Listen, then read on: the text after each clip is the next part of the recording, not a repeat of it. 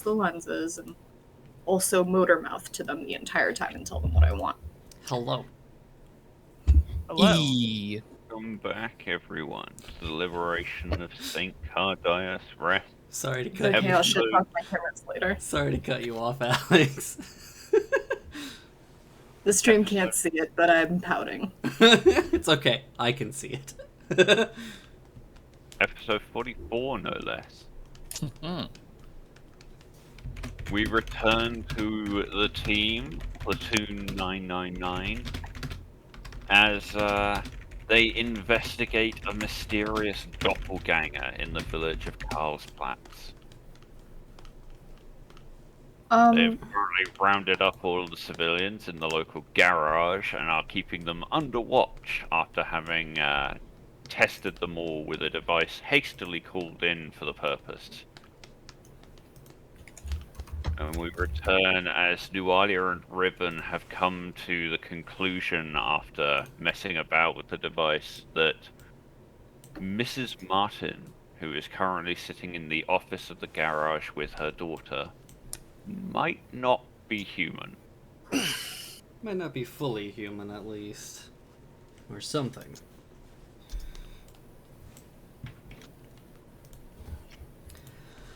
Right. See,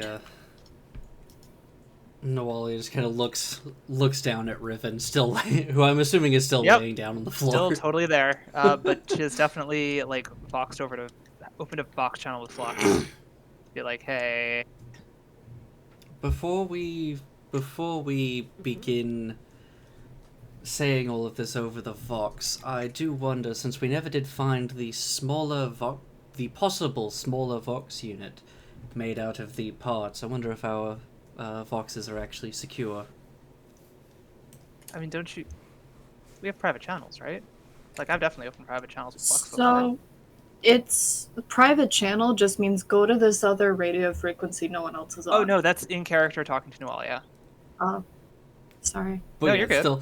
Still Noalia would point that out as well. It's just like, it's private, but that doesn't mean nobody else can access it. It just means as far as we know, we're the only ones right Alright, now. I understand. Just give me.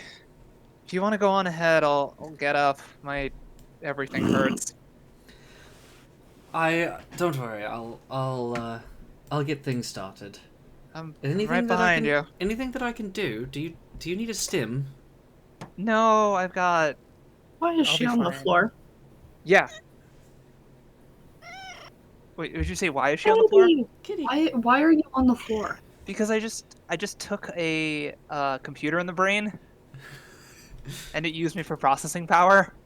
I'm feeling very used at the Ooh. moment. Ooh woo. Yep. So. I Just- go away for 5 minutes to make tea last session. 5 minutes. Hey, I thought this was some pretty good work on my part. Yeah, Um, Ribbon is probably 5. slowly sitting up, pulling cables out of sockets along their scalp. Yeah, no, this. Yeah. Fine. Like I said, as long as we get to keep this thing, it's got an agenda. As I said, I don't know, but I will wait until the interrogator brings it up before I attempt to ask any questions. Sure. All right. Well, we have a doppelganger to catch, so Indeed. shall we? Yes, let's go see Flux. And yeah. Cue Flux randomly wandering in circles because I don't know where I actually left them. Just like Butterfly. I think I see your token here, but I don't remember. I don't know what I was doing, and Yeah. I definitely wasn't moving it because I don't move Last my I token. recall, you weren't doing anything. You had gone to the back door to chat to Menson and carry the body out, but once everyone was situated, you were just like, alright, everyone else can do their jobs, I'm out. I think you were pretty much waiting That's for when an I went to update. get tea, I think. Yeah, I think you were just waiting for an update. Okay, Yeah. so Flux went to find themselves tea. Yeah. That is fair. You Is- could probably get you could probably find the kettle set up, wired in, like a long heavy cable trailing into the open door of a Taurox. like plugged into the lighter socket or some shit. You will find Flux sitting with a glow stick and waiting for the kettle to boil.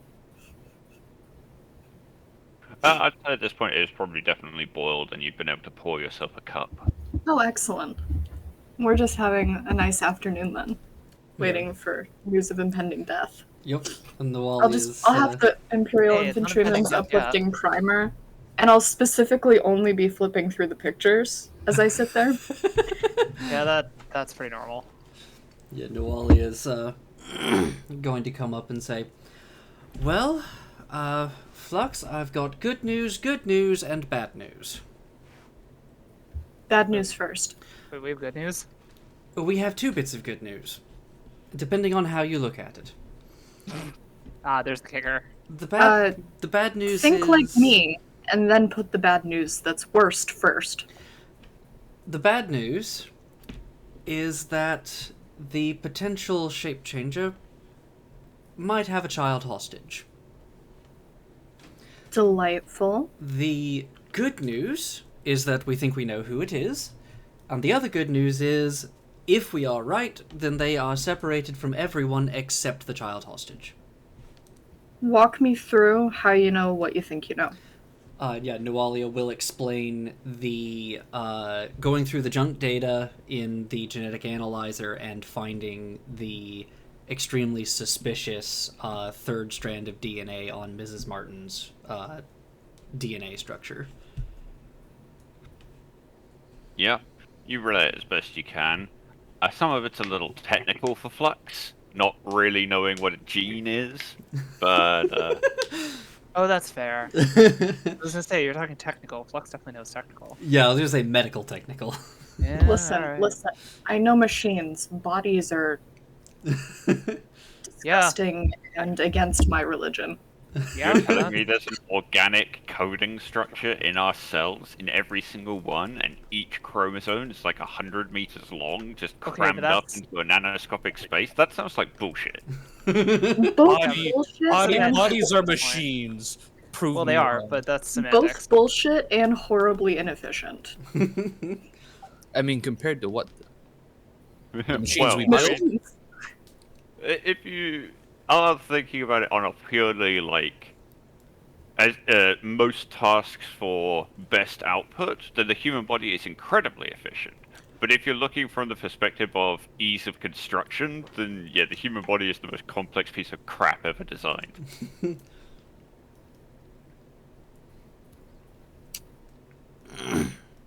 Right. And who specifically again? Mrs. Martin, the one in the small office with the Martin's child. And the kid has something going on upstairs, correct? Yes. Likely to be some form of autism, yes. Well, you're not gonna like what I have to say. But I do have a plan. Let us hear it. First, we're gonna go on a body hunt, because if there's a doppelganger taking someone, then there's a body somewhere else. Once we find the body, that will officially confirm what you think you know. And from there, we will deal with it. I'm going to have me, Packard, Ribbon up on a roof in a nest. You and Belaert will take the child out, some kind of medical test or whatever, because you're concerned about her mental state. And then we'll just take care of it before they know it's a problem. I actually think that is a good plan. I would even suggest possibly using Mr. Martin to try and get Elena away from Mrs. Martin without We don't arousing want more suspicion. civilians in the equation. You come in through the back door. Just say you're going to take her out for medical examination. Offer for her to come with the child, and we'll just snipe them from afar. Not the child. That's the part that you would take issue with, and That that's would not what indeed. we're doing. That would indeed be the part that I would take issue Yeah, with. not yes. a big fan on sniping out a child, especially when you didn't do Yeah, anything. no, we're gonna snipe the mother in front of the child. Okay. Alright, I'm game. Let's do it. But that's step 2. And assuming nothing changes between now and then. First, we're going to quietly find a body. All right. I mean, sure. We're not going to randomly snipe a civilian unless we are very sure that they are not a civilian. And even then, we're doing non-lethal. We want to take them down, not out. Sounds like a plan. As I said, I think overall it is a good plan. Going on the body hunt allows us a bit of cover as well as time. Yeah. Yeah. Time to start raiding houses.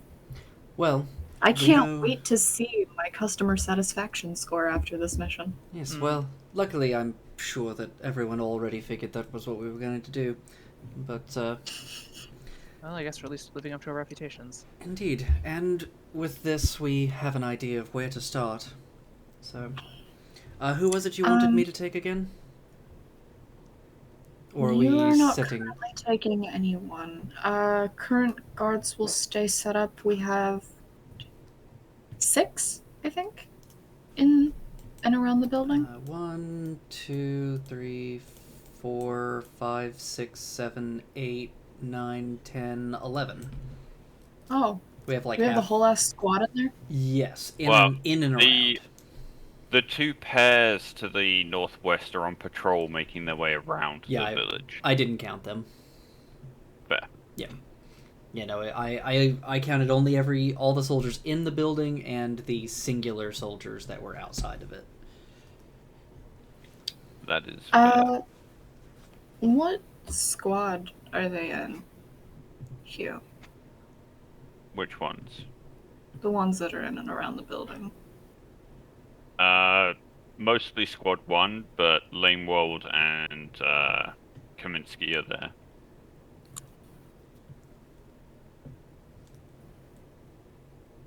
Okay.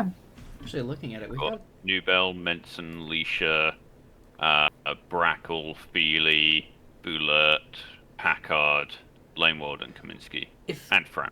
as a matter of note, is the 1 and 2 on the soldiers notating that they are Squad 1, Squad 2? Yes. Okay, so Oh. it's about half and half in the That's building. convenient. Then. In the building, but outside of the building, it's mostly Squad 1. Okay.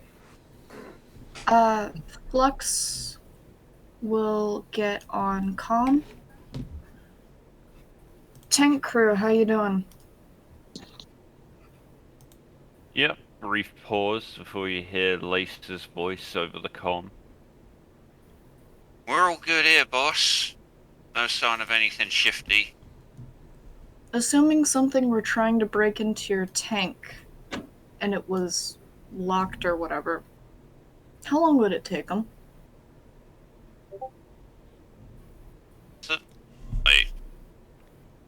Unless they've got power tools or an explosive, most of their life. Right. I'm gonna need you to lock her down and do me a favor.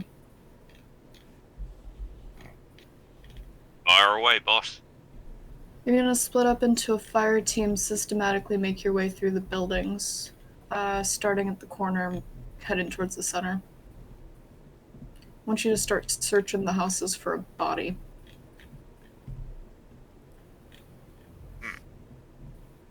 Odd request, boss, but I'm sure you got your reason. Don't ask too many questions, you won't like the answers you find. It's fair, I prefer to just do my job. We'll check the buildings. And then who's this? That's Brackle. Okay. And this? Newbell. Excellent. Brackle. I'm also gonna need you by the Torox. And, Flux will look at, Riven and Noelia. Wanna clear some rooms with me? Would be happy to. There was one last thing. When doing the sniping, can we try to shoot to capture instead of to kill? Yeah, like I said, we're bringing him Okay. down, not out. Okay, excellent. I wasn't clear, so wanted to be sure. Thank you. Don't worry, I need an excuse to get rid of some of this void tape. There's gotta be a ritual execution at some point. Wait, well, it's good that we're clearing the body. We are still? Sorry, I zoned out for a second. A residual bit of having my brain hacked. We are drawing this person out. Yes. While we're checking rooms. No, Okay. we are staying quiet. Nothing is changing. Okay. As far as anyone is aware, nothing is a problem, and we don't know shit. All right. Well, let's go commit some light B&E. I want to try and kick a door in, but I'm too much of a twink for that. We'll start with this larger structure. We could just, open the door. We don't have to be. Like, we all know you're a but twink. let me have my moment. Fine. Oh, you can just open the door, Flux. It's whatever. It's fine. Yeah, Brackle sidles up, looking a little bit grumpy, but she tries to hide it when she notices you glance in her direction. Unslings her rifle, hefts it. Alright, but Sarge, what do we need? We're gonna start clearing rooms, systematically make our way through, search them. We're looking for a body. She basically scrunch up a little in distaste, but she nods. Says, "Alright, I've got your back." Raises her rifle. Nawalia, what weapons do I have? What would be? I imagine a las gun would not make as much noise as a bolt gun, right? Yeah, bolt guns are about as loud as like a 50 cal rifle. That's what I thought, and I imagine bolt pistol is Big about bang. the same. Yeah, that they're still Yeah. the same ammunition. They're exactly the same ammunition as used in normal bolt guns. Oh, I just had a Then, great idea, but it's super out of character, so I can't do it. Alright, everyone's las guns set to stun. Yep, Nawalia has her las gun out, set to low power. Yeah, Brackle will flick the switch on hers. Excellent.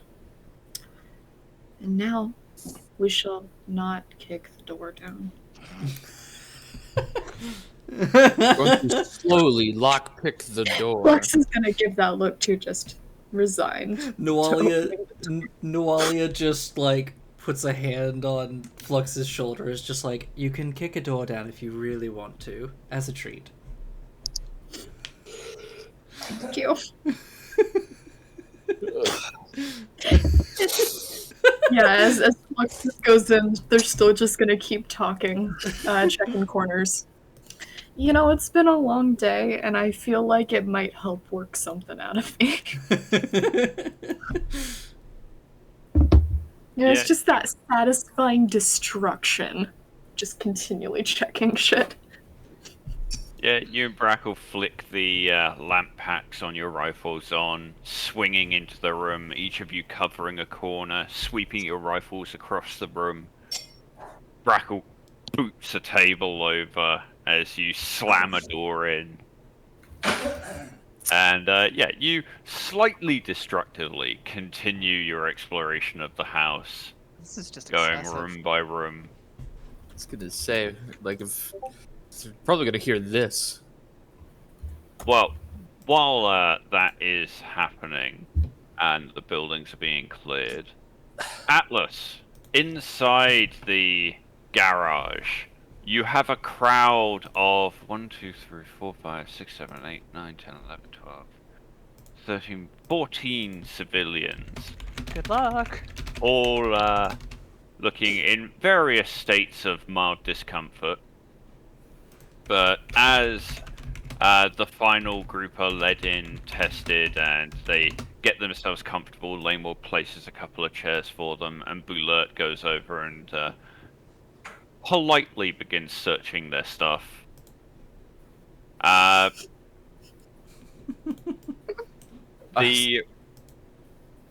The red-headed man, Ezra, stands from where he and his family had been sitting at the back of the garage, and strides up towards you and Frampt Atlas, giving you a very withering, or at least what he thinks is a withering glare.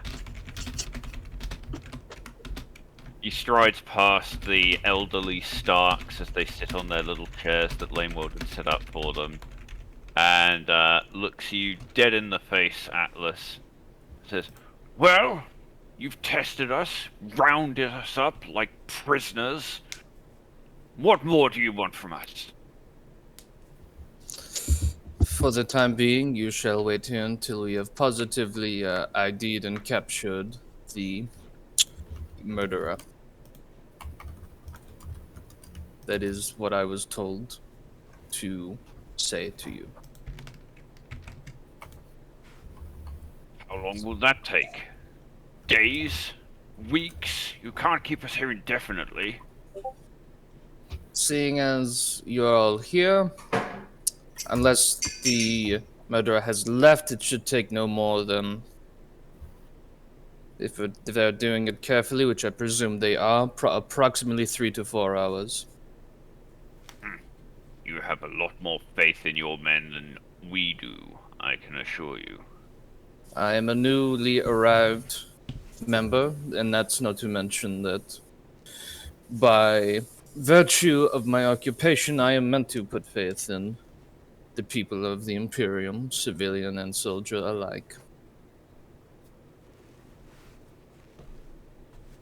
He gives you a slightly confused look, then decides to completely change tack and turns to Frampt. Get That was me. stonewalled, fucker. He can certainly fucking try. He turns to Frampt, gesturing. You can't expect us to just sit by in captivity waiting for some random chance that your sergeant will find this culprit. You've lost them twice already, as I understand it. And Frampt, peering down his slightly hooked nose at the man, with a tone that oozes disdain. The Astra Militarum will keep you for as long as is necessary, sir, in the name of order, peace, and the freedom of this planet. I'm sure you understand. And then just very pointedly rests a hand on the hilt of his chainsword. I've never liked Frampt more. To which Atlas makes his Ezra- attempt to look at least decidedly less menacing. You are alone in this effort, as around you, Lanewold just settles the heavy Laz into a more comfortable position and gives a slight quirk of the corner of her mouth. And Kaminsky straightens up, raising his rifle into a ready stance. Frampt Good puts his man. hand, Mealy tries to look slightly intimidating by pulling his rifle in closer. Frampt just puts his hand on the hilt of his chainsword. The sound of minigun safeties going off and guns cocking echoes through the room. Yes, something along those lines. The low whine of capacitors charging as las guns are turned on. Atlas is decidedly put off by the much. It's like, really? All that for this guy? And he's going to try and like subtly maneuver himself in such a way that he's the visual focus and he's coming off as more stern yet fatherly in the situation. It's like, hey, look, we have to do this. I'm sorry. I don't know what exactly that would be, seeing Are as you it's kind of a Saying stand. anything, or just stepping forward and kind of raising your hands like, okay. Yeah. No. Sorry. Yeah. Not What sorry. basically, what he's gonna do is he's gonna maneuver himself to be closer to the front, and he'll say, It is as the Commissar says. We do this for your safety and the betterment of your freedom once the war is concluded. It is my job to give you every apology for the difficulties that you must sustain in the process. But such is the compromises we must make in times of war. Give me a persuasion roll. No problem. I'm not bad at those. You're trying to be the voice of reason in the face of anger and threat. Point of glory, not bad. Yeah. 5 successes is pretty good. Yeah. Ezra kind of glances between the 4 troopers and Frampt, then back to you. And very slowly nods his head, his face falling into, for the first time, a blank look of calm control as he straightens up. He says, "Very well, if that is how you wish to play this out, then you will not have cause for concern from my people." He nods. And he does Only this has happened decidedly weeks look. ago.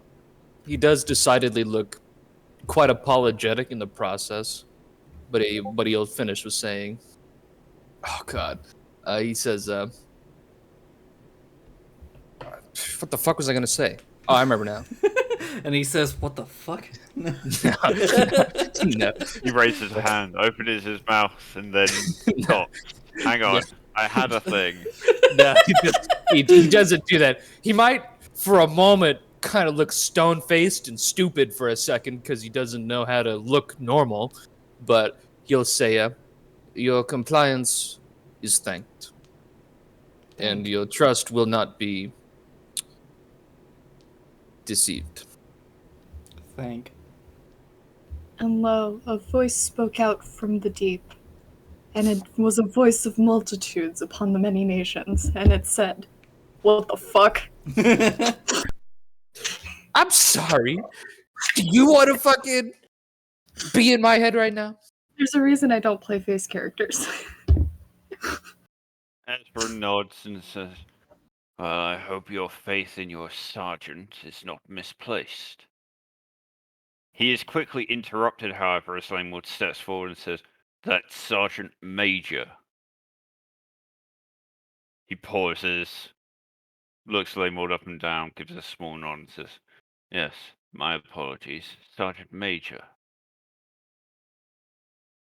Then gives you all one more curt inclination of the head, not quite a nod, before turning on his heel and walking back to his family.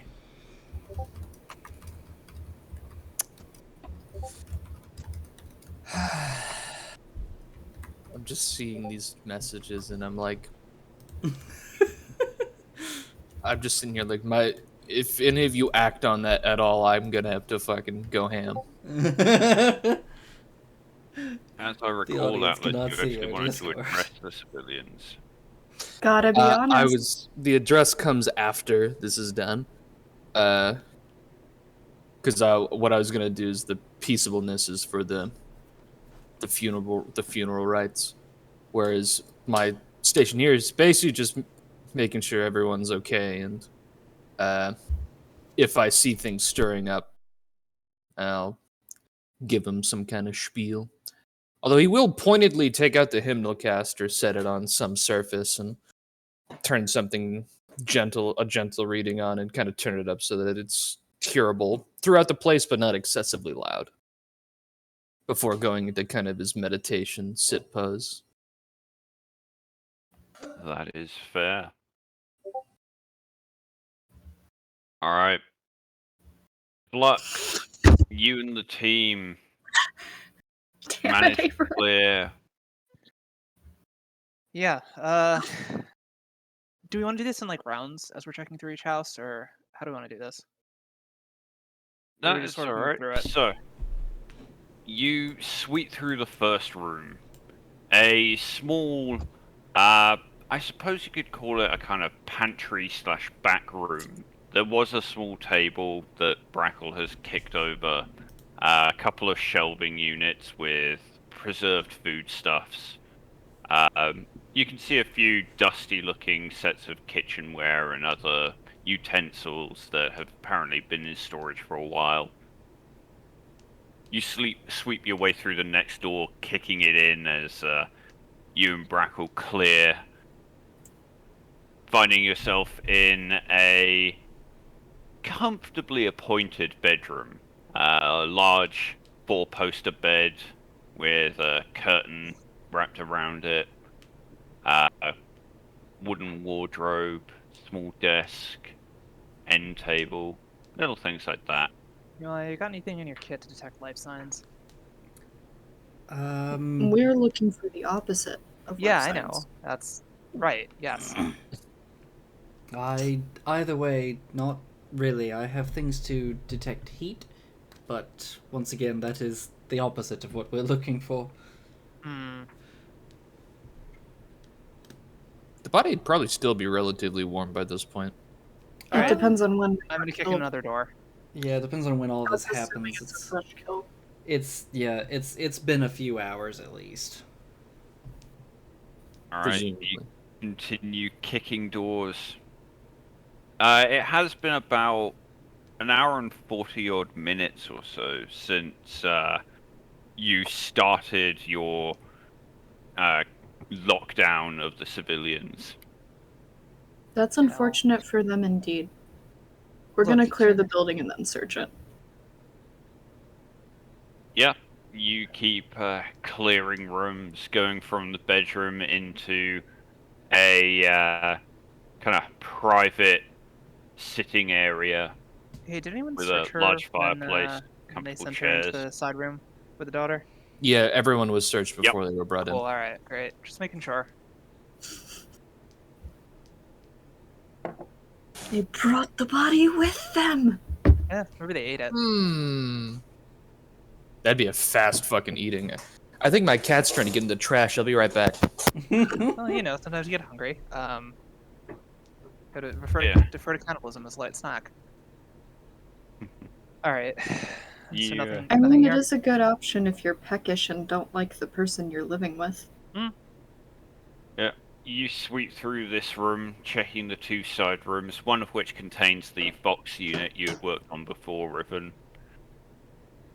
You make your way through to the front sitting room, then into the bedroom off the side. Smaller than the previous one, less fancy, very Spartan, not much in the way of decoration, just a small bed, no-nonsense chest of drawers, etc.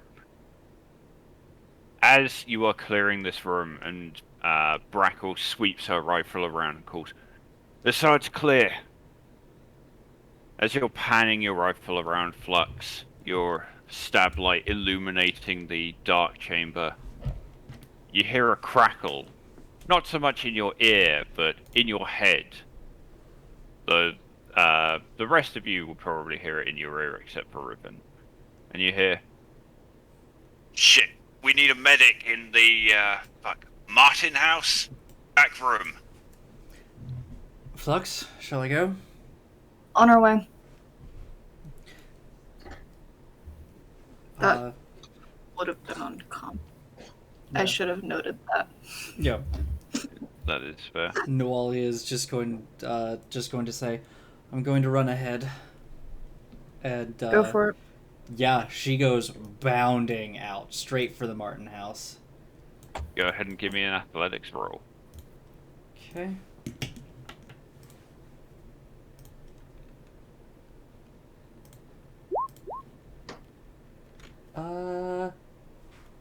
I'm gonna re-roll that. There we go. Not bad. Yeah. Flux is gonna do their best to at least hit a brisk walk, if not a jog.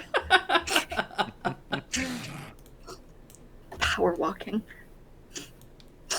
Okay. That is, I'm gonna go. I'm gonna go line up a shot with out that back door, if we know what we're doing here. We don't. You want me to go along with Noalia?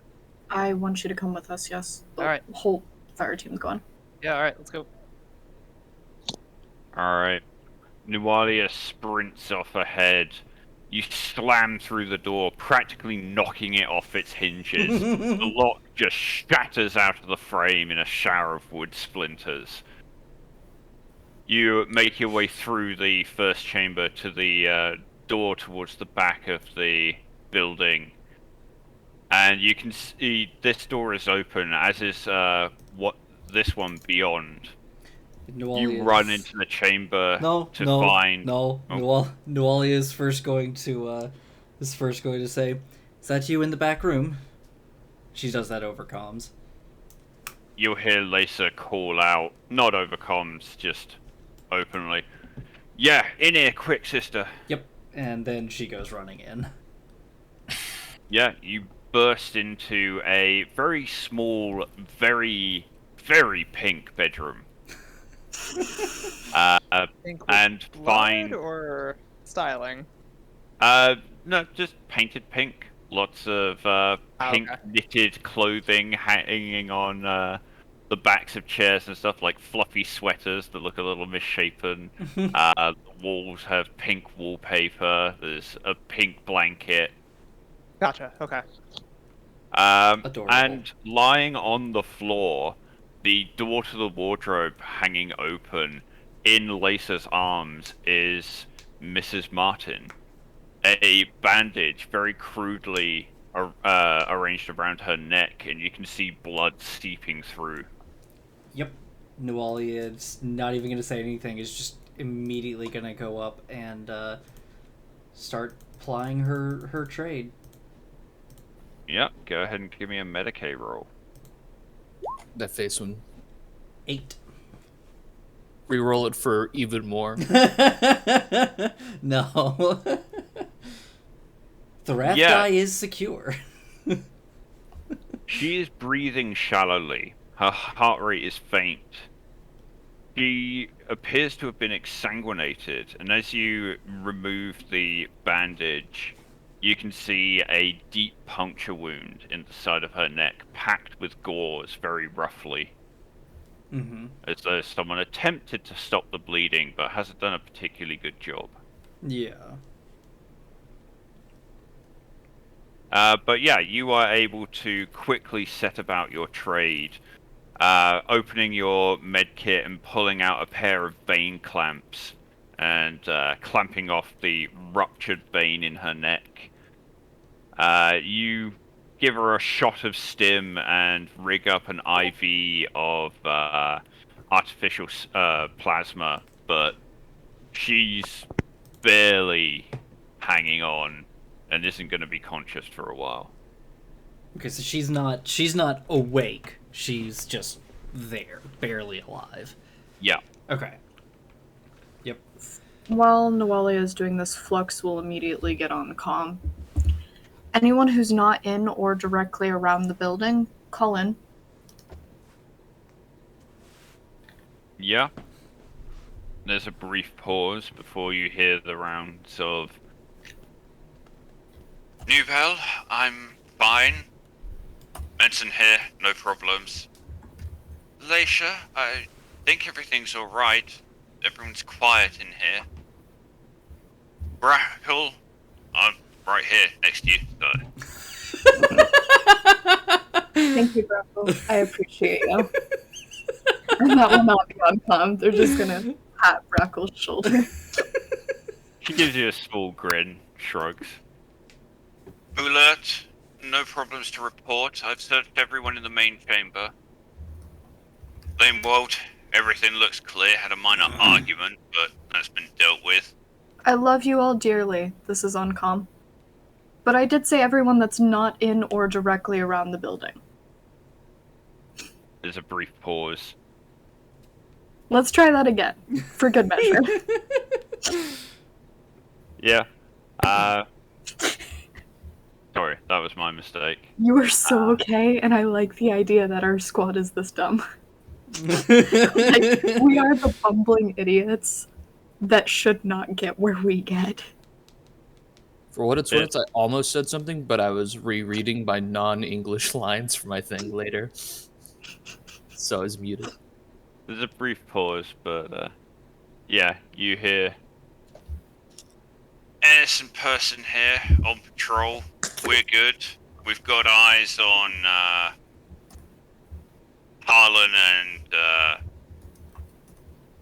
Lace. Lace here. We're fine. No problems. Haven't seen anything weird.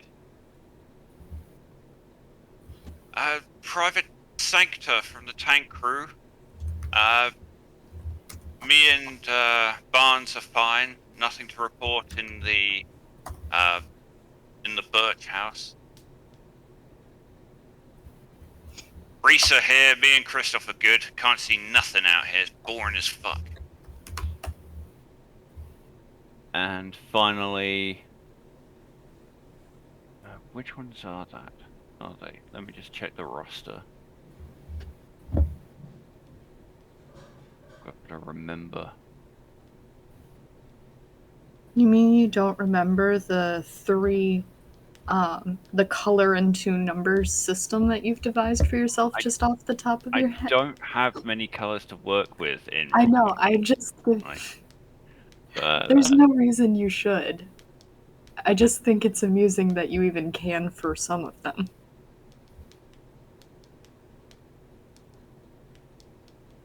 Like, you've done really well giving a code to that, given the stupidly small amount of shit you've got.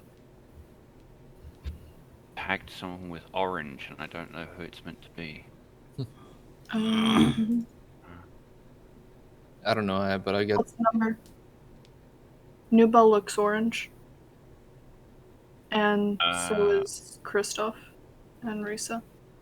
Okay, I know who There's it is. also I NS with blue-orange. I haven't updated this. Oh, that's why, because it's not orange, it's pink, and it's just too small for me to tell the difference. Okay, so yes. And finally, you hear Private Atkins. Myself and Private Holstein are fine.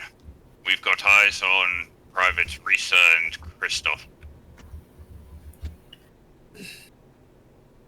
Right, kids, I want you to discreetly make your way back to the Torox on the opposite side of where anyone in the building could see you.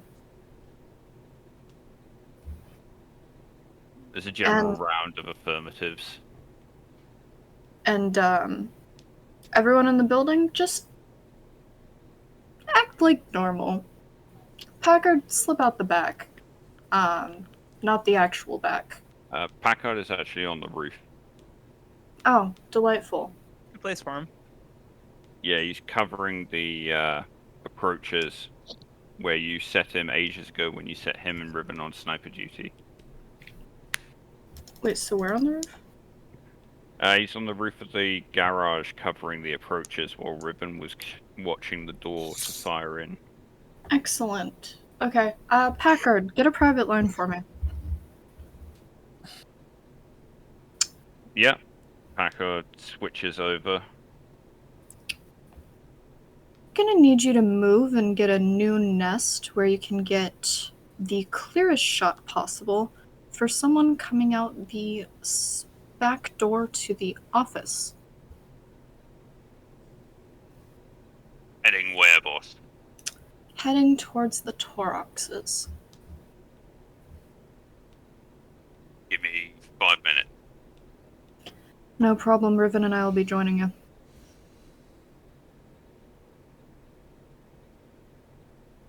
Alright, yeah.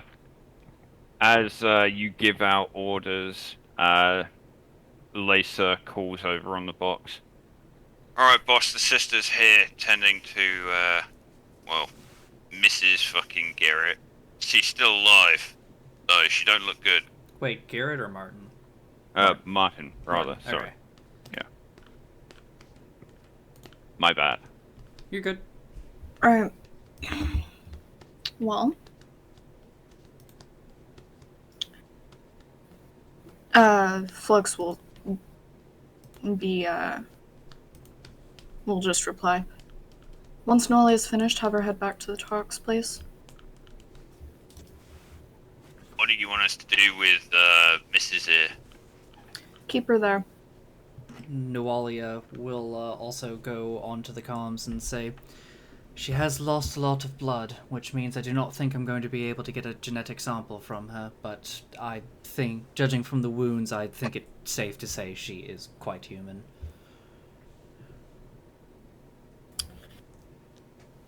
Alright. Let's cut comm chatter, get down here when you can. Will do.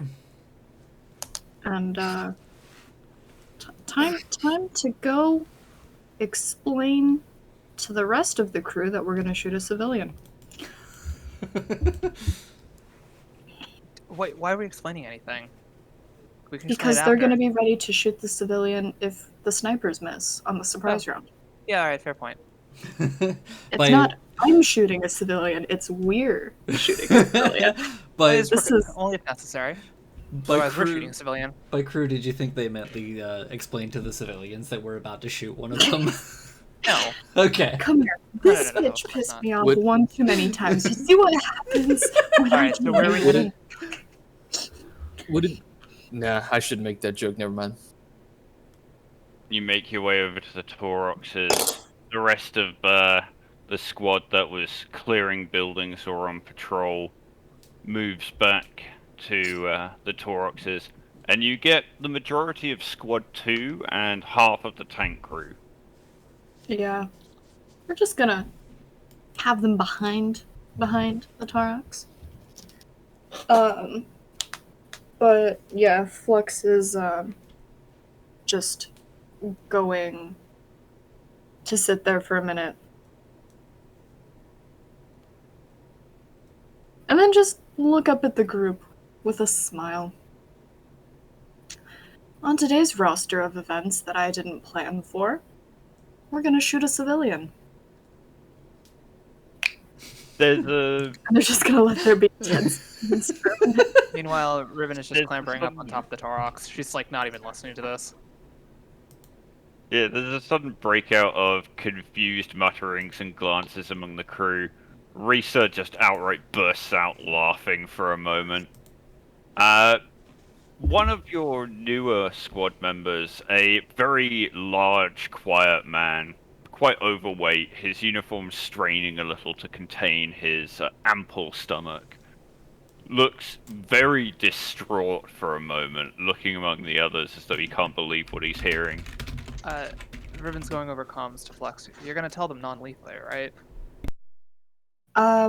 We're gonna not be talking on. First off, you're right above me. Flux is just Okay. gonna look up. Okay, fine. I'm just gonna yell Motherfucker, I over can then. See you. Second off, Non-lethally. She kind of yells I'm back. gonna get there. You're. Listen, I'm having a you're moment. I So know. this Just is because what you're a I had- dramatic bitch, you got to remember that we're dealing with other people here. This is why I have the hymnal caster on in the garage. She says, loading up her sniper rifle, pointing it at the door. Can you be sufficiently hidden there? I'm just trying to take a shot at who I know. Like I know who I'm looking for. You That's could fair. definitely try and hide behind the bulk of the turret. I would prefer this, yes. That's the plan then. All right, I'll go hide behind the turret and line up a shot. But yeah, Flux will just kind of let there be silence for that to sink in for a moment. You're all aware of the interesting situation we have, and now we have a second body. And that body is someone that's in the garage. So whoever is in the garage is not who we think they are. And thus, we'll be putting them down non-lethally. Confusion and, in some cases, amusement, in some cases, eagerness, and in most cases, displeasure, immediately shift to grim looks of, alright, someone's gone fucked up now, as they ready their weapons. This is a foe they can understand. Flex, you explain that in the most convoluted fucking way possible. Oh dear. Clacking noises as she adjusts her sights. Like, at least this is funny. If it was me, it'd be really boring. Yeah. Nualius is just pretty much just be like, we've got a mutant. They're disguised as one of the people. Be ready to shoot them. E. I'm not good at that, clearly. Yeah. No, you're playing Flux, and Flux is having fun with this. Yes. So- Yes, of course. Yeah. I'm going to enjoy it. Yeah. Lace is in this group, I'll be correct? right back. Yes, he is. Yeah, Flux is just gonna point at him. And I do mean non-lethally. There is an almost too long pause as he locks eyes with you and just stares for a moment before he very pointedly flicks the setting on his rifle to low power.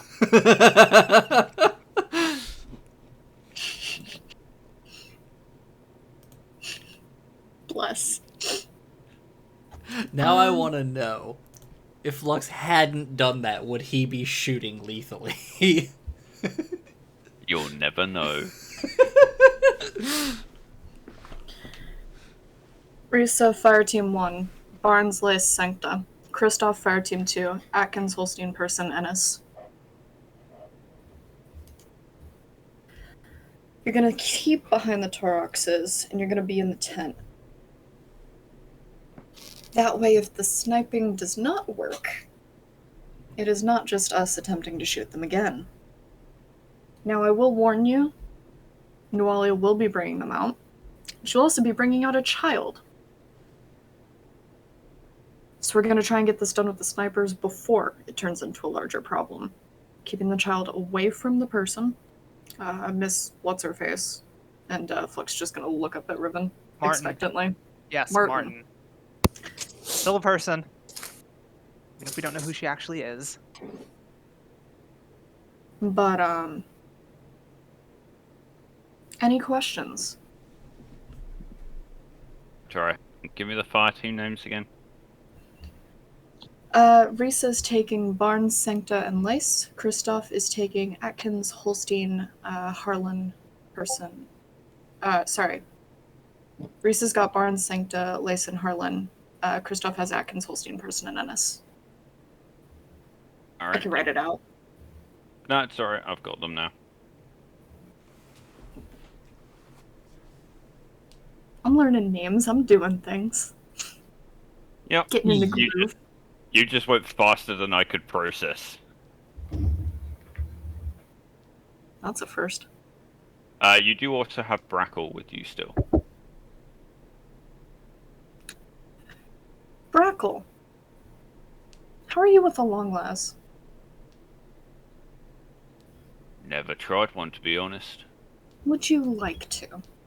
I have an extra. What, you're not going to dual wield them?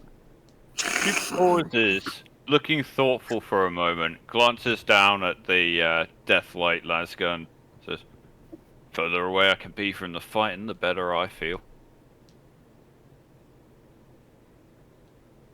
Not gonna say I disagree with you. I am gonna say don't say it around Fript. She nods. Yeah, that's probably wise. And Flux will take a minute and dig through our boxes and shit to get an extra long las. Yeah, Because you're we've able got to like pull 2 it or out. 3 extra.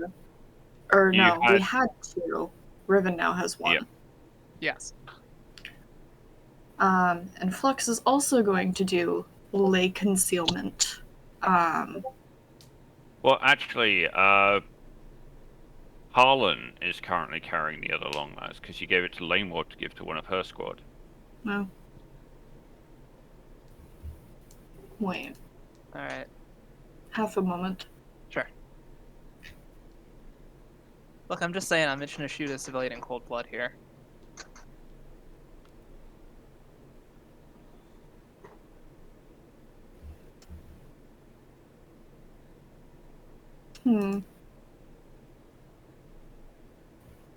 Where did I put this?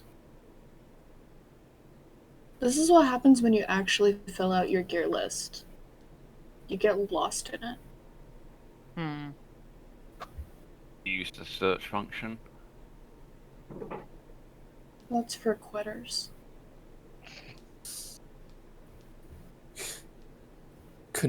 Conveniences for the non-victorious. Excuse me. Conveniences for those with low willpower stats. Hmm. Any modern military would thoroughly disagree with that statement. Mm-hmm. Yeah, but this is modern military. This is the military in the 41st millennium. Well, no, Yeah. Alex not wanting to control F is more just me being a dumb bitch, if we're being honest. No, I didn't write it down. Which is disappointing. I've been trying to write all of the items down, if nothing else. Hmm. You retrieved 3 long glasses. You have 1, Ribbon has another, and you gave 1 to Lanewald. Yeah, Flux will just look up, thinking. Wait, no, I gave it to Lanewald.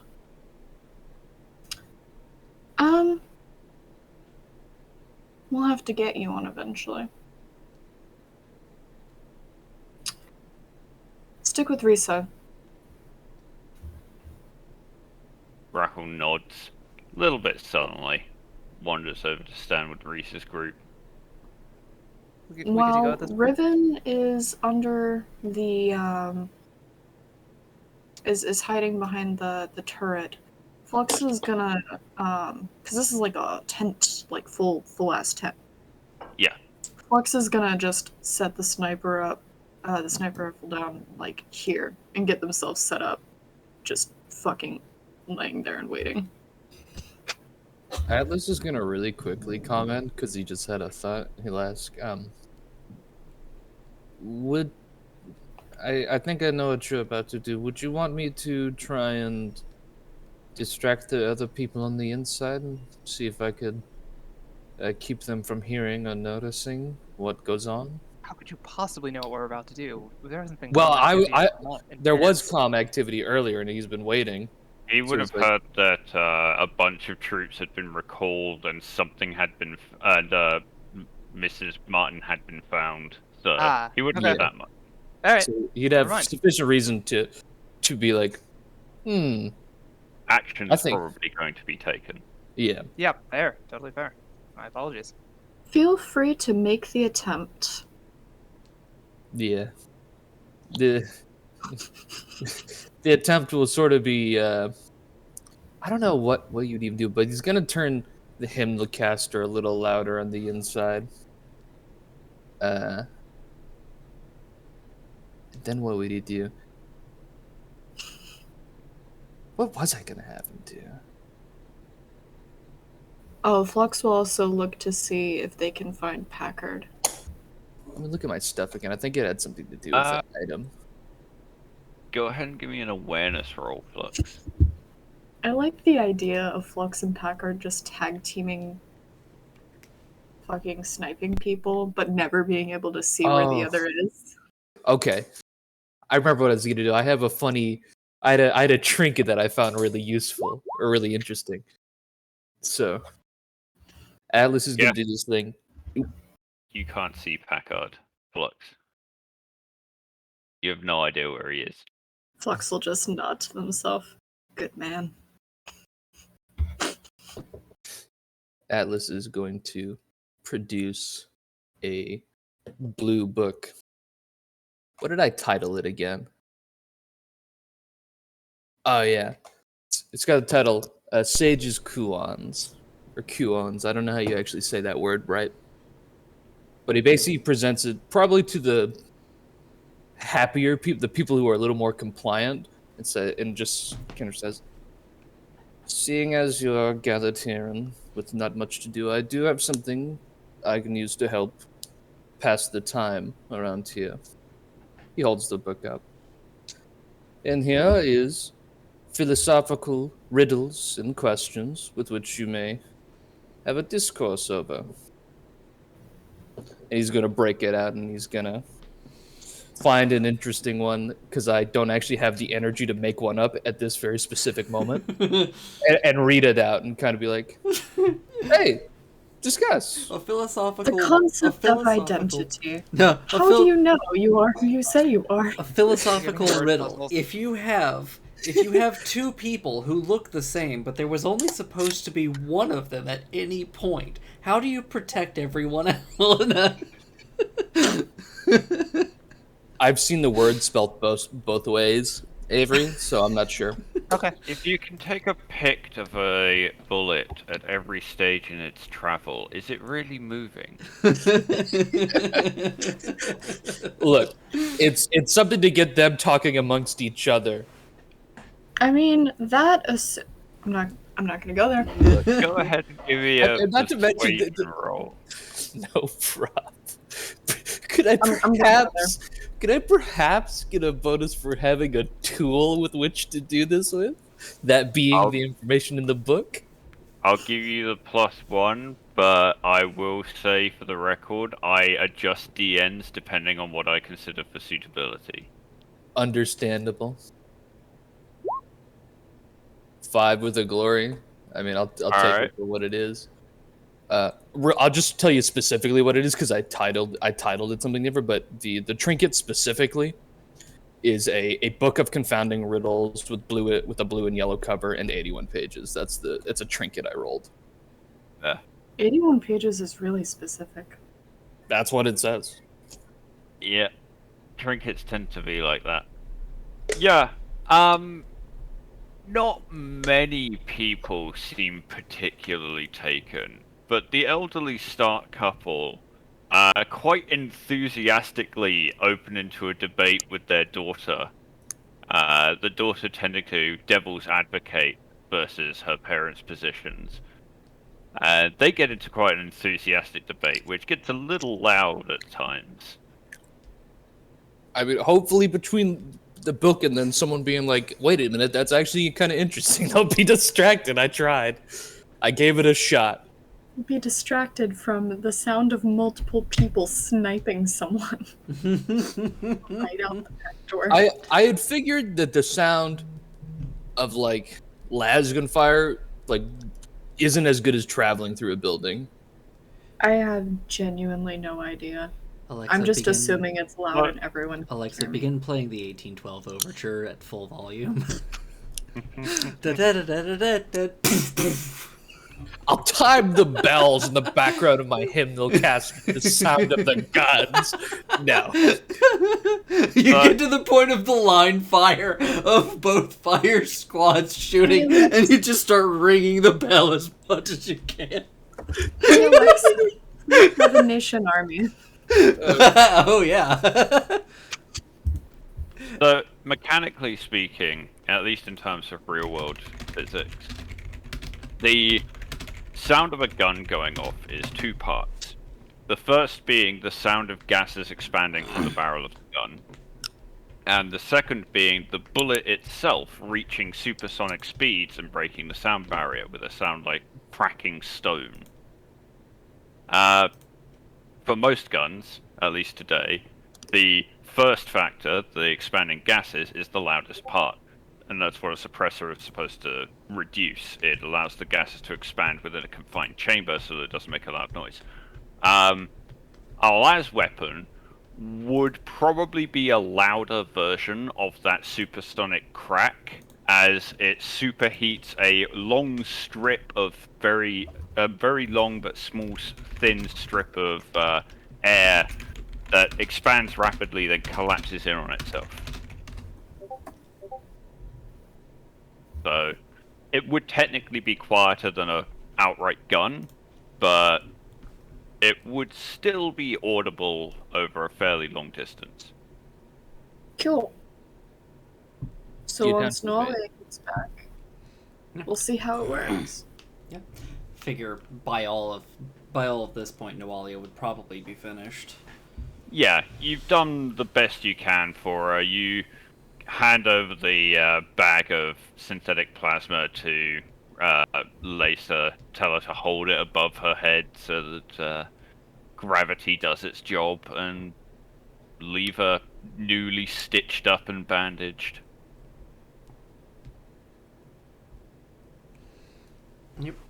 Then Nawalia will just look to her and give some instruction. Basically, tell her, I'm going to leave her with you for now, and I'll give you some instruction on if the bleeding should start again, how to stop it. And she'll just quickly go through that. Yeah, you run Lisa through a few steps. Fortunately, the Imperial Infantryman's Uplifting Primer lists part of your standard kit, including vein clamps and other emergency medical gear. Nothing that could, like, cure an injury or repair damage, but enough to stop you from dying from it immediately. Yeah. Yeah, you're able to show her the basics, and she gives you a nod, following along. And, with that, she heads to the Taurox. Alright. Yep, doesn't take you long to get to the Taurox. You can see the serried ranks of, 2 full fire teams of troopers. Weapons ready. Yeah. Roughly dispersed around the backs of the Taurox to try and maintain some measure of cover.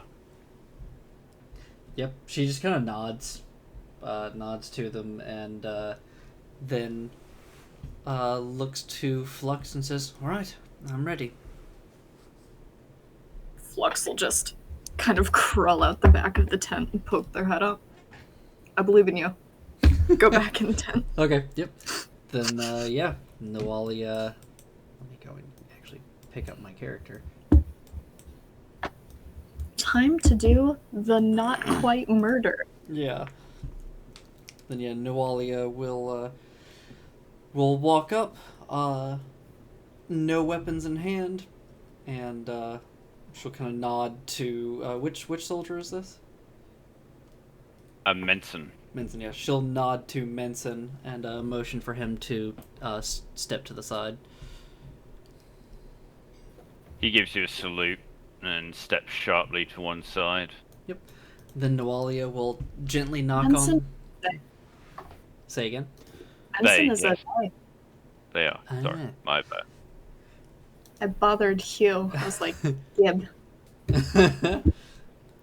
Then Nawalia will gently knock on the door and say, Mrs. Martin, can I speak with you a moment? If I There's may... a brief pause. You hear the voice. Yes, come on in. Yep, she opens the door, steps inside, closes the door behind her. You can see Mrs. Martin sitting on the desk facing you. Her daughter standing just in front of her, hand on her shoulder. Yep. She looks up. You with a look of confusion says, has something happened? At the moment, no. We are continuing with our searches. We've found nothing yet to report. However, with the tests that we had done of your daughter, we actually had discovered something nothing to worry about for why we gathered everyone, but a medical issue that we actually would like to see to. Unfortunately, though, our equipment is in one of our Tauroxes. I would like... you can come with us, of course, but would like to try and help your daughter. Go ahead and give me a persuasion roll. Let's see. Can I get any kind of a bonus with the... Well, there's glory. with the... Yeah, there is. But with the medical equipment, with having used that. I don't think so. Okay. Yeah. My persuasion is low, so I will likely need to use some glory. But let's free. find out first. Also, can't you just punch her in the head and drag her out the door? You don't want the kids screaming. Fair point. Yeah. I'd like to not traumatize this kid as much as possible. Let's see. I will. Can I borrow glory? Yeah, go Yeah. ahead. Do it. Use them. Yeah. Do it, bitch. 3. 3 total.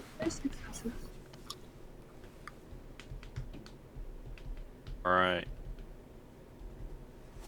She looks confused and says, "What could be wrong with her?" Oh, it's nothing too severe. It seems as though there was something of a bug going around, and your daughter may have caught it. I think it might have been in the water supply at some point. Side effect of cyanide. Yeah. She pulls her daughter towards her protectively. Says, "Oh, that would be very worrying." Yes, all right. Of She course. slowly gets to her feet, both hands on her daughter's shoulders, keeping her very close up against her, and slowly starts moving towards you. Yep. Nawalia is not going to make any immediate moves.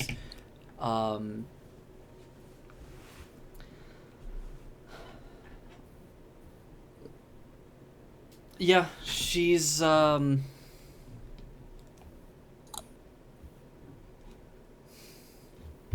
Give me a sec. I'm trying to think of what exactly Nawalia would do in this moment.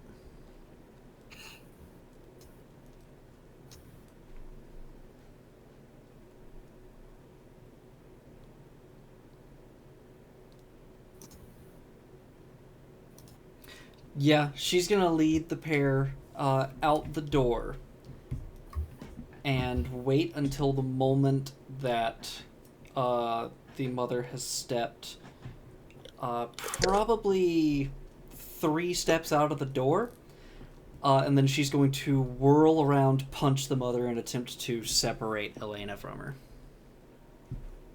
Yikes. The I'll minute call that when a combat Nuvalia is initiative what gets roll. in the middle of our shot. Yeah. At least power Nawalia, armor, at least fine. Nawalia could handle getting shot. Oh, I'm not bothered about shooting Nuvalia. I've wanted to do it on multiple occasions. Same. What I I'm see. more bothered by is that we will potentially miss the shot on the person that we have 3 snipers set up for. Yeah.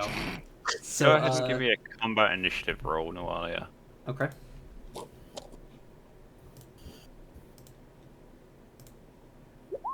Nice. 4. That face when this thing's like preternatural and it gets 6. Oh, I'm sure it was. Alright. It would have been readying an action at this point, and that's what I'm rolling against. So, are you stepping out of the building? Yes, And waiting we for them to stepped- come out? Yes, we stepped out of the building, waited for her to take 3 steps out of the building, and then I punched her. Holding the Alright. door? Go ahead and move wherever you would be standing. And the second we get a clear shot, we're firing. Yeah, I absolutely. figure 3 steps probably would have been about right there.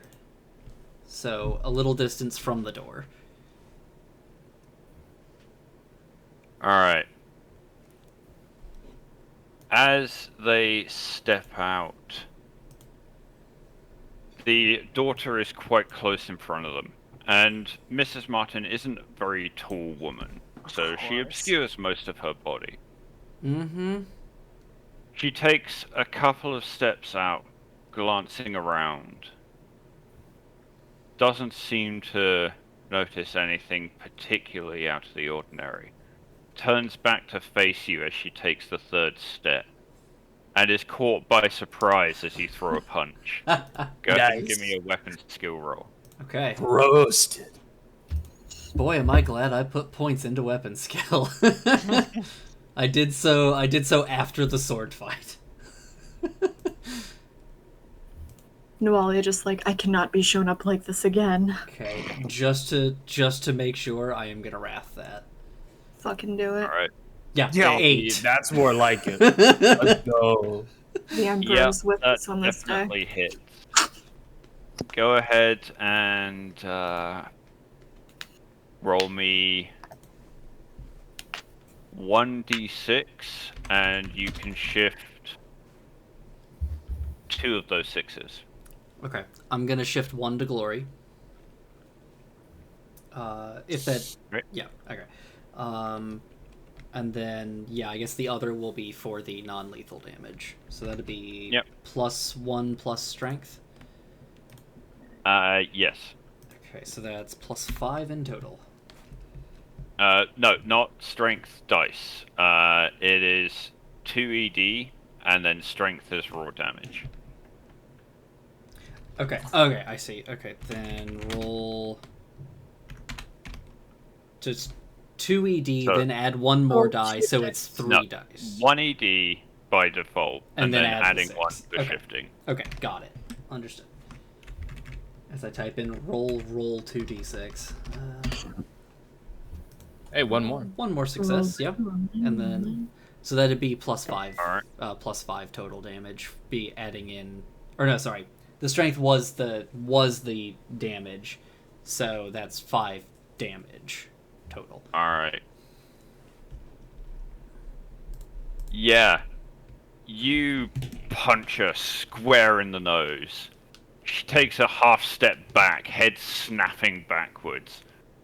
Just long enough for one hand to come off her daughter's shoulder. You grab the child and pull her away. And with my movement, get out of the sniper shot. Our time has Alright. come. Yeah, you pull Elena with you, moving aside. Yeah, Flux and Ribbon. Give me combat initiative rolls. Sure. Oof. Better. Ooh. Let's see. Combat initiative. And actually, I will put myself right Well, there, So, putting Riven myself. was ready for this. yes. I So- rolled a 2. It's pretty much and As- to, sorry, just real quick to be sure that this is stated. Nualia basically grabs Elena and spins, getting out of the shot range, but also putting herself between Elena and Mrs. Martin. Don't Alright. worry, I'll go out of my way to shoot you. No, I'm not worried too much about that.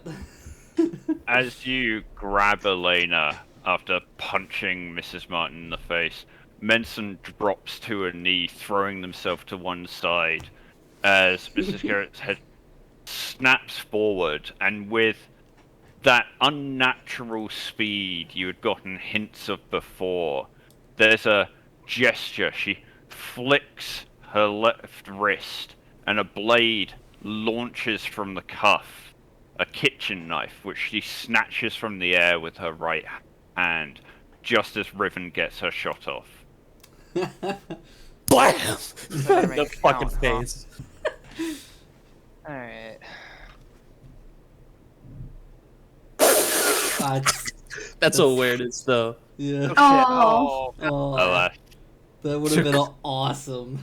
that just means you have alive. super high def vision of what's about to. You see Yeah. it in slow mo. It's I'd in love to say that I slow-mo, was aiming the 4K. shot, but this is fine. Alright, Oh, you yeah, could have you been are that. you are very focused, Riven. 5 does indeed hit. Great.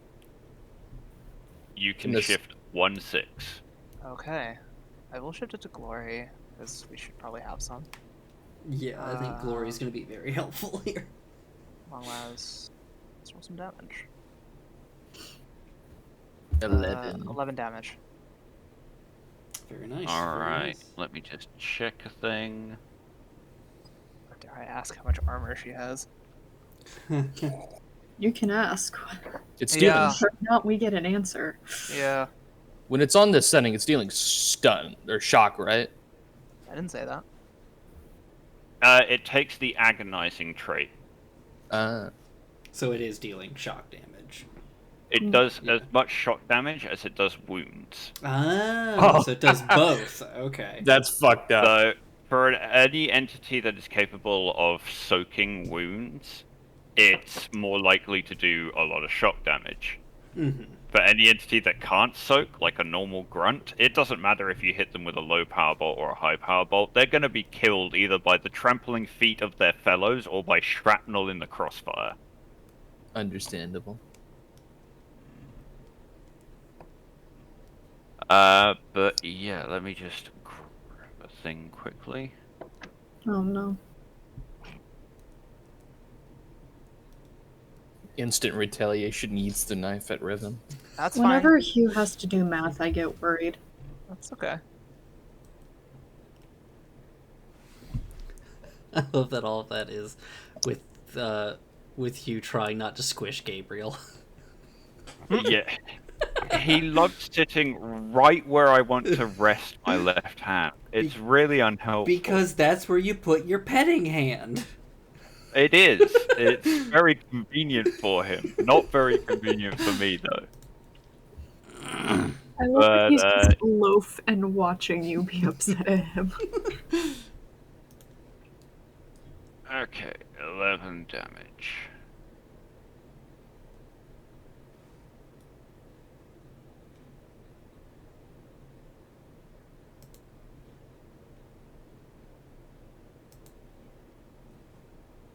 We're in danger. Yeah, this is taking a bit to calculate.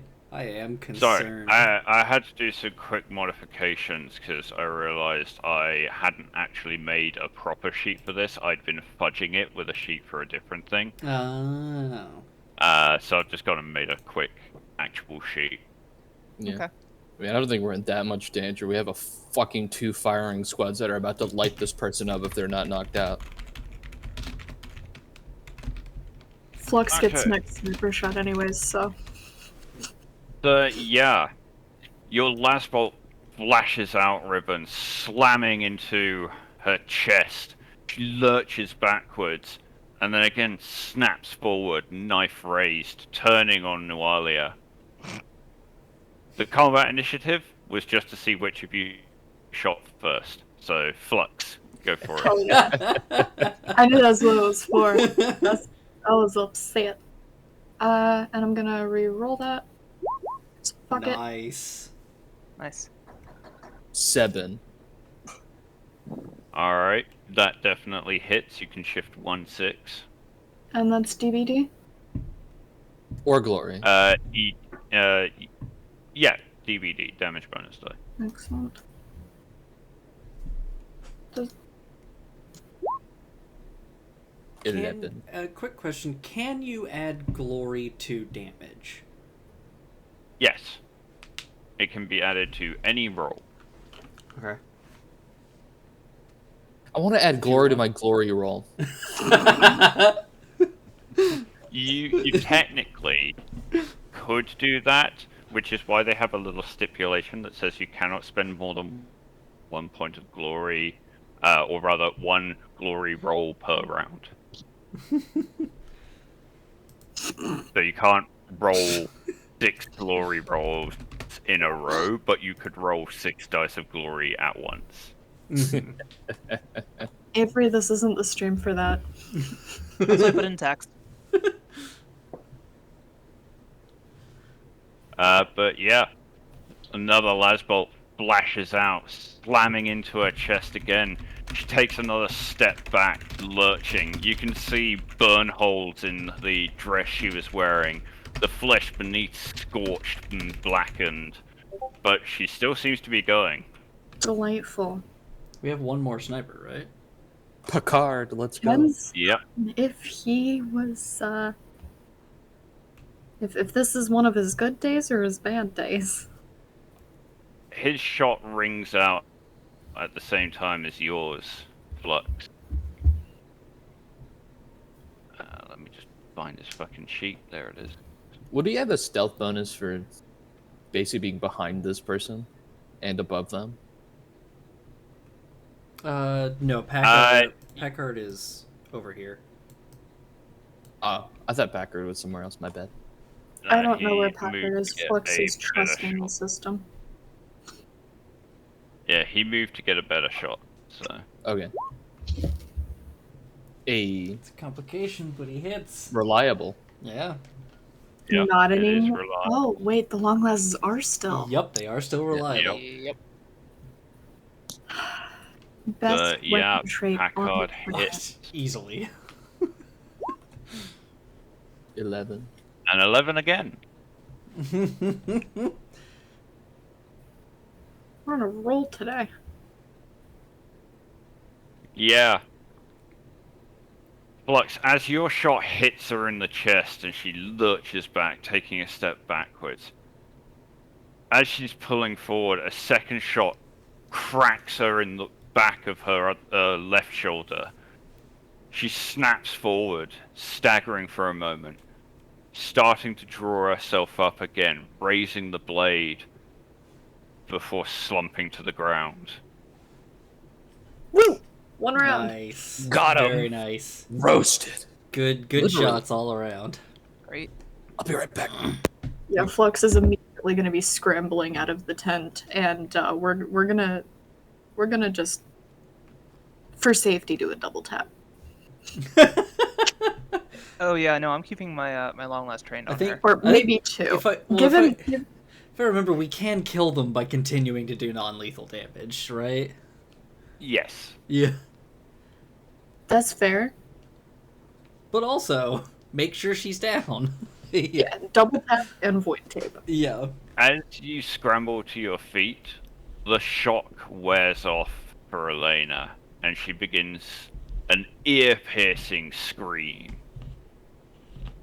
Mm-hmm. Yeah.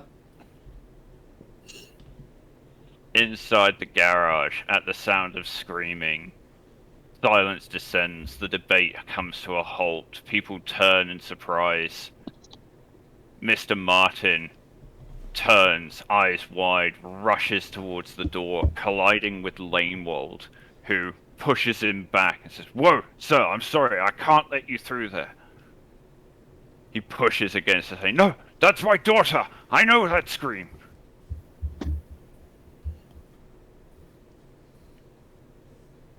I'm back. What's up? Mr. Martin is trying to push past Lanewald to get into the small office as his daughter can be heard screaming, and silence, an awkward silence, descends in the garage. Yeah. Ah, fuck.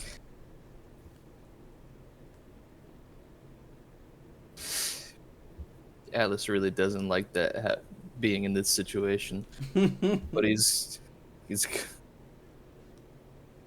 gonna try and help bar him from getting through, and try to talk him at the same time. It's like, calm down.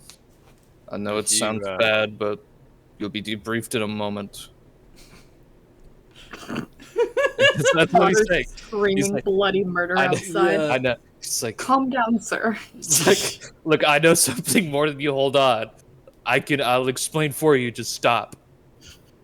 As you step forward, it's probably for the best that you chose to intervene, because you could see Frampt taking a step forward and reaching for his chainsword. Oh, Oh, shit. fuck Oh, no. shit. Well, that's Yeah. one way to deal with Yeah, it. yeah. Yeah. Atlas would probably pointedly make sure that his fucking stick, his fucking pole is between there.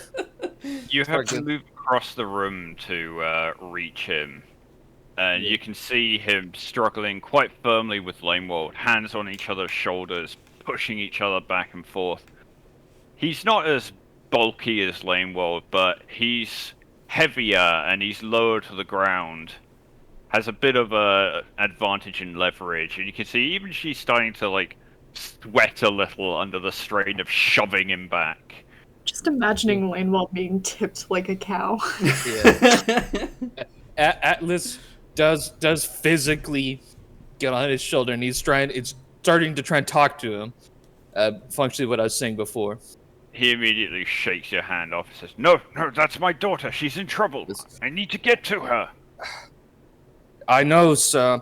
Hold on. At this point, he's gonna put his thing down, let the spikes go in, and just keep stood up and get both hands on him and try and restrain him for a second.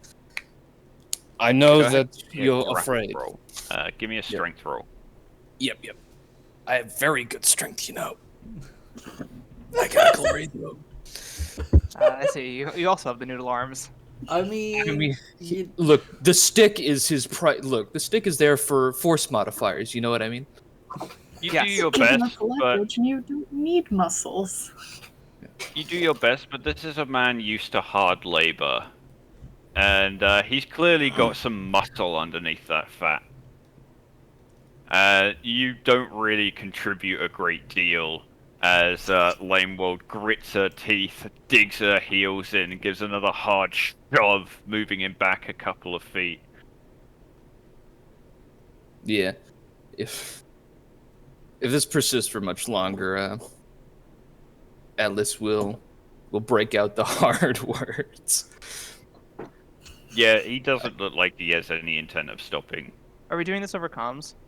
No. Unless Okay. Lanewald said something over comms, but Atlas isn't because he's focused on the situation at hand. But yeah, no. If he's not backing down at all, Atlas is going to yell at him. Mr. Martin! Relax yourself! I know what's happening out there, and if you will silence yourself, I will explain for you! Quit this before you must be subdued! I like Atlas's angry Intimidation voice. roll. I also one is dig that? the angry voice. Intimidation. Yeah. I don't recommend circumstance provides bonus because I don't have points in it. Considering he is currently wrestling with Lameworld, Frampt is reaching for his chainsword, and the rest of the troopers in the room are itchily stroking their triggers. I think I'll give you a +2 for circumstance. Nice. Okay. And we do have glory as well if need be. I'm gonna rest that. Okay. It's not bad. I almost still don't like it. It's a good roll. It is a good roll. I don't know, You but have this. glory if you want to spend it. Can I spend 1 glory on this? Yeah, Yeah. just take one. Yeah, sure. Yeah, take one.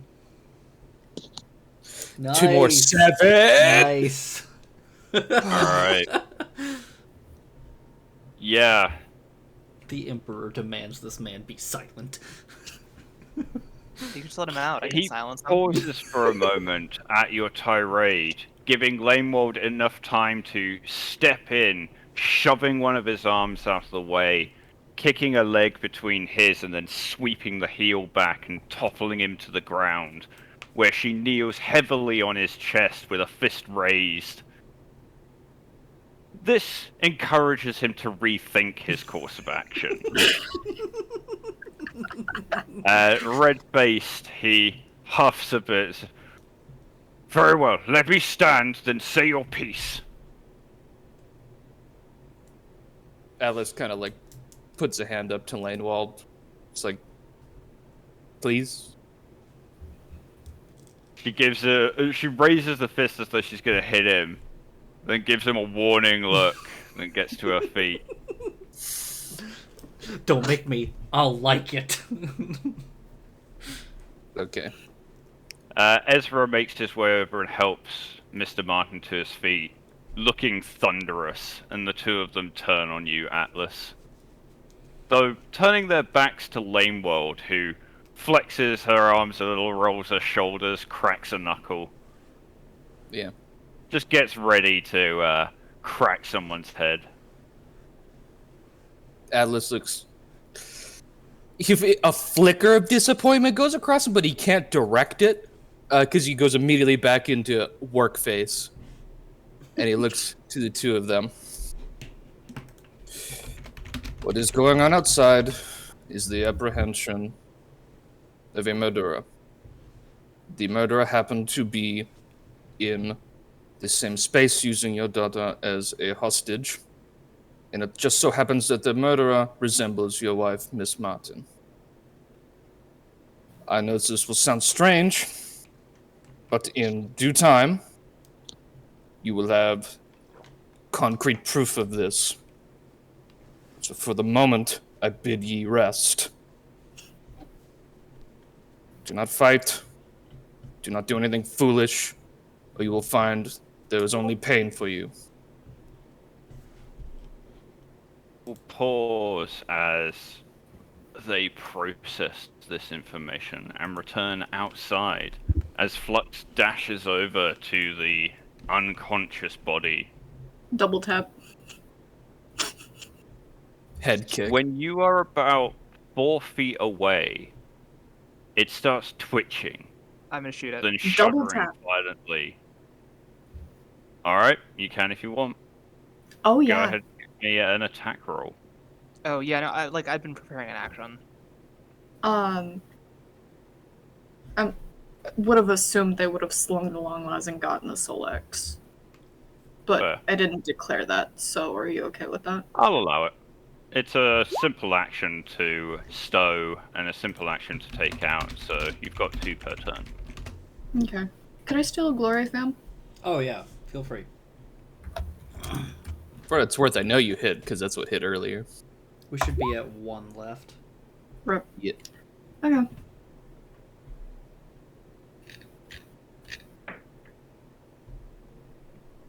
Alright. Yeah, go ahead and roll damage.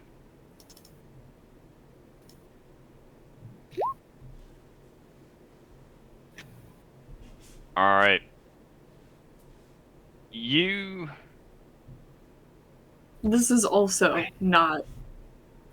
It's also on the low power, just for the official record. Yeah.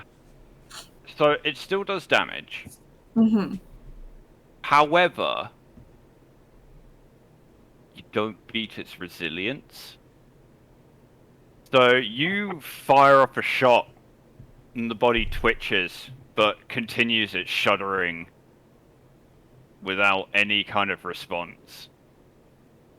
Flux will just nod to himself, sling the thing over. Riven's got this. Get out the void tape with malicious intent. Yeah, you pull out the void tape as Riven fires off a shot. That definitely hits. You Literally can shift. narrowly like dodging your head. You can shift 2 of Just those 6s. Bends down to get out the void tape. Shot fires over. Gets Yep. back up. Yeah, I'll shift 1 to damage and 1 to actually. Yeah, 1 to damage, 1 to glory. Alright. Alright, sorry, just gonna click through here. Come on. Alright, long as the. Oh, here we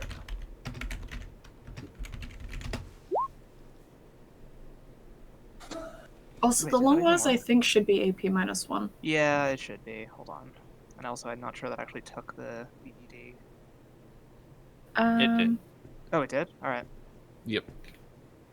Most guns only have like 1 ED in the first place. Yeah, I know. I shifted 1 over, though. Or I Yeah.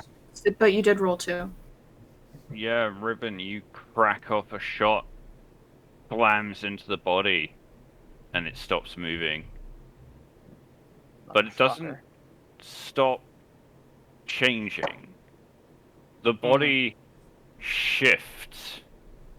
No longer shuddering as though in a seizure, but kind of just subtly moving and shifting as it changes shape, growing slimmer, the skin turning a sickly pale grey-green shade.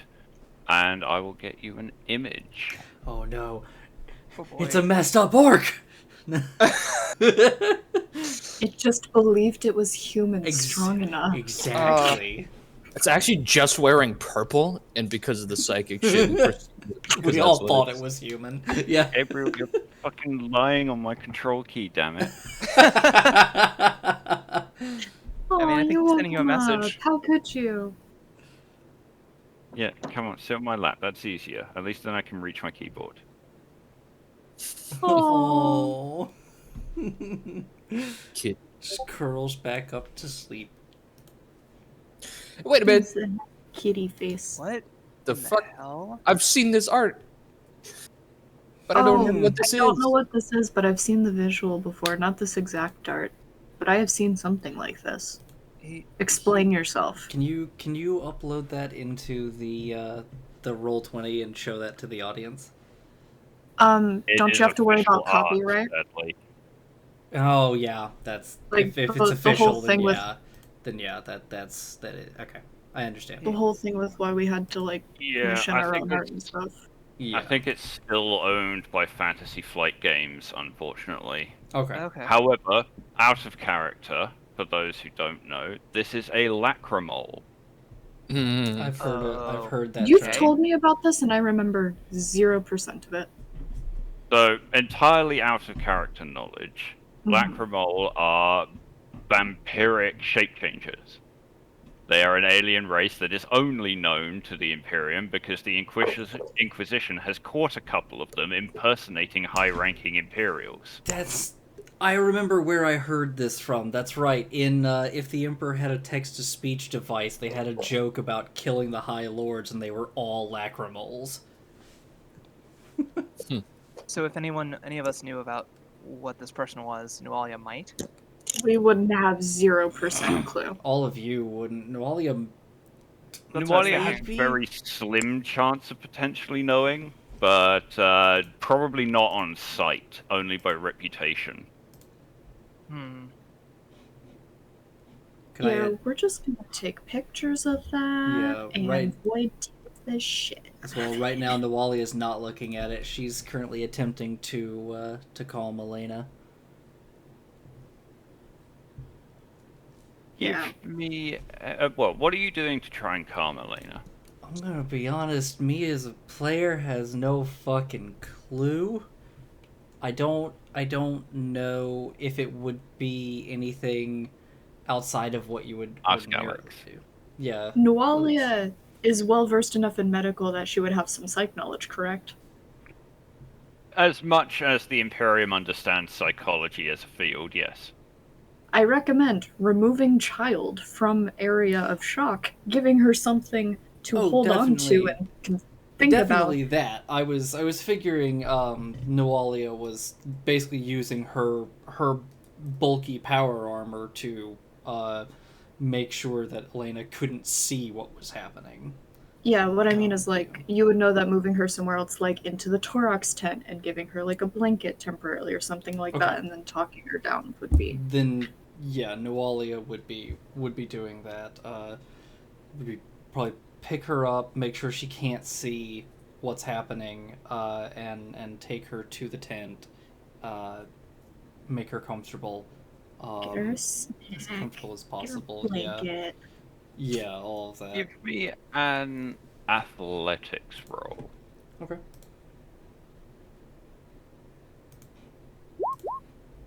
Gabriel, 4. did you knock your fucking papers off the desk? Yes, Actually, you did.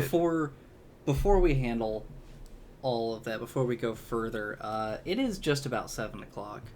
That is true. If we can go ahead and break for a bit. Yep, we will take our break. Sounds 30 good. minutes. Grab a drink, something to eat, whatever you need. We shall return. Yeah. Well, they shall return. I won't be going anywhere. I will be right back. Same. I've drank enough water for now. I'm getting tired of having to fucking run between here and the bathroom. It's the curse of drinking. Yeah, I'm not a fan of consuming liquid. I have a really hard time convincing convincing. ladders. I have a spare tank. Bruh. But yeah, with the big reveal, are things slotting into place? Not really, no. I mean, I still don't understand the fucking purpose of them being here. what I got out of it is this guy at some point was impersonating a high tier rogue trader, got found out, had just enough knowledge to navigate a ship, crash land, and then tried to start over here until they found a way off, and just so happened to be killing people in the process. And then the Astra Militarum showed up. Yeah, that makes like sense, but why did they stay here specifically? Like that's the thing that doesn't. Why the fuck did they stay in this small, tiny ass podunk farming community? Food.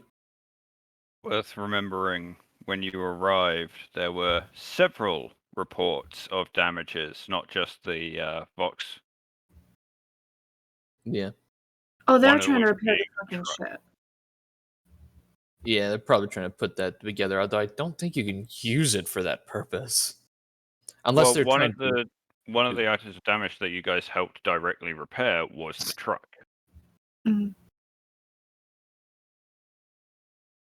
which someone had rammed into a support pillar in the garage.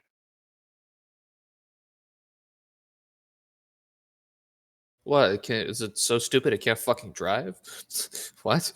It has the power to friggin' suck blood and pretend to be other people, but you can't start a car? How many cars have you seen so far in the Imperium in all the games we've run? Well, I mean, that depends. I've seen On quite a Friday, few. technically speaking, probably a lot, but it's not worth mentioning. Yeah, but even the ones you've noticed in the Friday game have been like a minority among the majority of people walking or using the public transport systems. I I remember the suppose. original iteration of I say original iteration, one of the iterations of the Chaos Friday game, where we were like, our primary mode of transportation, smuggled hover car.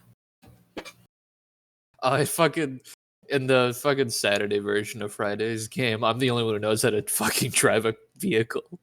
Amazing.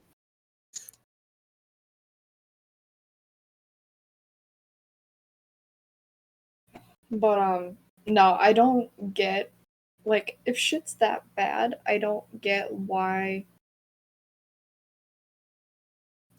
if you're impersonating someone for political purposes, the best I can see you doing is getting as far the fuck away from your crash site as possible, and then potentially stealing from a community to, like, put It up a might not. signal to get picked up. It might But- not have had as much of an option. There's a fair bit of options around it. Like, we've passed several farming communities on the way. There's been, like, they had the truck. They've gone on their own Well, with the car to the crash site. They could have fucking driven that off. Well, apparently they fucked up the truck, is what I heard. So, But they also, Hugh had said that they drove the truck back and forth to the crash site, or not the truck, the other car, the smaller one, to the crash site back and forth several times. then Yes, it's likely when you that interviewed the suspect, they said that Garrett went alone. But when you arrived, there were 2 sets of rope at the hole, implying he was lying. Fair. so there is another one. Maybe. You guys just never chased up that part of the lead. Well, that's messed up. Enjoy your But I upcoming mean- melee combat session. I mean, well, it can't be among the people here because we already. So unless it's a fucking cow going around, because So apparently it when ate a you cow. arrived at the impact site, it had burrowed its way into an underground cavern. There were 2 pinions with ropes leading into the hole, as though they'd been, along with a couple of lights, as though someone had set up a set of ropes and then gone in rather than come out. Because how could you set pinioned ropes on the outside when you were inside? That's true. My bad. I didn't think about that. So who would have been the? What did Luke? Why? I guess unless he went with someone and then the thing followed. Okay, yeah, I see where that goes. It followed gotta For some someone out. obscure reason, none of you decided to follow up Lucas's claim of a meteor striking. That's what I thought this was. That's what I Well, thought we were like- doing. Well, no, but like none of you asked any of the other villagers about it. You just entirely took his word and ran with it.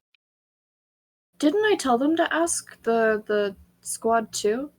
Nope. I'm pretty sure I did tell them to verify as we left. Like, hey, double check this, but we're going out to verify it ourselves. I don't recall that. Yeah, neither do I. 'Cause I had a whole ass conversation with Framped about it. Not about this specifically.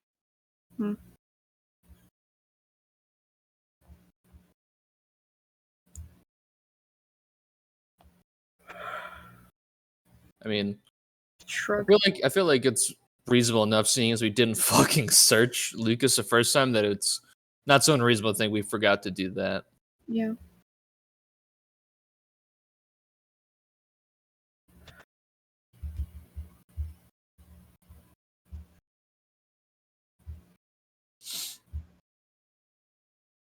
Fucking vampires. At least it's not a Medusa. Then again, we would have found out pretty fast if that was the case. Yeah. Kind of hard to hide a Medusa in a populated area, That's true. considering they drive anyone who looks at them insane. I forget. They're like mega psychic, aren't they? Isn't that the point of the bugs? Yeah, they're basically Eldari or humans who have been infected with a warp parasite that feeds on and amplifies psychic energy. Understandable. Aren't they like used as weapons by the Drukhari? Yeah, I mean, weapons is a pretty fucking specific term for how they use them. They just round a few of them up from the lower decks in like almost ritualistic competitions to see how many you can catch without dying. And then they just unleash them in the area that the enemy happens to be in and let them do their thing. All right. They've got like dedicated teams who specialize in hunting and catching Medusae for shits and giggles, and they've got a really high mortality rate.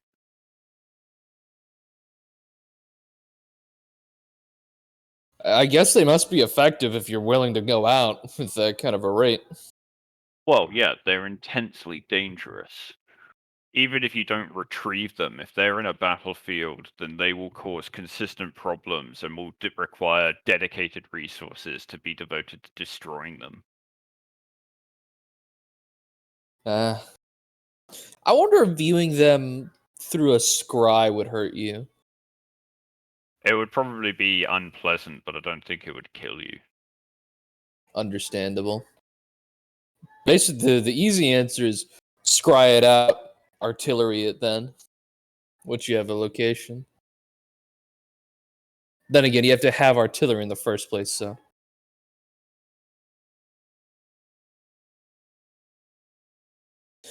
What's a scuttle-worthy, like, threat to a ship? Like an internal threat?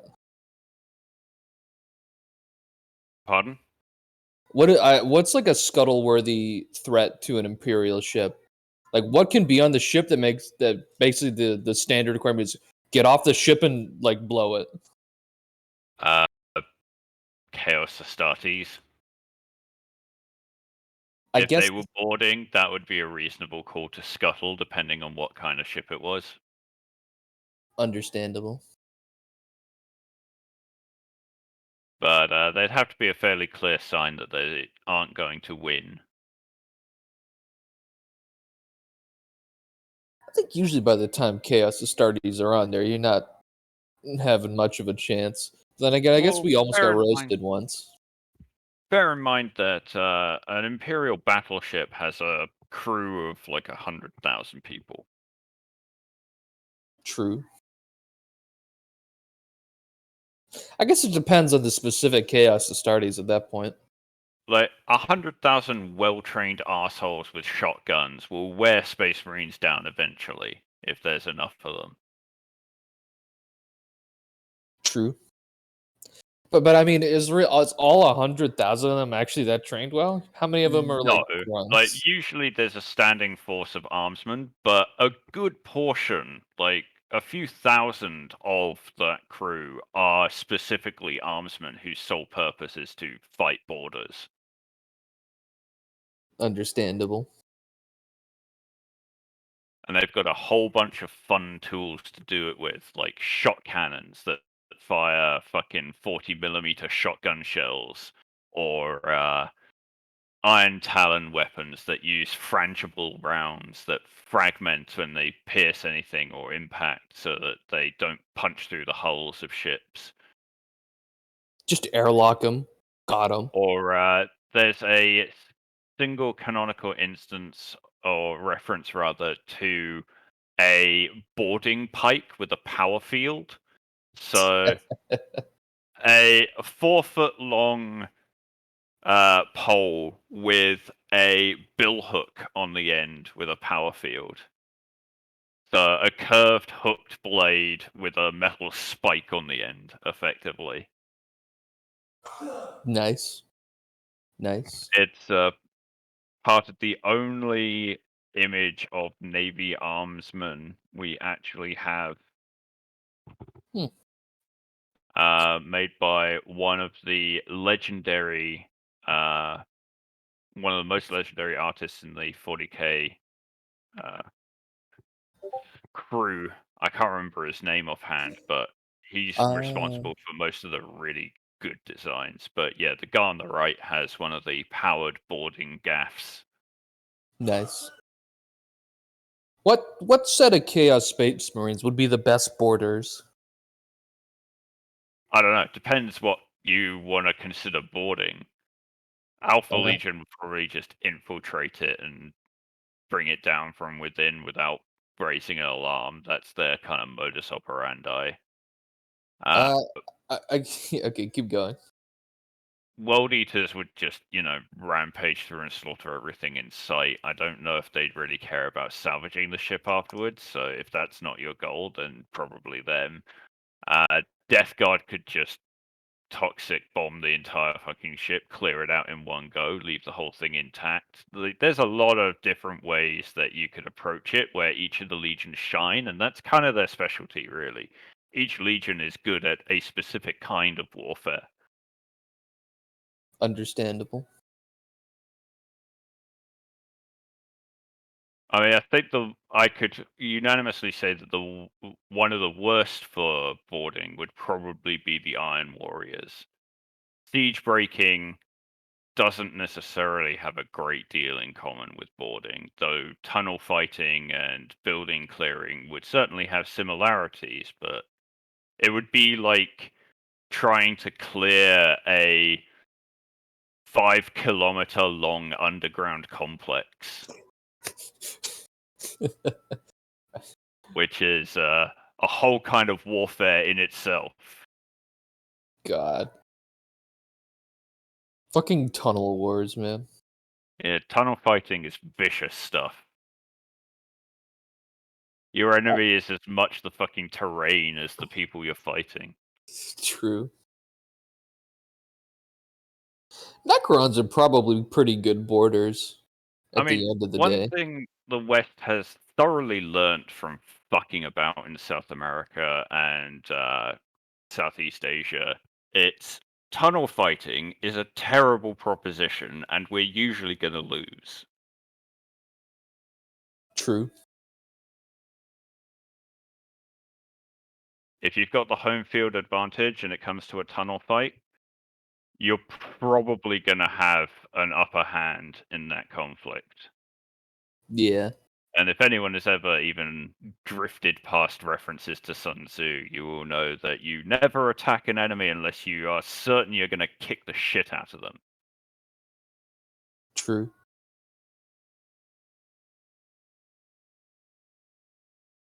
I wonder what you. I think at this point you could probably just design like tunnel bombs, though. Well, that is generally how it was dealt with in Vietnam, and is generally dealt with by the West when we ever have to deal with tunnel networks, which is find them using ultrasonic ground penetrating scanners and shit, and radar and observation, intel, etc. Then bomb the living crap out of them, send in cleanup teams to just drill through the ceiling and place explosives in them and collapse them all, because that is the most efficient method. But it's time consuming and potentially dangerous if there are ambushes laid. True.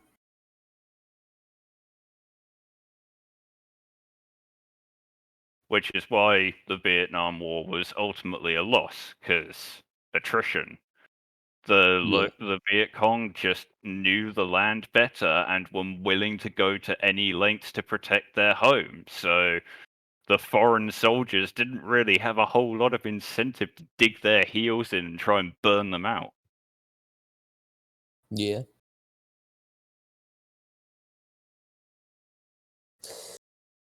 I wonder If you could make get an automata to do it. I mean, you could. Just wondering how you would go Maybe. about it. I mean, I suppose one of the biggest issues would be it would have to be an autonomous vehicle to have any kind of reliable activity, because getting radio signals through tunnels is a nightmare. True. Unless you did it by a hardwire, and then you'd be limited in range.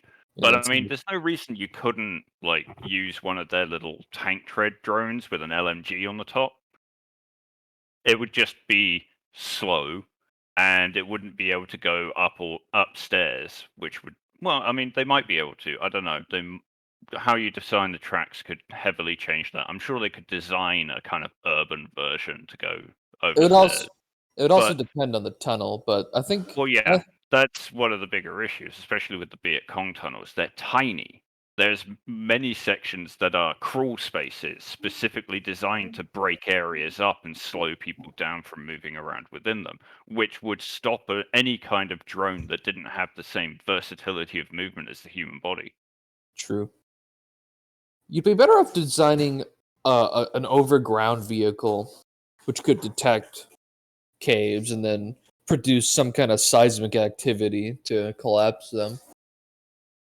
If you were going to design a machine entirely for the purposes of destroying tunnels in warfare, then yeah, you could definitely design something that used a ground penetrating radar or sonar to find tunnels, and I don't know, maybe a pile driver that just sends a warhead down like 5 feet into the ground.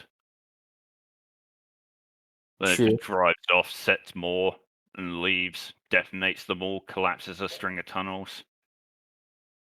Yeah.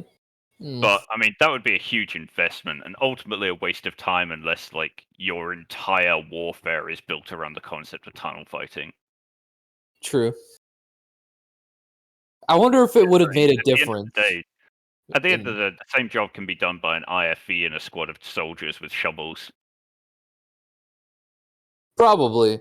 It's just I figured an armored vehicle in those situations with the kind of insurgents you're dealing with is at least more defensible and less, Well, I say, susceptible, but it might be it very otherwise depends. more.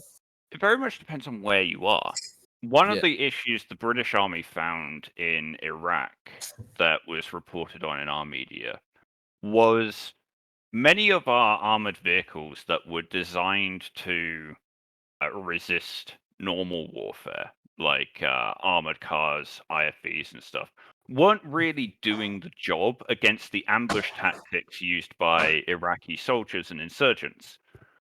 Because they would rapidly spring up and hit it from multiple sides with RPGs, which would disable various systems and bring the vehicle to a halt. Or they would use IEDs as an initial deployment, which would disable the movement of the vehicle because it wasn't designed to face off against randomly cobbled together shaped charges made from bits of RPGs and fucking bleach. It just wasn't predictable enough for the more refined and rigorous testing that most military vehicles were designed for in military systems. So the British Army had to redesign a whole line of heavy transport vehicles specifically to deal with the situations in Iraq, which was very costly. And some people are debating whether or not it was actually worth it, though apparently it saved a lot of lives. Some of the changes they included was many of our larger transport trucks were ringed in this metal grating, which would hit an RPG before it reached the main shell of the vehicle and detonate it before it was close enough for the shaped charge to do as much damage as it was supposed to. So it wouldn't punch through the armor and incinerate everyone inside. Instead, it would detonate, damage the armor, but leave the interior relatively intact, which meant that a lot more people managed to survive. They also included heavy armor plating along the underside of the vehicle to protect against IEDs, which again saved a lot of lives. Because if your transport breaks down in the middle of occupied territory because an IED blew its wheel off, and you've got to weld an axle together while bolting a wheel back on under fire, you can pretty much consider yourself to be either dead or wounded by the end of it. True. So it's surprisingly expensive to adapt to specific styles of warfare. And there's a big debate over cost and benefit analyses. Yeah. I think on a base level, I consider this solely out of like considering a fictional thing, because the conflicts I'm thinking of where I would have employed it are not conflicts I'm totally in agreement with. If the Hello. Imperium wants to do tunnel fighting, Exactly. There you go. then it has this little bastard called the Termite. The what? The A termite? Termite siege drill. Oh, Or rather, a Termite pattern assault drill. It's loading in chat. got it. Which is an omnidirectional assault platform designed for subterranean locomotion. I have seen that used, but not by the Imperium. You see it used by the orcs in the game Space Marine. Well, so the Kriegers have access to this, but it's primarily a Mechanicus vehicle, and they loan it out to the Astra Militarum. Okay. But they are entirely designed for tunnel warfare. Nothing can stop them. If there isn't a tunnel, it will make its own. It's full of a suite of sensors, and as you can see in the image, this particular one is a Mechanicus pattern and has a pair of Volkite blasters on a turret on either side, and has like another pair underneath, so if it rolls over, it can deploy two still. But usually there's a plasma for the Astra Militarum, which is still a pair of twin-linked plasma turrets just spewing death as soon as they erupt down to the fucking ground. Yep. And then the little armored hatch opens, and a full squad of stormtroopers drop out with fucking carapace armor and hotshots. Amazing. Yeah, there are entire regiments dedicated to tunnel warfare in the Imperium. Oh yeah.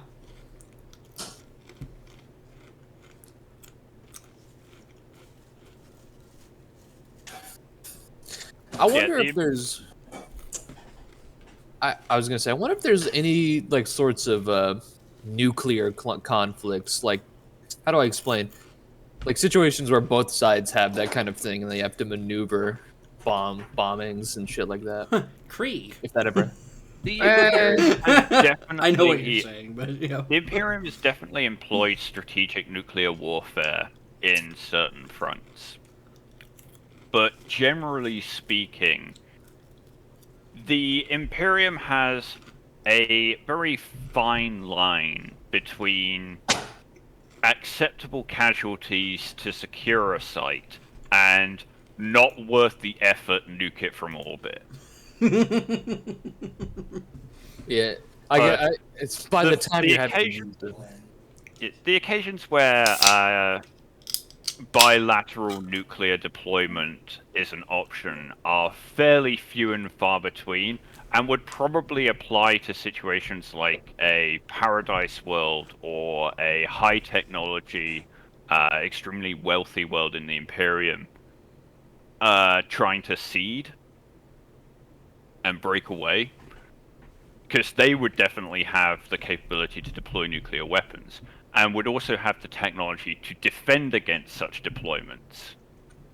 So you could actually get a bit of back and forth between the two, with the Imperium using the full force of its nuclear and orbital arsenal versus theirs. Because hive cities are effectively mountain-sized fortresses. Mm-hmm. All their vital systems are so deep inside, it would be like trying to shell your way to the core of a mountain to destroy it. As well, That's- I think the only instance that I have seen in the admittedly few books that I have read of nukes being used at all was in one of the campaigns that the Tanith First and Only were in, and that was not even like a hive city nuking, like sending a nuke to another. No, it was a nuke got smuggled into a hive city and then they detonated it. Yeah, like, for the Imperium to employ nuclear weaponry, especially ICBM-style nuclear weaponry, would require them to have no orbital presence for a start, because if they have a single Firestorm frigate in orbit and it isn't being engaged, it can just lance anything out of existence with way more precision and way less collateral damage than a nuclear bomb. Mm-hmm.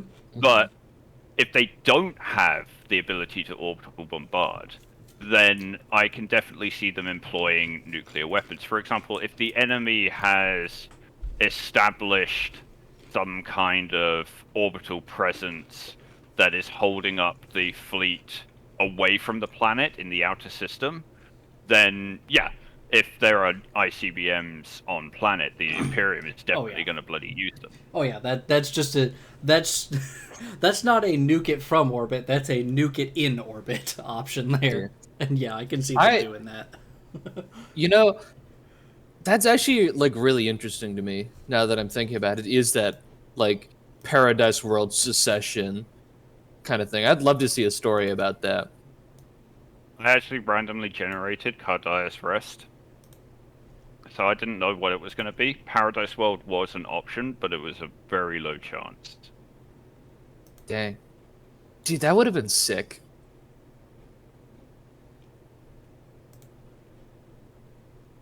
Yeah, whatever option it landed on would have drastically changed how this played out. As it was, you got a Shrine World with a very low Ministorum, not Ministorum, a very low Administratum presence, meaning it only had local militias raised by the Ecclesiarchy to defend it. I have a curiosity question. Was there something you wanted in particular when you randomized? I mean, I had a lot of ideas that I could have worked from, but I try not to develop any ideas in too much detail if I know that it's going to be a whole lot of work to develop before I know what I'm going to be rolling with. So, like, I definitely come up with a couple ideas of what I would do with a Forge World, for example, which would be a lot more urban combat. With a Hive World, I would have done a mix of what you've been doing now and more urbanized combat. And I would have focused campaigns around taking specific Hive cities rather than moving the front lines. What's up, nerds? Various things like that. Welcome back. Hello. Well, while most of us are here, I would like to direct all of your attentions to the Wrath and Glory game chat. Yep, I'm looking at it. I've witnessed this.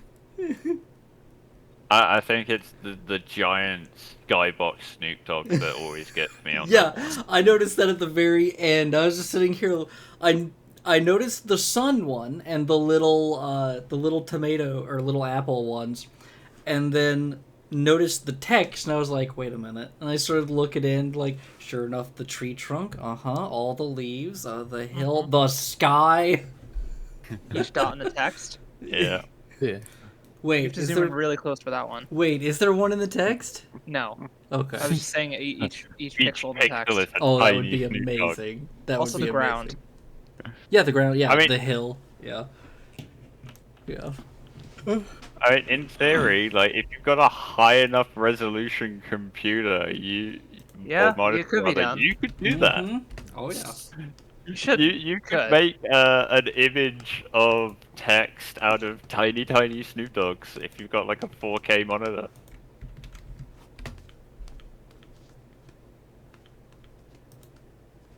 Yeet.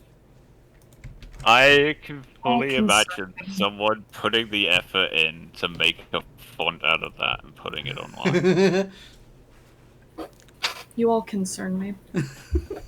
I mean, that's fair. Would you want a font made in like just Times New Roman, but made of tiny Snoop Dogs? Times New Snoop Dogg. Wait, would that just be Times New Snoop? I like it. Here's a fucking weird side tangent I've been thinking about. when after I did I call it angry Atlas, but he actually wasn't angry. That was just like, okay, I have to present a different thing here. Mhm. On But the opposite. I kept thinking to myself, every time I look at myself in the camera when I'm doing something, so I can make sure I'm doing what I want to do, I see the wrinkles in my forehead there, and those wrinkles make me think of Atlas every time I see them.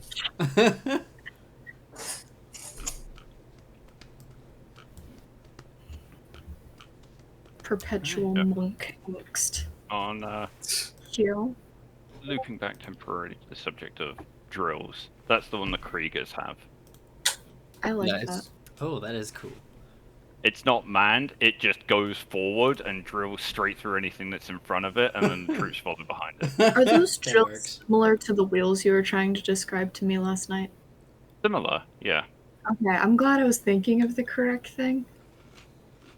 Okay, just to close out the tangent here, I've been looking at more and more pictures of Snoop Dogg, and he is extremely attractive. Especially for I his mean- age. Like he's very attractive for his age. He's not doing bad, really, Yeah, as far as aging goes. Mm-hmm.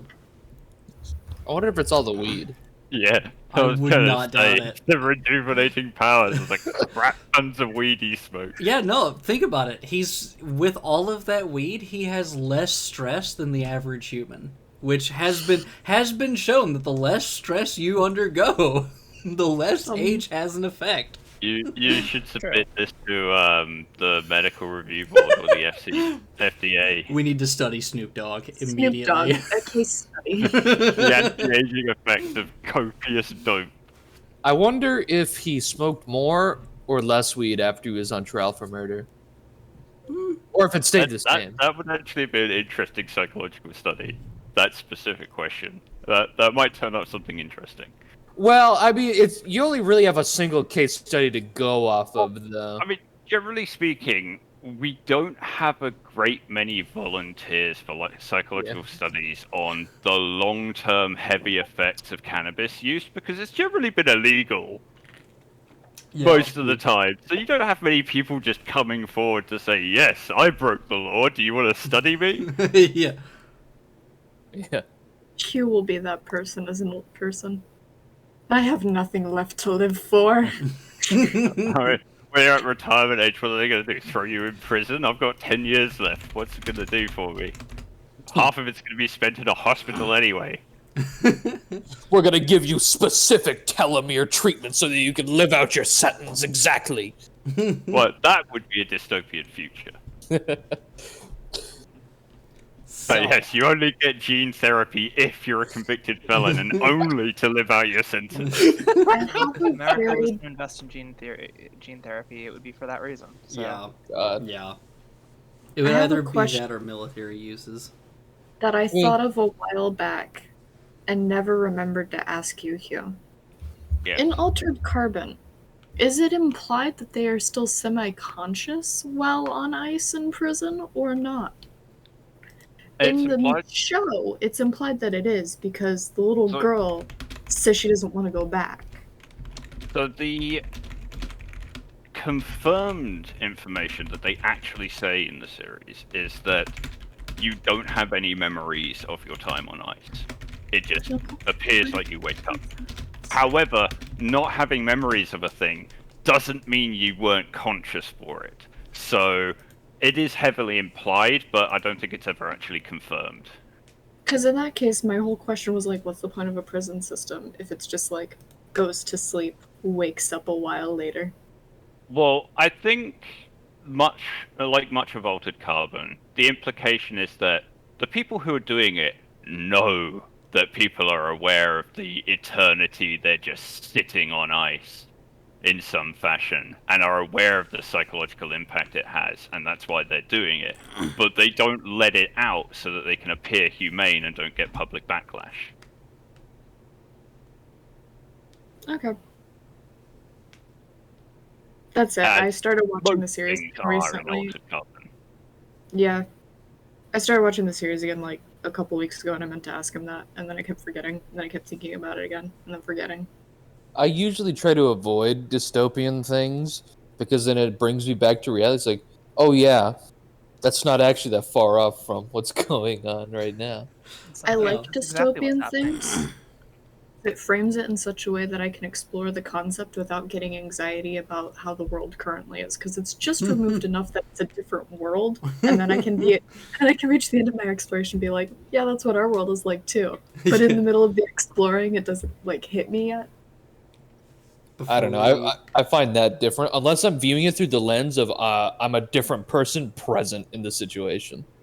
Before we get back to the game, I have to ask this question mostly for Alex and Avery.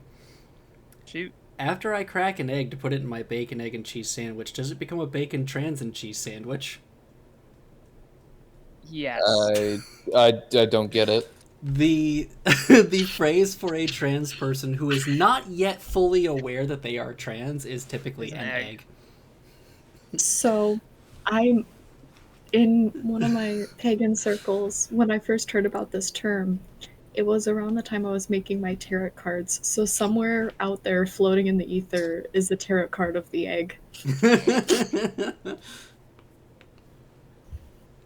Yeah, I don't know why we chose egg as the term, but I know I think it's because we're cracking the shell that they've created around them. But yeah. Alright then, so we return. Flux, you begin binding the still forms, hands and legs with tape.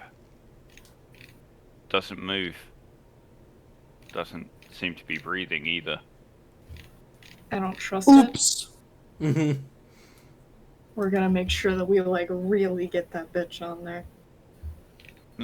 Fair. Give it an extra couple of loops. I mean, regardless, job's done, right? Well, I mean, if it's dead, yes. Didn't And have once- debriefing, but Yeah, once this is securely fastened, Flux will get on comm to Lisa, who is watching the injured Miss What's-Her-Face. Martin? Martin. Martin. Yeah. I remembered. Yeah. Lacey, you can bring Martin back now. We'll have to return her to her family. She's still breathing, right? That's like genuinely on comm. Yeah, she's still breathing. Still out for the count, though. Sister said not to move her too much. Mm. Why don't you? Noelia have the has family go out comm, there? so Yeah. Flux will just kind of address Noelia. Can we bring her at least back to the Torok so that the family can come see? Noalia is just quickly going to say, probably while like bringing a blanket to Elena, is going to say, if we can make some form of a stretcher, then yes, we might be able to move her. But we don't want to do that just carrying her. I think between the multiple boxes we have here, I could definitely rig something up between tent poles, void tape, and box toppings. Or we could just bring the family over there. It is their house. Did she get true? Yeah, she got... I was just figuring since our medical shit was over here, we could better watch her. That's true. Yeah. No, that is Yeah. a fair point. it'd be better to get her on into the fucking med box. Yeah. Sure. Yeah, that is a much better idea. So break out the stretcher. I feel like we have to have a stretcher somewhere. I mean, you were never issued one and you never requested one. That's true. But I would say with a couple of tent poles and a length of canvas and some liberal application of void tape, you can rig up a stretcher pretty easily. Shane cast stretcher, let's go. Gatto. I mean, as Mythbusters have proved, you can build a literal boat out of duct tape and it will be fine. Technically, we don't even need canvas. I can just have one trooper hold one side of a tent pole, and the other trooper hold Could another. Just just run make a right net of duct tape, yeah. Well, you could just make it a grid net. That would work fine. Just Yeah, just do strip, loops strip, across strip, and then and- loops along. Yeah, similarly to the kind of hand done mattress binding with the Yeah, bungee just cord. weave them over each other. Mhm. Yeah, I have a not question. difficult for you to rig one up. I'd Got say it takes you instead of about the 3 rolls of void tape I own. Never gonna run out of that fast. I'd say it takes you about 3 minutes and a full roll of tape. While you are doing this, while you carry Elena into the Taurox, set her down, she screams almost non-stop until you wrap the blanket around her shoulders. And then she slowly trails off, and then just stares blankly at the opposite wall of the Taurox. Yeah. Nawali is gonna try to get something of a snack. I'm sure all we have are rations, but I'm sure there's something in there that would be decent. So yeah. Give me an awareness roll. Okay. Goes digging through Flux's stash of booze. This'll help. Yeah, I Hey, mean, Hadrian, Look for the- Hadrian look for brand this little Choco hair ration on you. bar. 5 and a glory. I mean, in fairness, that's actually not the worst thing you could do. Let's get the alcohol. I mean, Yeah. you're not wrong. Yeah, I mean, it takes you a couple of minutes searching through some of the boxes in the Taurox, but you eventually find one of the ration packs that isn't the, like, boiled cabbage supreme.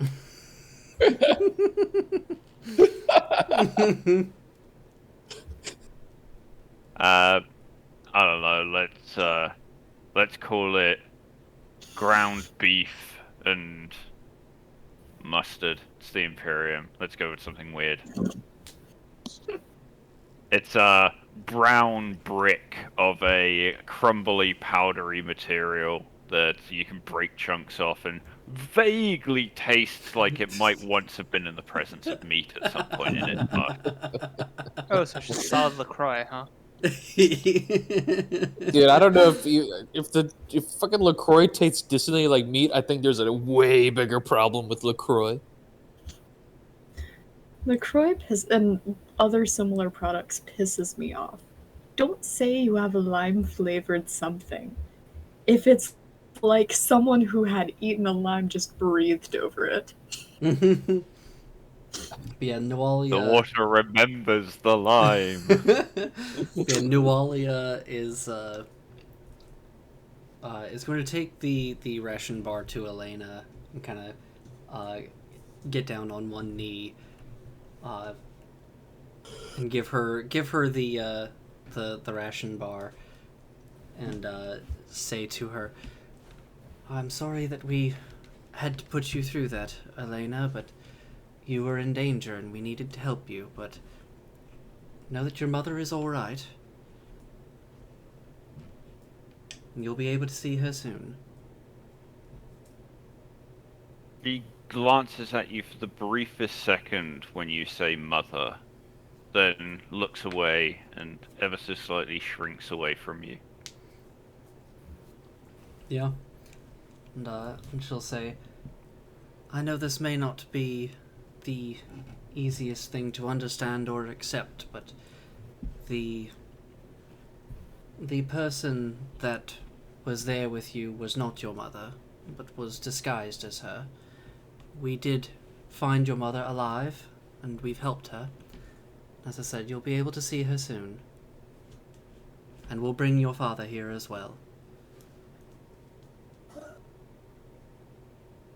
There's the tiniest hint of a nod, but no other movement.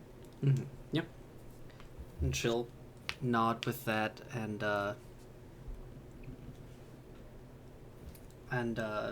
she'll just ask, "Is there anything else that I can get for you?"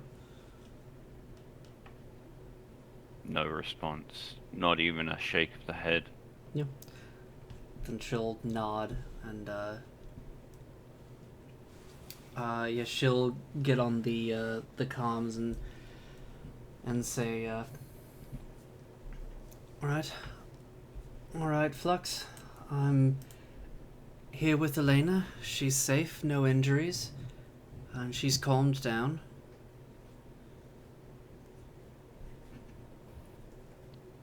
And this is the only irregularity that your test showed.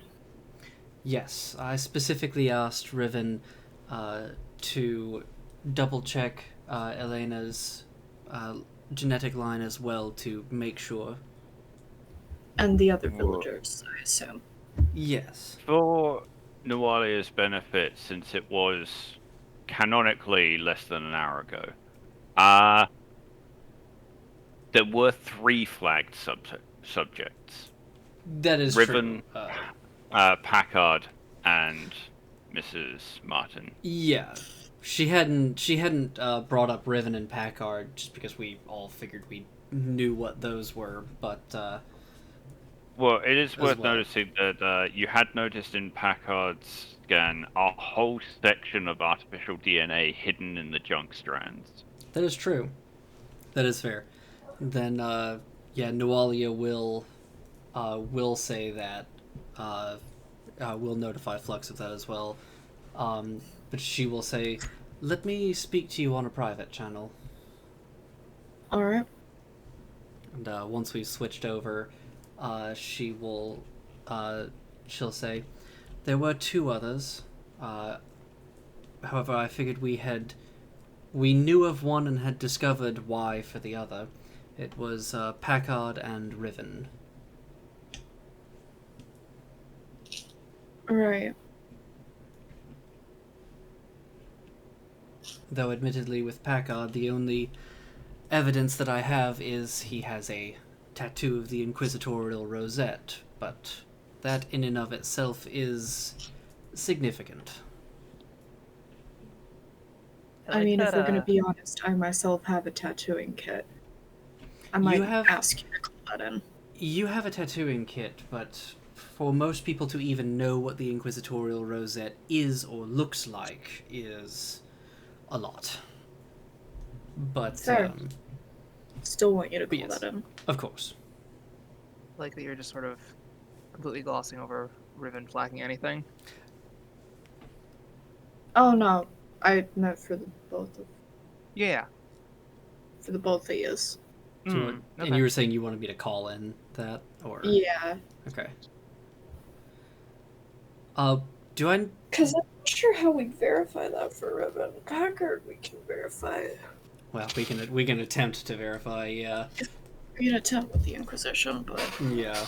There's also no guarantee that the Inquisitor he worked with was this Inquisitor, and that they shared that information. They sometimes don't. they can always ring each other up and be like, "Bruh." Yeah. Let me get the astropath so I can give my fellow Inquisitor Yeah. a talking to. I'll tell you, Inquisitor, about the proper chain of command here. But yeah, Nualia will actually say, do we have... Actually, no, out of character. What... With Riven, it was... What was it I found, specifically? There were signs of extensive radiation damage during early childhood that had been repaired somehow. Okay. And Nualia will say, there are certainly ways that I feel like there are ways we can check to see whether or not this is dangerous. We could also ask Riven, though of course I know that in and of itself is not reliable evidence if we're wondering whether or not Riven is a lying shape changer. For what it's worth, neither of those are similar to what was found in the lady. Yeah, it's like not even remotely. It's not. Yeah, Nualia will point out that this is, of course, something that is far back in her history, as well as not necessarily relevant to our investigation. But yes, I will call it in if you want me to.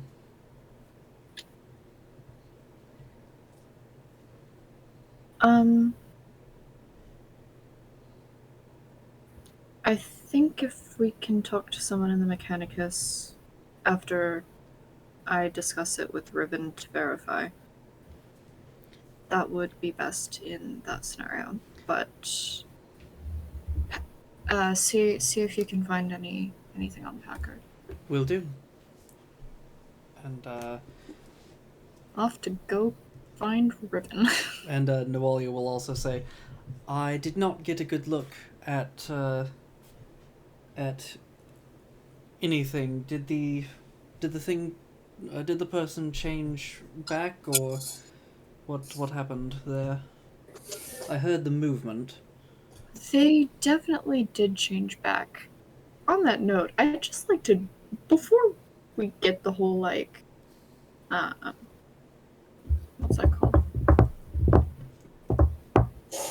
The Debriefing? thing we're carrying people on. Oh, stretcher? the stretcher. Stretcher, that's the word. We're just gonna slide the dead body away from where the civilians will see it when we let them out. I will note, Atlas has probably come on box and, can I please get a status update?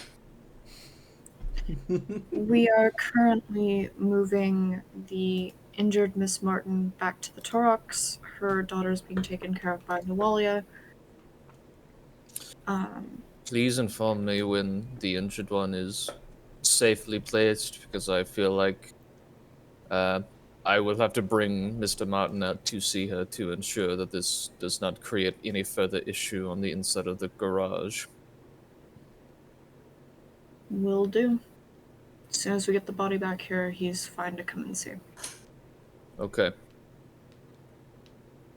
I Are will you moving? pre-warn him, not currently, but before you let him out of the garage, that Miss Martin is in a bad way physically. He nods.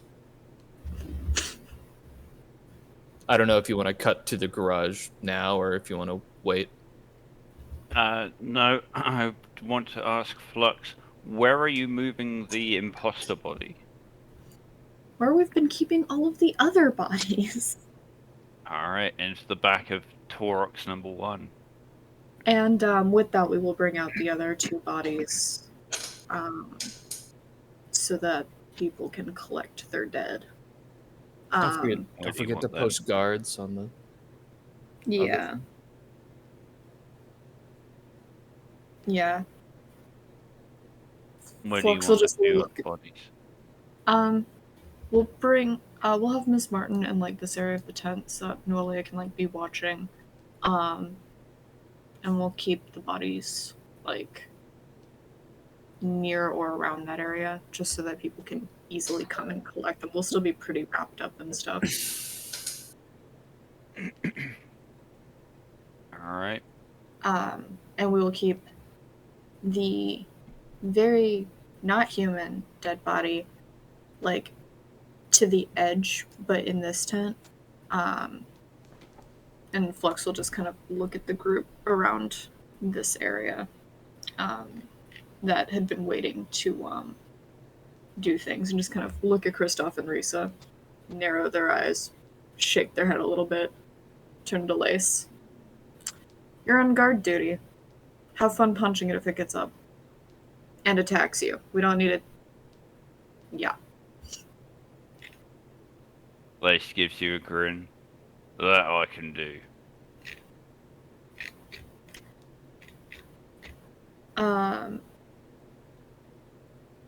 Person. Stick with them. Yeah, the small man gives you a salute. Yes, Sarge.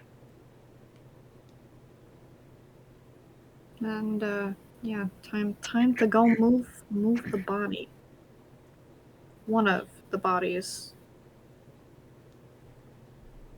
Yeah, Just You head reenact down. like medieval you head down times. to the Martin Just- house. Meet up with Lisa. Between you gently shift Mrs. Martin onto the stretcher and carry her back to the tents. It's not too difficult. While you are doing that, we will return to Atlas. Okay.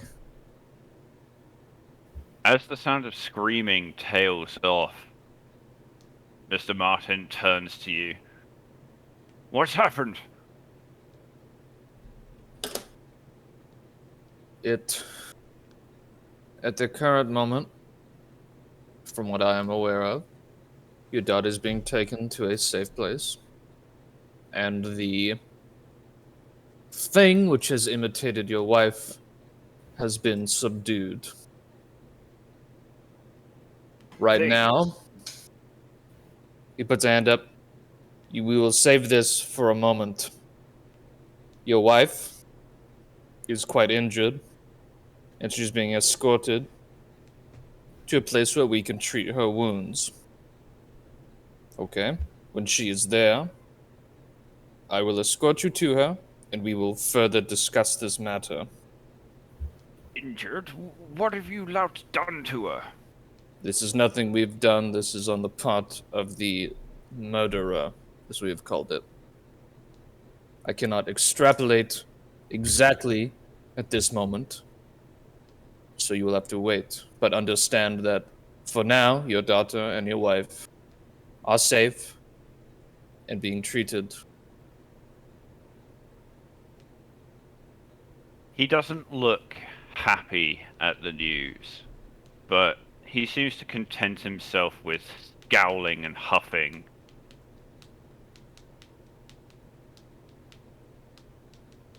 But yeah, Flux, you're able to bring Mrs. Martin back to the camp, lay the stretcher down.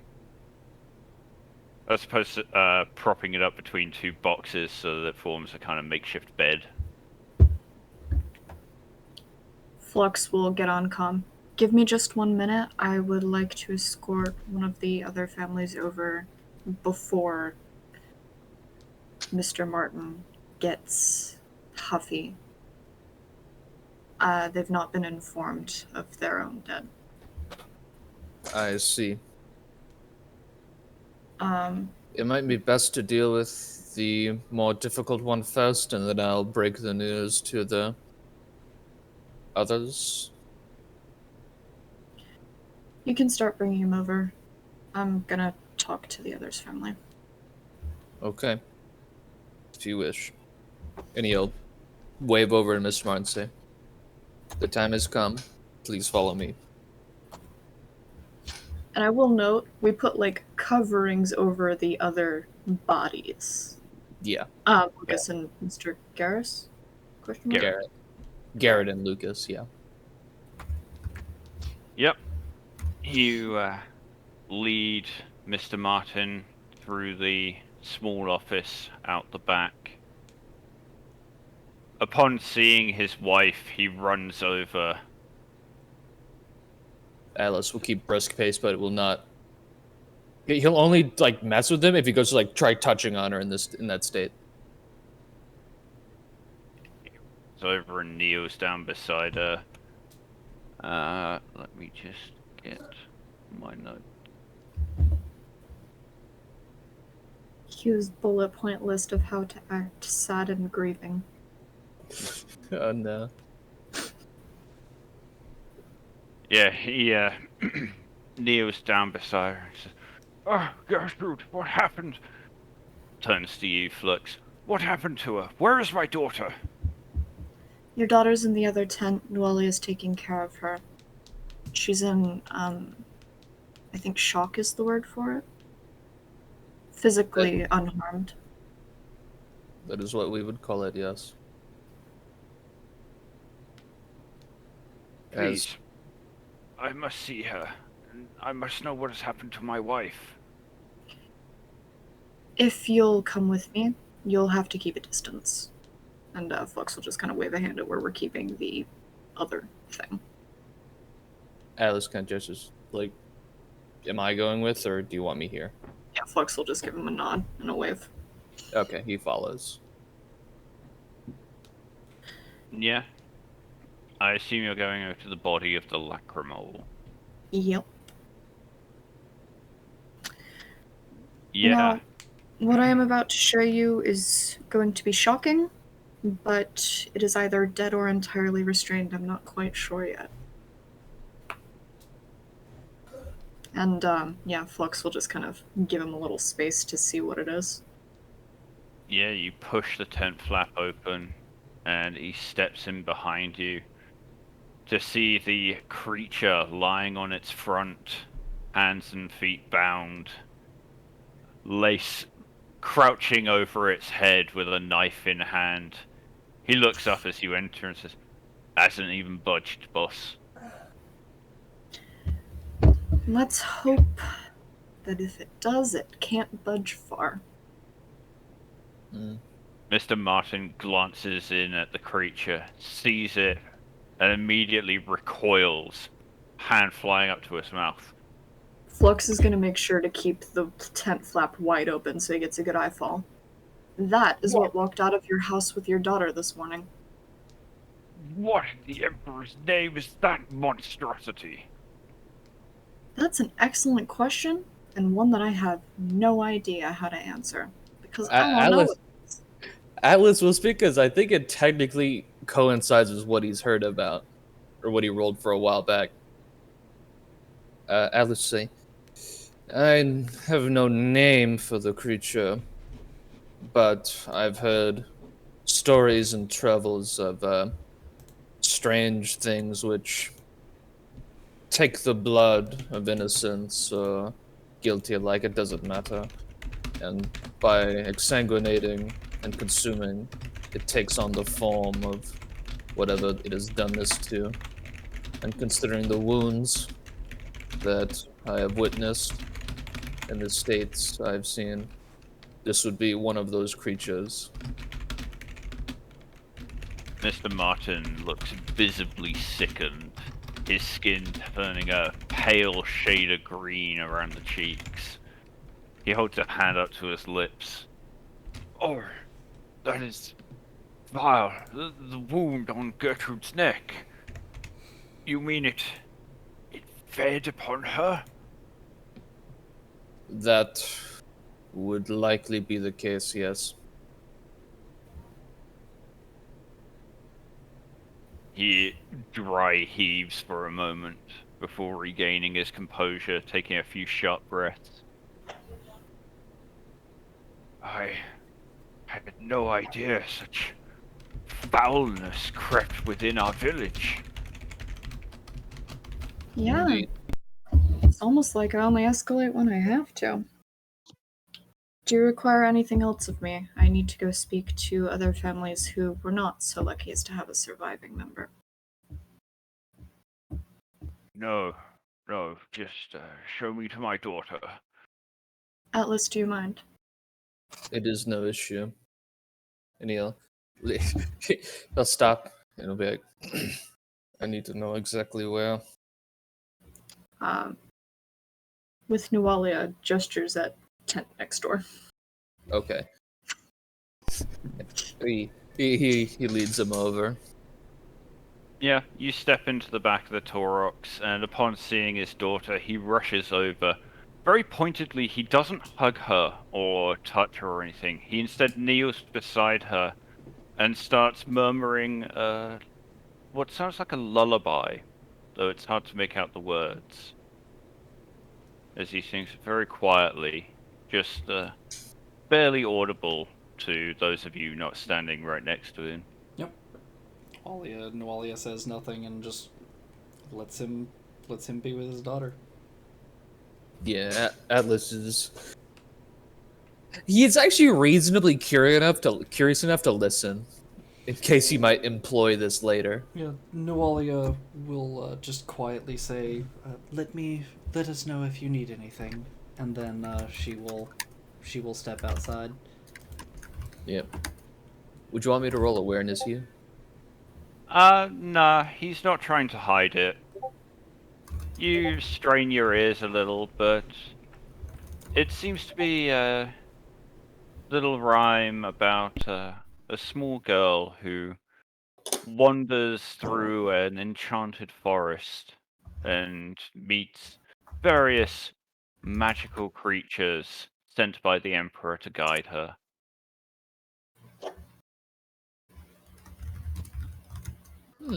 Noted. But yeah, Noir, you step outside, rejoining Flux and Ribbon. Riven's still on top of the Torox. True. Though you are also outside. Yes, that is true.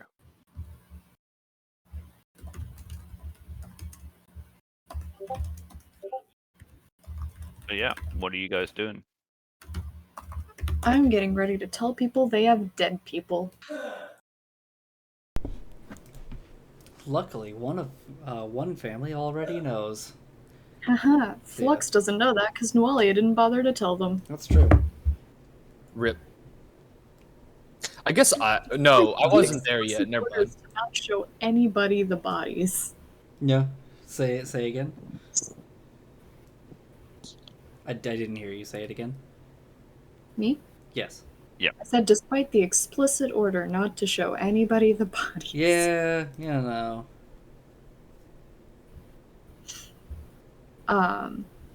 Yeah. So, Flux is just gonna pull themselves together, straighten their uniform a little bit, drop their pack and shit. Time to go talk to people. Could just get me to do it again. Yeah, but Flux feels that they are responsible. It's not about who's going to be able to smooth it over. It's about this was my job. Hey, Flux, you want me to come with I you? think Yeah, that would be appreciated. Down off the Torox. I don't actually know where you are. I think I'm like Packard. Oh, wait. Yep. Alright, I'll just follow Flux. Alright. Nualia, are you accompanying? Nualia is actually going to be investigating the body of the shapeshifter. Alright, go ahead and give me a Medicaid roll.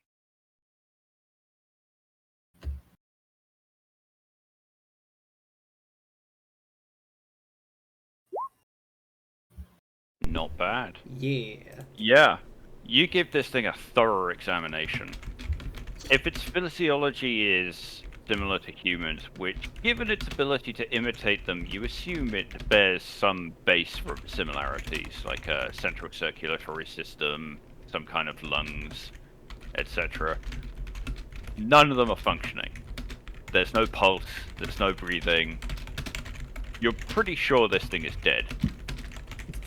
As you go over the body, its eyes are strange. What appears to be a compound eye is in fact a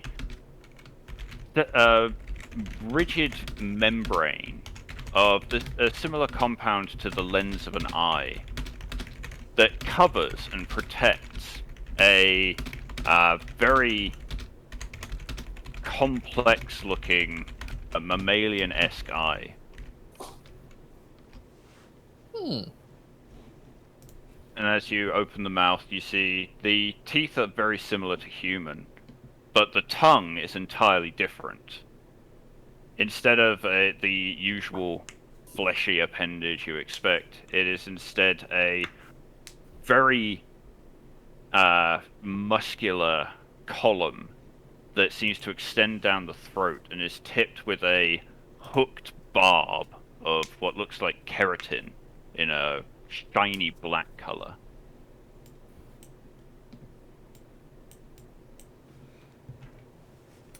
Well then. I love Suno's physiology lessons with you.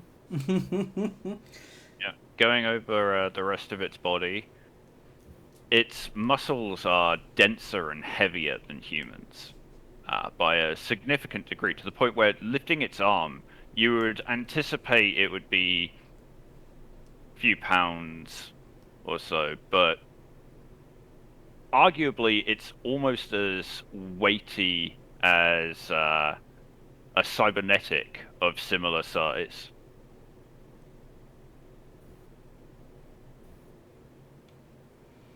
the skin is also fairly tough. You can see the impacts from the las bolts have burned away the outer layer, which has crackled and blackened, but hasn't actually burnt through the skin entirely. It appears to have died from blunt force trauma, breaking ribs and puncturing internal organs. Yikes.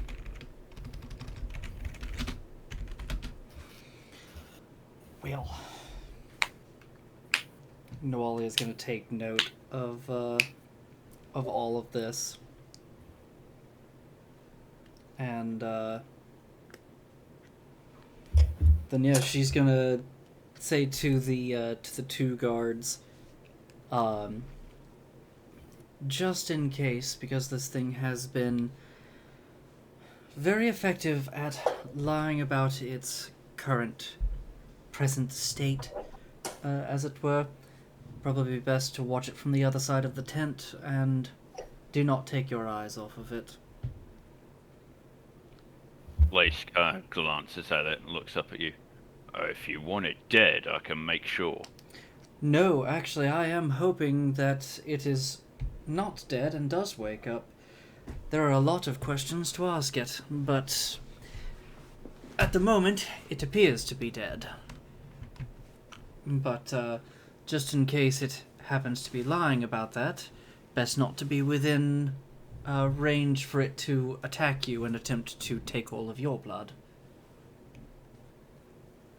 Lace frowns for a moment, glances at the creature, having watched you examine it, then very pointedly steps up and takes several steps away from it. Yeah, Noali just nods and says, "Smart idea. I need to make a call. I will return." And yeah, she's going to step out of the tent, probably go over here, out of direct earshot, and say she'll make a call to the Inquisition, but I'd say for now, let's go ahead and switch to somebody else. Right. We will return to Flux, Ribbon, and Ribbon as they enter the garage. You head into the small office past Menson, then There's through a the Riven door into... doppelganger now? I Pardon? would be surprised. You did say Riven twice. Did I? You Yep, said that's Flux, right. Riven, and Riven. Doppelganger number 2. It's really more like a confirmation, but yeah. My bad. I was going to say Atlas, and then I realized he wasn't there. But Yeah, no. I guess I filled that in with Ribbon again. Oh, okay. But yeah, Full initiative. you pass through the door into the main room of the garage. Leisha steps aside, looking a little nervous, and you step past Lanewald, who is looking decidedly less nervous and more punchy.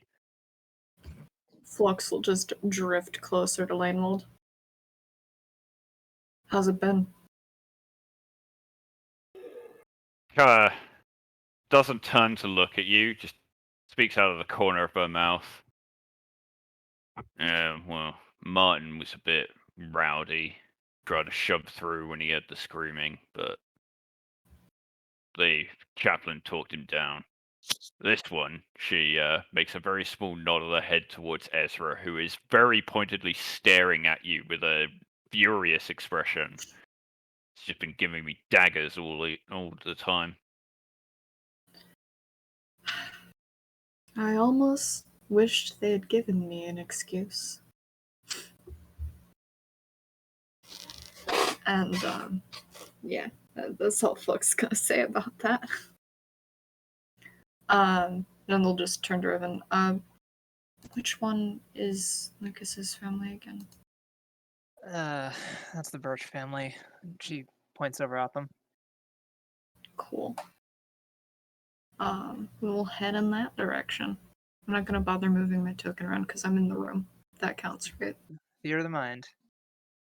Yep, you move over to the other side of the garage, past Ezra and his family and the Starks, over to the Birch family, currently sitting around on a collection of blankets and cushions, eating what appear to be uh, sandwiches, quote unquote. It's slices of bread with something in between, but whatever that something is, there's so little of it, it's mostly just bread. Human flesh. Hmm. Hmm. Yeah, Flux will just come up and you said they're sitting, right? Yes. Yeah, they'll just make themselves known. Do you mind if I have a minute? Mr. Birch looks up and says, "Oh, is this about Lucas's body?" Yes. You already know? The sister informed us, asked me to confirm the identity. Right. I'm so sorry for your loss. We do have the body able to be collected by our Toroks. We've wrapped it, and our chaplain will be providing burial rites. Thank you. Can we go to him? Yes. Flux will just look up at Lanewald and just give a thumbs up, and then look at the family. I mean, we should be, what I good mean. to let people out, right? Yeah. I'm letting the families that have bodies to pick up go first so they can, like, have a minute Sure, of course. Yeah. before the rest just freak out about what happened. Hmm. Mr. Birch nods, turns to his family, and says, "It's best we do this now, while things are still fresh." And with a collective, despondent silence, the family rises to their feet, gathers their things. Lanewald steps over and leads them round the front and over to the Tauroxes. Once they're imagine. out of... You I can go. was just Another coke addict. Hello. Hey, Kanuda. Hello. I apologize. This was a misclick. Bye-bye.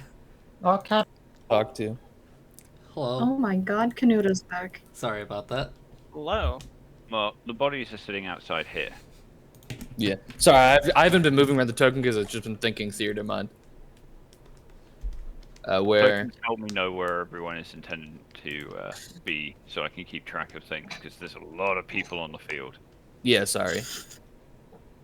So, I've just been looking at the cameras to see people's faces. My bad. Yeah. Generally speaking, I would say at least move your tokens into and out of rooms that you are in, and I will count the inside of a vehicle as a room. Okay, my bad. But yeah, you see the Birch family approach. They gather around the body of their fallen family member. Alice. Mrs. Birch drops to her knees beside her dead son, weeping openly. Jessa kind of kneels quietly beside him, laying a hand on his shoulder. The two younger boys, not really understanding exactly what's going on, cling to their mother and look around in a mixture of worry, confusion, and sadness.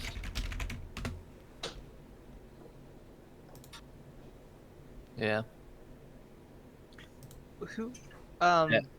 Sorry, Hugh. Remind me. Who was the woman that Jessa was boning? That would be Alia Stark, who is... She's in here, yeah. Yeah, with her Alright. parents. Yeah, I'm just gonna walk over to her and just kind of like, in her ear. You should probably go to her. He glances around at Flux and the other troopers. Am I allowed to depart? For this, for sure. Go. Make sure she's okay. Glances around, then nods, gets to her feet, gives you a salute ribbon, turns to Flux and says, "Sergeant Major, if I may be allowed to attend to my partner." There's a couple of intakes of breath from Ezra and his wife, though Mrs. Stark, Martha, just gives a knowing smile and a small nod, though her husband looks a little surprised. Flux will just give a nod and a bit of a grin at the lady's smile. Yeah, we're slowly dispersing people now. He nods and gives you a salute before smartly marching out of the room. Military types. Imagine Never saluting. understand it. Yeah, I don't never understand it. Speaking of, Saluting? well, speaking of military shit, when the fuck did Noelia tell them about the body? have While no you all idea. were. I'm not talking to you. You're Oh, okay, not sorry. here. That Yeah, wasn't out of I- character. Sorry. I have no idea. I mean, I also wasn't here mostly. Or no, I was here partially in character, but I was also in and out. Or Yeah. in out of Yeah. character, but I was also in and out. It was like it must have been a couple hours ago when you caught that weird cold that passed through in like 20 minutes. I don't know. This I planet just needed a planet's- drink, okay? Yeah, I know. This planet's fucking weird. Look, I think we have to improve our communication lines. That should have been a lot easier. Yeah. As you two discuss, Frampt sidles up and just gently clears his throat. Not getting close enough that he would be eavesdropping, but very pointedly getting into your line of sight. When he sees that you notice him, he steps forward, says very quietly, "Sergeant Major, may I be brought up to date?" Yes, we're dispersing the locals. You might want to check the body we downed. You might know more about it than I do. Noelia thinks it's interesting. It's not exactly what I would call human. He frowns at that, but nods and says, "Might I suggest reporting this into command, then?" I am definitely planning on that after we handle civilians. Here, why don't we do this? There's been. Why don't you go enough- go handle all that? I'll disperse the civilians. I still need to talk to Miss Garrett. Mm, After that, you can. Okay. But, we need to provide closure for the community. The extra hour it takes to report this, I don't think, especially for a one-off event, is going to change much. Doesn't look entirely pleased by this reply, but he gives you a nod and says, "Very well, Sergeant Major, carry on." And Give it a takes a second, step I'm back gonna- and just shadows you over your left shoulder. This man's about to blow the back of my head out of my skull. Mm. I'm gonna vox over to Lace real quick. Our friends still hanging out?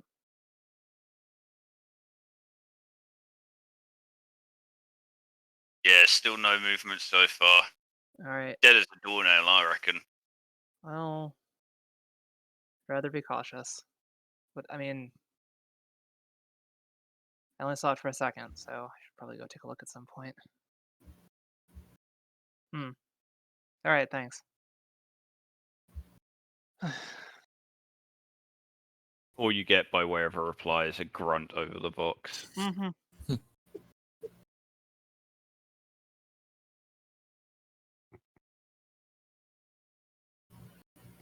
But yeah, blocks.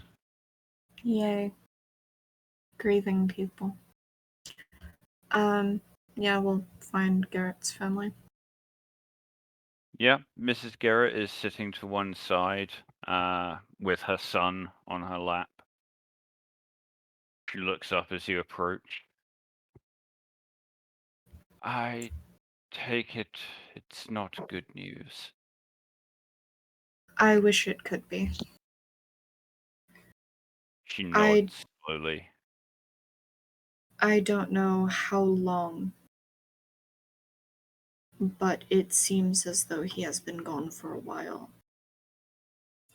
She frowns Flux at that. sit down across from her. We've had an issue of something that can mimic other people. But he's been in our home for weeks. He only disappeared last night. As I said, we've found something that could mimic other people. How long has it been doing this? How long has it been my husband? I don't know, you would have to ask our medic for an estimated time of death. Oh, I've just thought of something horrible, but that can wait. Mm-hmm. Yeah, yep, Mhm. yep. The answer Yeah, is big unlikely. She does not look reassured by this information. Oh boy.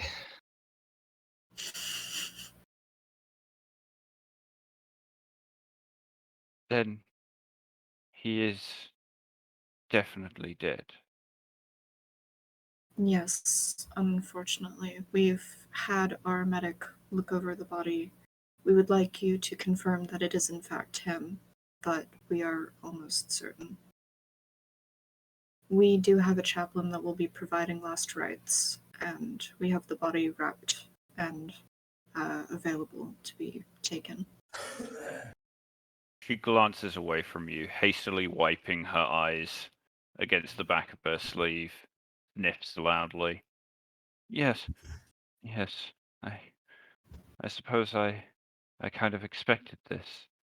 He's been different for a while now.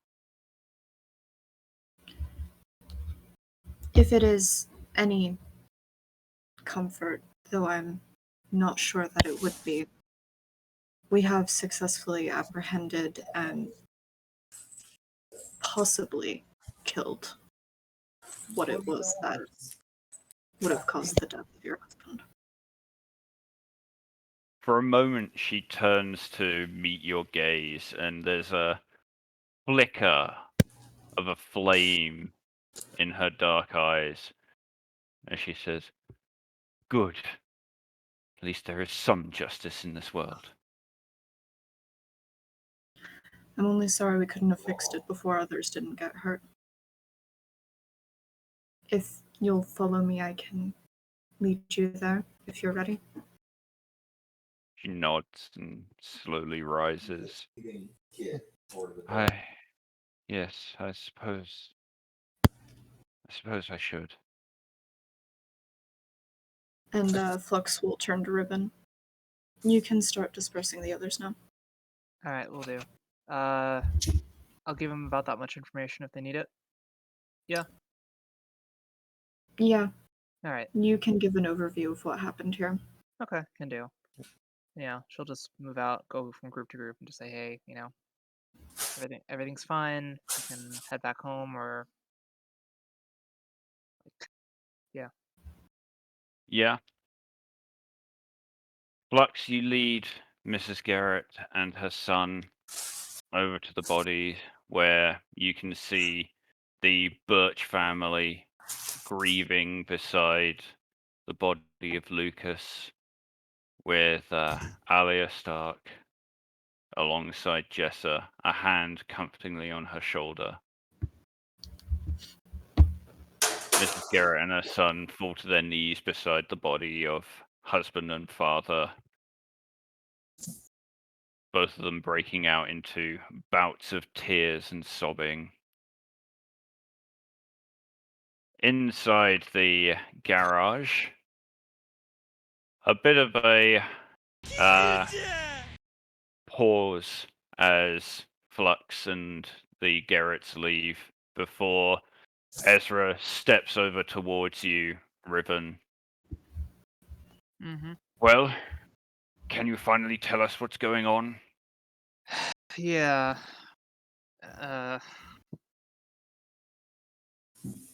Your your town has had a shape changer problem. At some point, Of what? I so I overheard something from the chaplain that there was this legend about a monster that drank people's blood and it could make itself look like them. So Edward frowns at you. Legends and poppycock. You can't yeah, expect me to believe that some myth has been stalking my village. well, I'd love to tell you that that's not the case, but it's probably not a myth. Look, the good He news is pauses for a that moment, giving you a long look. yeah, Riven You're is just exhausted at serious. this point. Look, the good news is that we've got it, and with your village's help, we were able to sort out what was happening here today. So I know this is probably not what you want to hear, and especially not from me, but thank you for helping us. I know it's been a lot, and uh, not that this will mean much, but uh, not all the military types are all that bad. Understand, I will have to confirm this for myself. I need Yeah, to see this yeah, thing you have caught. yep, yeah. You should. You're leading the village. I'll take you over. So let's just get everyone else out so that they can go back to their homes or do what they're doing. But I'll take you over. He nods, gives you a strange look. He pauses for a moment on his heel, locking eyes with you, a slight frown creasing his brow, before turning to his wife, saying, "My dear, see to the Starks. Make sure they get home safely. I will be back shortly." She gives him a nod, gathers her child to them.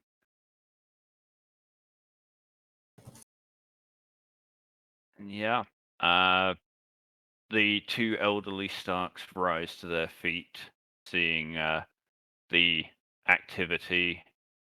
Ezra's wife picks up their chairs, and yeah, they turn to you expectantly, Riven. Yeah. Yeah. No, you're all free to leave. Everything's. Oh. You need an overview. Um. So you know that legend about the, and then she just does the whole thing again. I thought The, this was him being expecting you to lead him to the Oh. thing. Oh. Oh. Oh. Is that what was going on, or is this no, Ezra? it was the Starks and Oh, Yeah. Okay. who were looking at you. Yeah. So And she probably just does the same bit. yeah, there's murmurs of surprise and shock, but eventually it ends with Mr. Stark saying, "Well, you have done well capturing such a creature and saving our village. You are to be congratulated, all of you." Thank you. But I mean, you all helped a lot. I So love the chilled couple. But yeah, Ezra, let's go see this body. Yeah, he nods and follows you out of the garage. You know, I thought from and while they're walking, I think she'd probably toss a comment of, at one point we weren't sure how many there were, and I was thinking that maybe this was an entire entire village of shape changers, but that would be ridiculous. Ezra Kerr scoffs. The entire village? I find it hard to believe even one of my people was an imposter. Yeah, of course. I mean, I was thinking that couldn't possibly be right because where would they get the original DNA from? He pauses for a moment, gives you a slightly worried glance, and says, "Perhaps I shouldn't suggest such things, but could always store the bodies in a back room, keep them alive, siphon what you need. Not that I would consider doing such a thing, of course. Just musing aloud, as it were." That's a weird way to say that, but all right. That makes sense. Hmm. Anyway, yeah, we should go take a look at this body. huh. He Hey, nods. I have a quick side question. Yes. Are burial rites... Well, I say that, I mean funeral rites. Are they uniformly burial, or It is it depends on the regional? world, but the Imperial Creed traditionally dictates burial. Okay, noted. There are entire planets dedicated to the dead of regiments Got it. We went to called one. sepulchral worlds. We went to one in the very first campaign that Hugh ever wrote. Nice. Cool. Anyway, moving on. I didn't Yeah. want to linger on that. So yeah, so I'd like to get a look at this body, or person, rather. Yeah. You walk past the crowd of grieving villagers around the bodies into the tent, closing the flap quickly behind you as Ezra enters with you. Yeah, nothing personal. Kind of can't relate. But yeah, as he sees the body, he gasps, takes a half step back, then immediately walks straight up to it and kneels down beside it. Careful not to touch it, but looking very closely. Yeah, just don't touch anything. I'm unconvinced that it's actually dead. I've never seen anything like this. Is it Xenos or some dark creature from the abyss? It's a good question. I only have experience with one of those, so I'm tempted to say Xenos. He frowns, standing up, then makes a odd sound in the back of his throat of disgust. Such a vile creature. To think it was among us all along. But you escorted Mrs. Martin, but it couldn't always have been her. Others have disappeared. How did it get here? That is a good question. I would love to know the answer to. Someone. Oh God, what's his name? Garrett. Mrs. Garrett said something about her husband acting differently some time ago, and that he's been different for a while. Had you noticed anything? Ezra pauses for a moment in thought. Well, now that you mention it, he took the car out more frequently after that pod thing landed up to the northeast. We went out to investigate it about 2 months ago. Something fell from the sky. We found a hole to a cavern. There was a escape pod, I think. I've seen it. I think you're right on that. It was empty when I saw it. Well, I'd like to say that puts a pin on this, but I guess it's likely that who or whatever this thing is probably came out of the escape pod.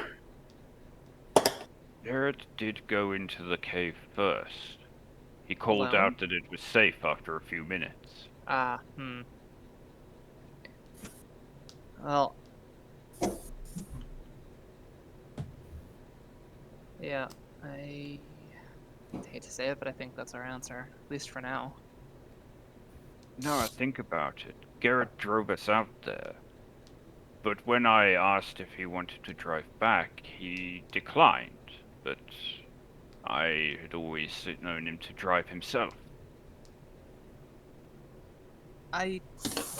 That would make sense if this whatever this is needed time to adapt. I could understand that. He shakes his head. Hard to imagine. A few minutes, that was all we were parted. And to think this Emperor-forsaken thing replaced him in such a short time.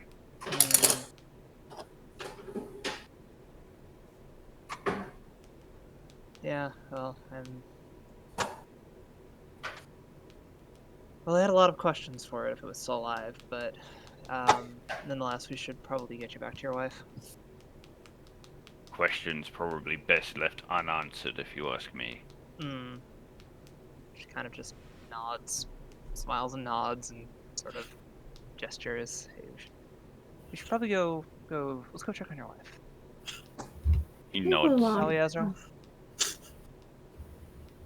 He nods and steps out with you.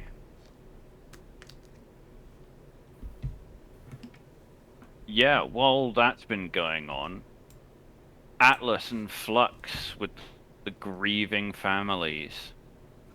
Flux would have stayed a polite amount of time, which for them is like a few moments of like, I'm gonna be silent now. Here's a priest. And then the report Atlas Fair. was gonna give. stands there. Atlas does give due time for them to grieve, but at some point he will gather Miss Garrett and Mr. Birch, letting the others do their thing. Bring them over to him real quick and say, before I move on, my condolences for your losses, the both of you. Such a thing is quite horrid. But let us not dwell on that for now.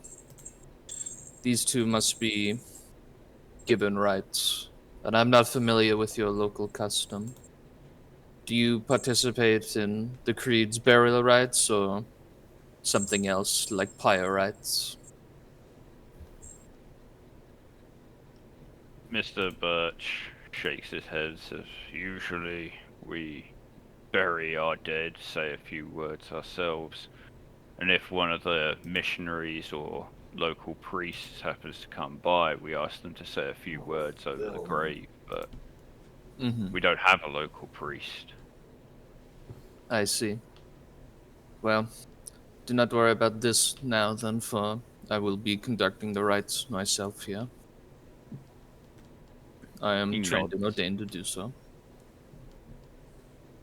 Best to do this soon, I feel. Help us all to move on. I But, agree. if I might ask, could we request the help of a few of your stronger backed troopers to dig the graves? Of course, I was going to ask my sergeant major for this post haste. In barring that, I would have assisted myself.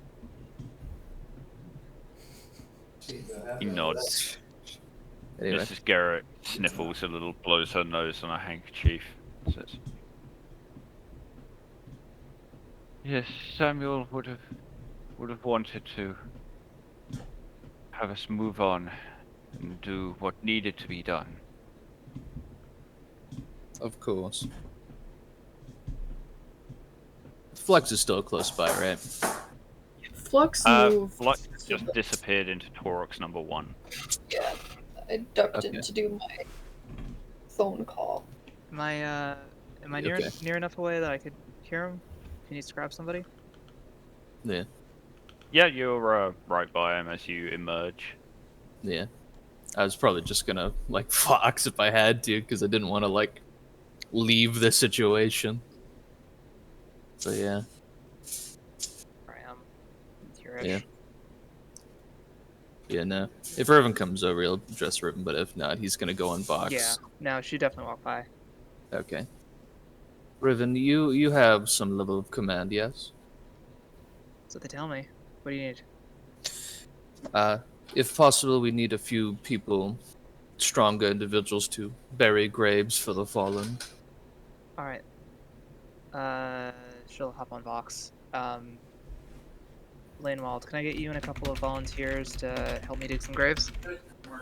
Lameward is standing right next to you. Okay, I'm not gonna Vox her. I'm just going to say, hey, Lanewald, can I get your assistance and a couple others to help dig some graves? Lameward gives you a nod, says, sure, no problem, Riven. I'll grab a couple of, she looks around at a very theatrical display of who should I choose, and then says, Rita, Kristoff, grab some shovels. Oh no. Yeah, sorry. Hate to delegate, but I definitely want to. I want to help do this. It's kind of important. Yeah, as Christoph goes off to grab a couple of entrenching tools, Risa sidles over. But, oh, Sarge, why just us? There's like 8 of us kicking about doing fuck all. Lamewell gives her a evil eye and a very unpleasant grin and says, "For that, you can dig the first one yourself." Do you not understand military types? You're all ridiculous. Reese just throws up her hand in mock disgust. I think Atlas will respond to Riven. Just say, it's my understanding this is the better way to cope when you're under a lot of stress. There's that and neuroplastic removal of the frontal part of your brain, but I find that that's a neglected and Sure. not very good choice at the end of the day. It does solve the problem, but But hardly in a good way, I Yeah. find. If you seek efficiency, it's great. If you seek to be calm and morally good, it usually is not. Although what is morally good is quite variable. we'd be here all day. Yeah, let's just. Yeah. Are you helping with this? You want to grab a shovel? Yes, I will. But the many implements I have in this thing, a shovel is not one. I He think does we've go got and a few find one. spares. Yeah. Yeah. Yeah, entrenching tools are standard Astra Militarum equipment. Yep. Your squad is supposed to all be carrying their own, but uniform regulations are a little bit lax in this platoon. Gee, can't imagine why. Never really Oh, understood the whole burying the dead thing. I hardly do either. I find that simply making ashes of them is better, but I think I prefer said not this to. before, but fertilizer. Corpses make good fertilizer. That is true. That's partly why I think ash is good. But Well- for those purposes, at the same time, in some places, it's good to bury them so it's nutrient for trees, or you plant a seed with them so that a seedling gets nutrients from it. Well, sure, but I grew up on a station, so your choices are either mulch them or space them if they were sick. But Turn them into soylens. you don't eat the bodies. It's like, Well, the Imperium doesn't have Soylent Green. Instead, it has corpse starch. Corpse dust. Yeah. Oh, corpse starch. Yes. yeah. But Yeah. it is worth noting that oh shit, I had a thing and now it's Mhm. gone. Fuck. Yes, Well- it's worth noting that the Sepulchral Worlds house the honored dead of regiments. Not all of them. Most of the troopers get recycled. Yeah. Alice will say to Riven, I know where I live, or where I once lived. Our particular practice is a little complicated. We would make stone boxes, sarcophagi, and entomb the bodies there with some level of preservative, so that they might retain their form. It's for rituals that. He shrugs.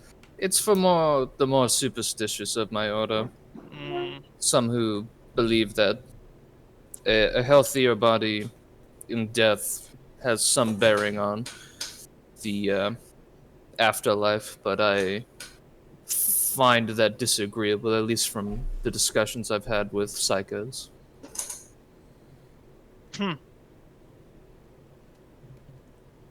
Alright, the Shrugs. 5 of you are directed to a small plot of land with a collection of about 20 gravestones out behind the village, off to the west,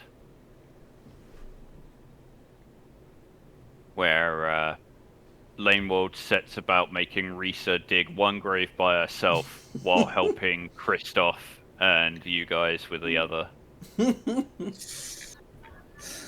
Atlas kind of like sees what's going on, but he can't like. It's like he goes over to help Kristoff. It's like, or was it Risa? Which one? Yeah. Risa. He goes to help Risa. It's like- I think once we're done with ours, I would definitely also, Riven will also go over and help Risa. While you are digging your grave, Risa swears profusely, non-stop, until Atlas comes to help, to which she gives a small grin and says, cheers, at least one of you ain't a right dickhead. Look, someone still needs to dig this grave, so Yes. I would recommend to conduct yourself more peaceably, but I do not wish to disturb your order, as it would be. worry, Lanewold calls Atlas. out from the other Yeah. grave. Don't worry about it, brother. I'll have a dig a latrine later. Perhaps just send them to me for penitence or confession. That should suit well. Do flagellation. I prefer different methods, and I neglected to bring such tools. I'm sure Flux has them somewhere. I don't remember where they would have left them. Ooh. I have a distinct feeling that those are not meant for flagellation. They are clean. That is not an answer. You're not here. That's Yeah. why it was out of character. Atlas here's the clean thing. It's like, I would be surprised if they weren't. If you use something repeatedly for such purpose, it should be clean. Otherwise, that is just... Oh god, Foul? You have a sex life. he's not only a priest, he's also a priest that knows about sex. Yeah. Did Riven just ask if he has a sex life? Yes. Yes, she did. He says, personally, no, I've never been somewhere long enough or not been training long enough. But I am quite versed because of conversations. Many people seem to think that the creed has something against sexual exploration, but it most certainly doesn't. And the parts that are interpreted that way are generally interpreted wrongly. Yeah, well, I mean, in terms of church types, I haven't had as much exposure as most. Mechanicus is kind of, you know how it is. I've met my fair share of priests. I only remember one of them, although mostly because his form was quite different. He replaced his legs with great big pointed things like spider's legs. That's a good idea. Not for me, but a good idea. He could crawl on many surfaces, and he very much liked to demonstrate. Though I found perhaps that he was too prideful in his actions, a little incompetent because of it. But I would never say that in their domain, seeing as mine don't hold such sway with them. Shovel. Right. Yeah. While you guys dig Flux, you clamber into the back of Torox number 2, where the long-range box unit is. You are currently alone, though. I can Private feel the Flex presence of is- Framp hovering outside. Actually, Yeah, I was, Framp is hovering out the back door, and Private Barnes is on guard out the side door towards the tent. actually, I Where Before was, they make the I was- call, then Flux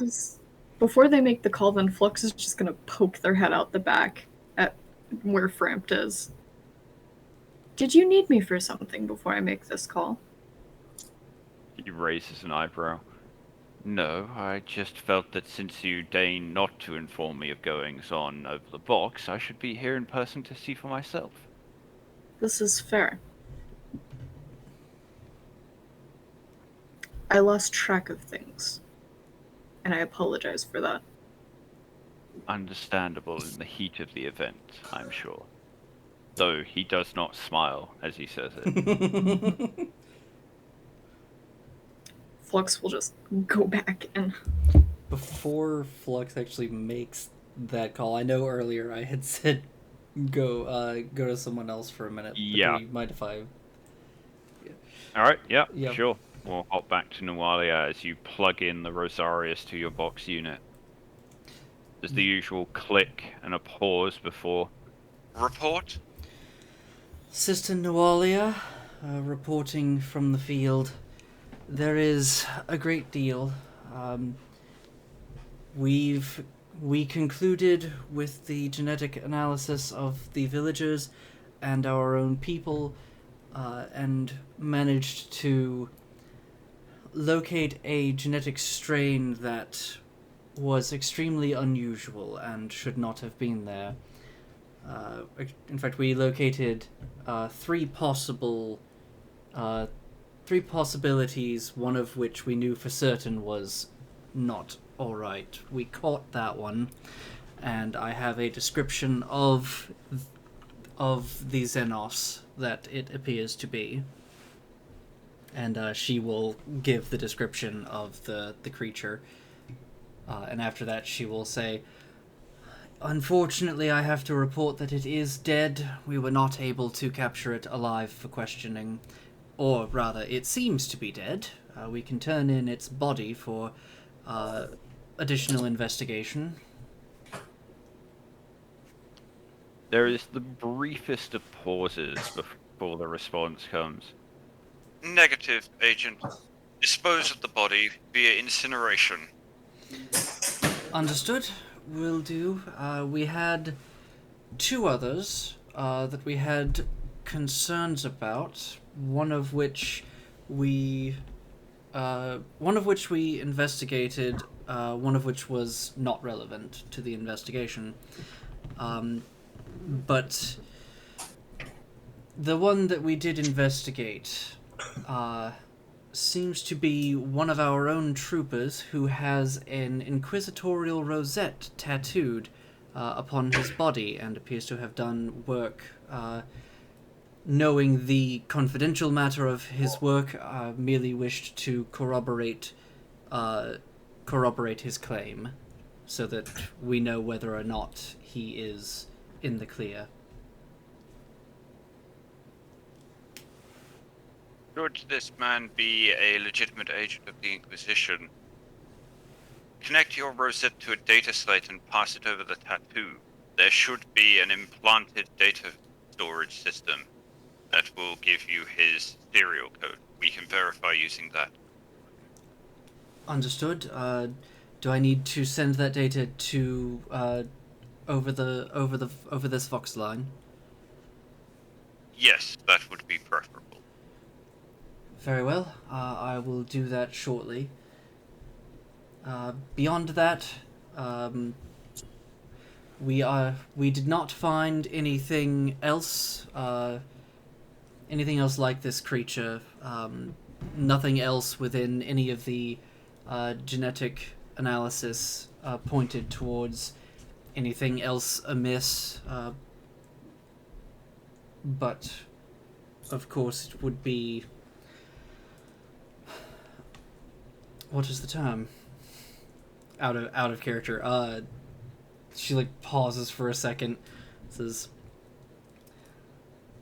"It would seem to be incorrect of us to assume that such a threat is wholly gone, though there is a little more that I need to learn of this creature's origin. From what I understand, there was a sighting of a meteor, and one of our squads went to investigate the impact site."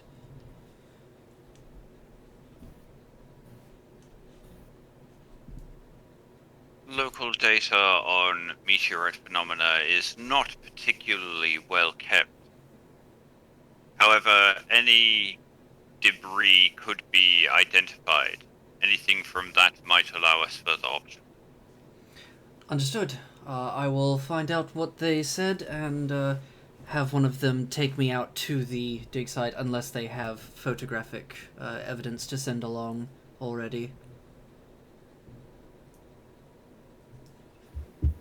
Understood. Anything further to report?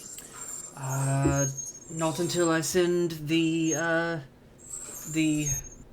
data slate info over to you. No. Bring it. Pics of the creature would also be valuable. However, I have the Logios already decoding the information you have given on its description. Of course. We will send pics. Also, puppy, new puppy. Mason's got Maggie. a puppy. Hello. She's very small. She is. She's tiny. Yeah. Enough of that. Move on. Yeah, Noalia will take a data slate. She's gonna go first to the corpse and take pictures of it, as well as what she was able to perform of a medical check. Yep. Not difficult. Then she will go over the radio and say, "Packard, where are you?" There's a brief pause before. I'm about 20 meters to the northwest of the garage. I assume everything's clear. Seems to be for the moment, but just stay there. I'm coming to you. Yeah, she'll go over. She'll say, You make your way out to the rough area he indicated. Look around for a moment before a large rock shifts and Packard stands up, the camellia-lined cloak falling behind him. All right, Frodo and Sam. And yeah, she goes up with a wave. Says, "We caught that creature. Just one last thing. No offense meant to you, but one last thing to corroborate your own story. If you will please show me the tattoo again." He nods, rolls his sleeve up, holds his arm out. Yep. She runs the data slate over it. Yeah, the data slate beeps for a moment, and Packard noticeably winces for a second.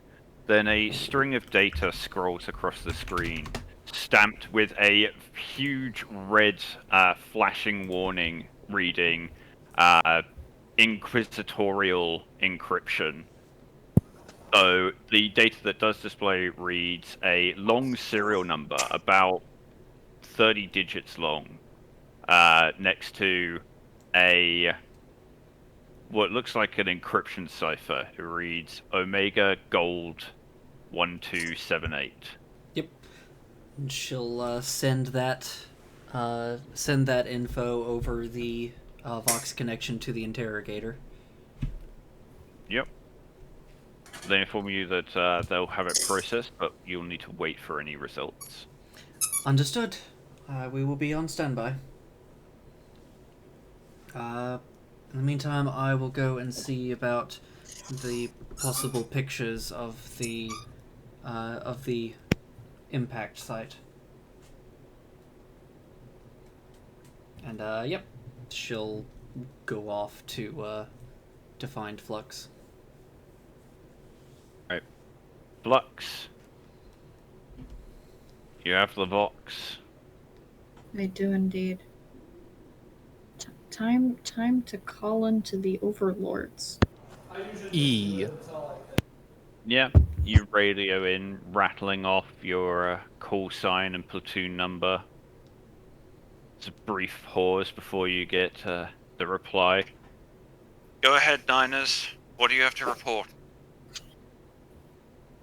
I'm not incredibly familiar with rules and regulations regarding things that we're not told about on standard docket. Where does Xenos, that we've never heard of, fall? Say again, Niners. Xenos. Possibly? I'm looking at a body that looks pretty weird. And did some pretty weird shit to go with it. One moment, please, 999. There's a brief pause. You can hear kind of distant voices. And then there's a loud rattling noise. And then a different voice goes through the box. 999th Platoon. This is Lieutenant Bachev of the Strategos Logios. You say you've encountered Xenos. I'm saying that's my best guess about what I saw today. Give me your full report. Leave nothing out. Right. So we came out to look at. Give me a sec. I'm doing a scroll. We got sent to Karlsplatz. There was break-ins, general issues. The Vox went down. Not a lot of communication. What? Oh, sorry. Fuck. Thought I was muted.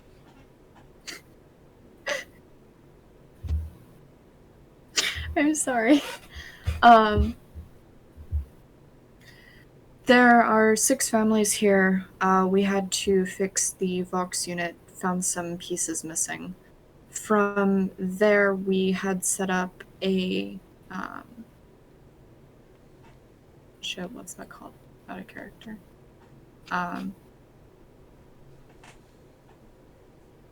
The word of the time people aren't allowed to go places. Curfew? Curfew. That's what that's called. I'm just losing words today. Oh, that's okay. Sorry. From there, we set up a curfew and had troopers patrolling and keeping eyes on individuals so that we could try and get a sense of movement and variation therein. Our sister hospitaller checked over everyone medically, and we provided civilian relief in the via ration packs. The Vox, like I said, was fixed, and some of the animals that had gone missing and or been killed were examined. The only one that still remained had its throat cut with a large bite mark in the neck. My trooper that specialized said that it looked as though the mark covered where the actual puncture wound had been, and that the throat looked as though it had been torn out. The animal had died of blood loss. From there, we had our first curfew, and their truck had been crashed into their garage. We made repairs as well during the day. And then we had called in, seeing during the curfew the possible Habaho sighting.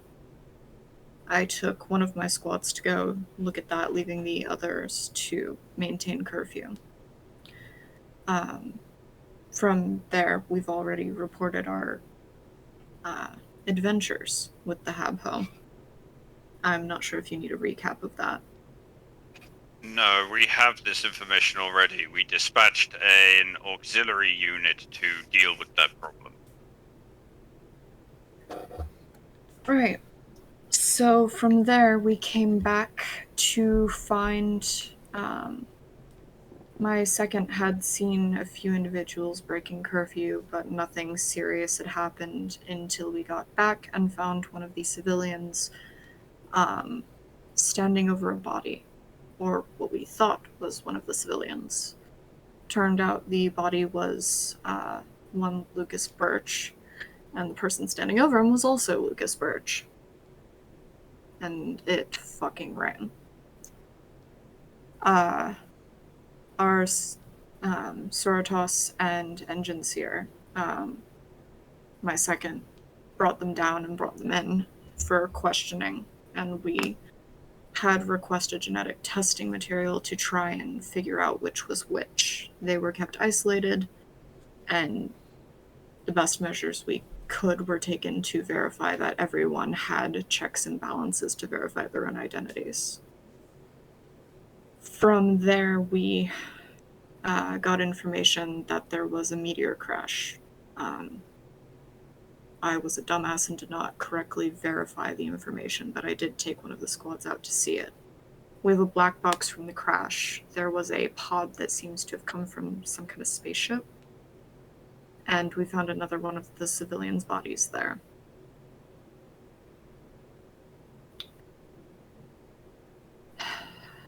We returned and found that the thing had escaped. When it had been brought in, it hadn't been properly searched, and it had a flashbang in its pocket.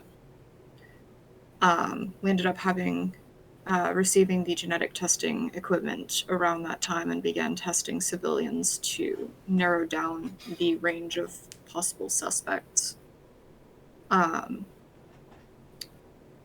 We kept those that had been tested in a garage that was under heavy guard, and one of the families had requested that their daughter, who has a difficult medical condition related to sensory input, be held in a separate room with her mother. And a little while later, discrepancies in genetic testing came up related to the mother. We drew them out of the back room, the Sorotas shielded the child, and we had 4 individuals with long lasers shoot them down. Currently looking at a very odd dead body on my hands, or at least it looks dead. It reverted back into whatever it is after we shot it. Understood, 999. Quite an eventful week you've had. Yeah, you're telling me. Very well. Destroy the body, incinerate it.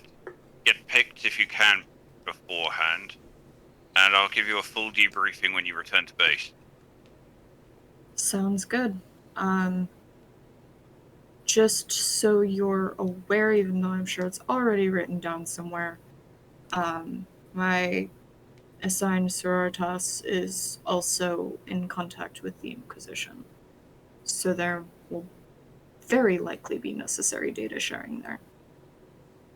Yeah, we do already have that information. Best not to repeat it over open line. Rip. What was just says that? What was that about Nualia saying sensitive information? Shrug.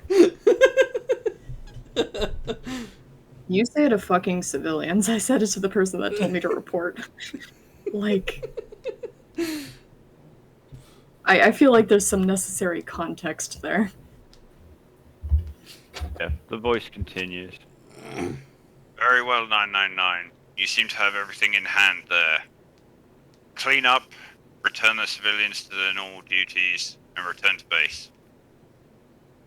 Understood. Yeah. We'll hang up the phone. I like the idea of it being one of those old-timey you pick it up things.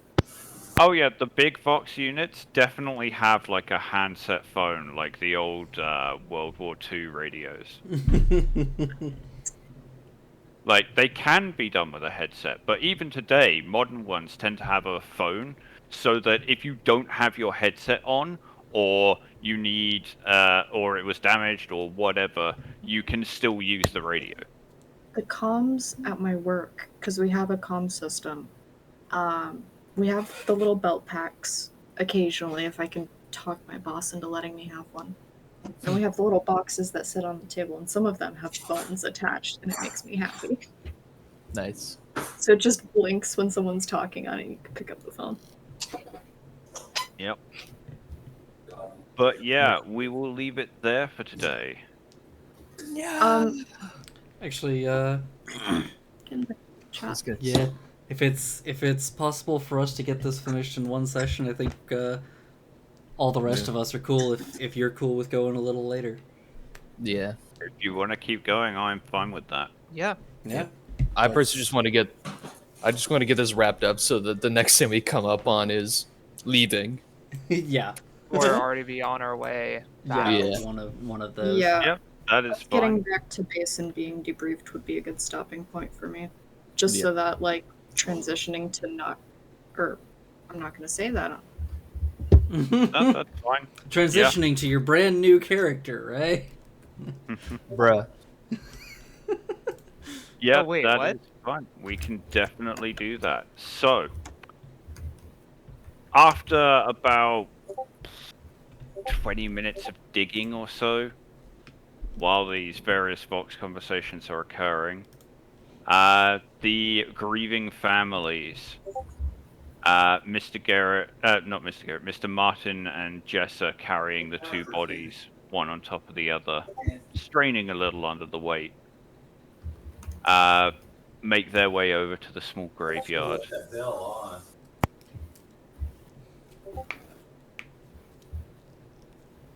They lay the bodies beside the two graves that have been dug. As I assume you are all just kind of standing around them, waiting to fill them in again. Yeah. I think Riven might have actually gone back to the Taurox to watch the body, if I'm being honest. That's fair. I just, like, literally funerary rites mean nothing to her, so she doesn't want to be disrespectful. Yeah. So.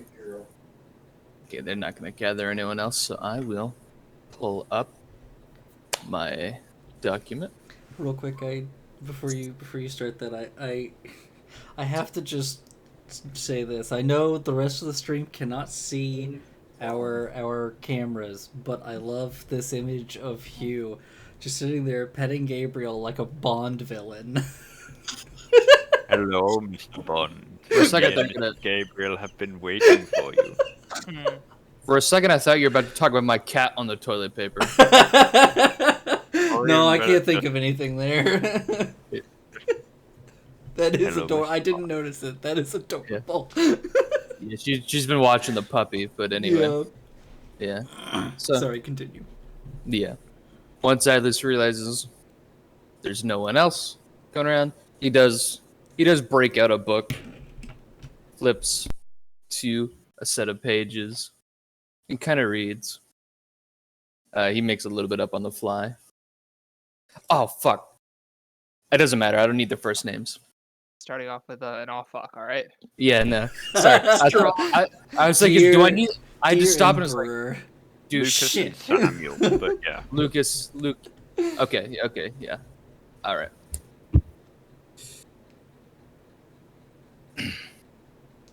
Today we gather in remembrance of the newly fallen. Today we remember Lucas Birch and Samuel Garrett. Be they righteous or not, they were one of us, possessors of humanity. So we must honor them for their life that must have held value. Excuse me, retract. We honor them for their life which held a value we could not comprehend. May the families of the departed grieve gracefully and recover fully, for they have lost more than we can truly know. I will recite the prayer of passing now, if you know it, follow along. If you do not, feel its meaning in your hearts. Requiescant in pace carissimi, dissesserunt, sit te in venere viam tuam ad latis Domini, et pacem sire non potusti in vita, sinus sineram, pulvis in pulveram. Amen. If there are any of you with words to say to the departed, come now and speak them aloud. He gestures to them. After a moment, Jessa steps forward, head bowed, says, Lucas was my brother. He was always there for me. We grew up together. Can't imagine life without him, but he'd want me to fix that truck up, get it working again, maybe modify it a little. Guess I'll have to do that for him.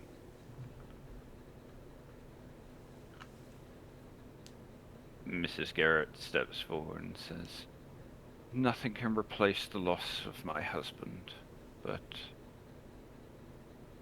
I will carry on in his name and raise our son to be as good a man as his father. And the two of them both turn to you and nod. He nods and gestures for them to step back. And you'll close the book And they'll say, finally, to conclude, I shall speak a prayer in the tongue of my sect, Sifa sect. Saija e no hewa, shisha e no hewa, made ikiteiru anata ni se o mukete, tate kudasai. Jinsei no okuri mono o keshiete wasuranai kudasai. Peace to the living, peace to the dead. Stand tall, ye who yet live, and forever enjoy the gift of life that you have left. And he bows, strikes the stick to the ground once, and stays silent for a second. Those gathered murmur, Ave Imperator, as you finish. Yeet. And the troopers, Lanewald and the others, Risa and Christoph, bow their heads, murmur Ave Imperator, and then start to make their way out.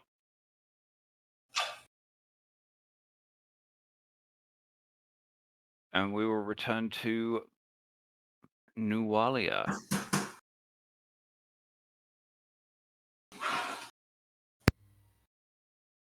You there, Canuta? Apologies, I am back. Ah, perfect timing. We're back to you now. Yeah. She was, going to find Flux to talk about, what went on at the, crash site. Yep. You find Flux in the back of Taurox number 2 as they finish up their Vox call to command. Mm-hmm. Yeah. Nuwalia will, knock on the door to get their attention, and, Well, today's video does contain. Allow me to note that I had my mic muted. I don't know how that comes through. I don't. That Yeah, it's interesting I how it thought does it- that. I thought that was a Google Translate thing that only did that. I'm gonna turn on push to talk. I'm sorry. No, you're good. You're good, man. I think you have to find the setting in Discord that tries to pull audio from other apps. I think it's the experimental streaming thing. Yeah. Probably. I don't know what its deal is, though. Sorry. But yeah, yeah, Nuwalia is just going to say, "Hello, Flux.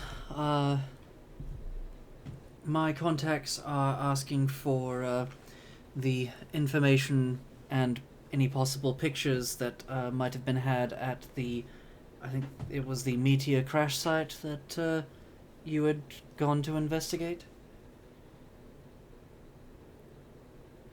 You're muted. I'm a dumbass. You're good. Because then I just went to push to talk myself. But it wasn't push to talk. Bless. Yeah, Flux will, just kind of, give them a nod. Yeah, give me just 1 minute. And course. stick their head out the back of the tent to see if Frampt is still there. He is indeed. We're discussing the crash site and body disposal if you'd like to join us. He nods, steps into the back of the Taurox, closes the door behind him. I have my data slate, yes. Flux will pull out their data slate and just kind of hand it over and mentally, because they're still connected to it, like scroll through the relevant images of shit. So when we got there, found this fucking like escape pod crash site. I grabbed the black box and had been working on getting it open on our way back, which you definitely saw. And Flux is gonna point at Frampt. Still don't know what the fuck is on it. We'll be taking that back to base to try and figure it out. But that should help. Is there any kind of plug-in on the black box, or does it have to be cracked open? So,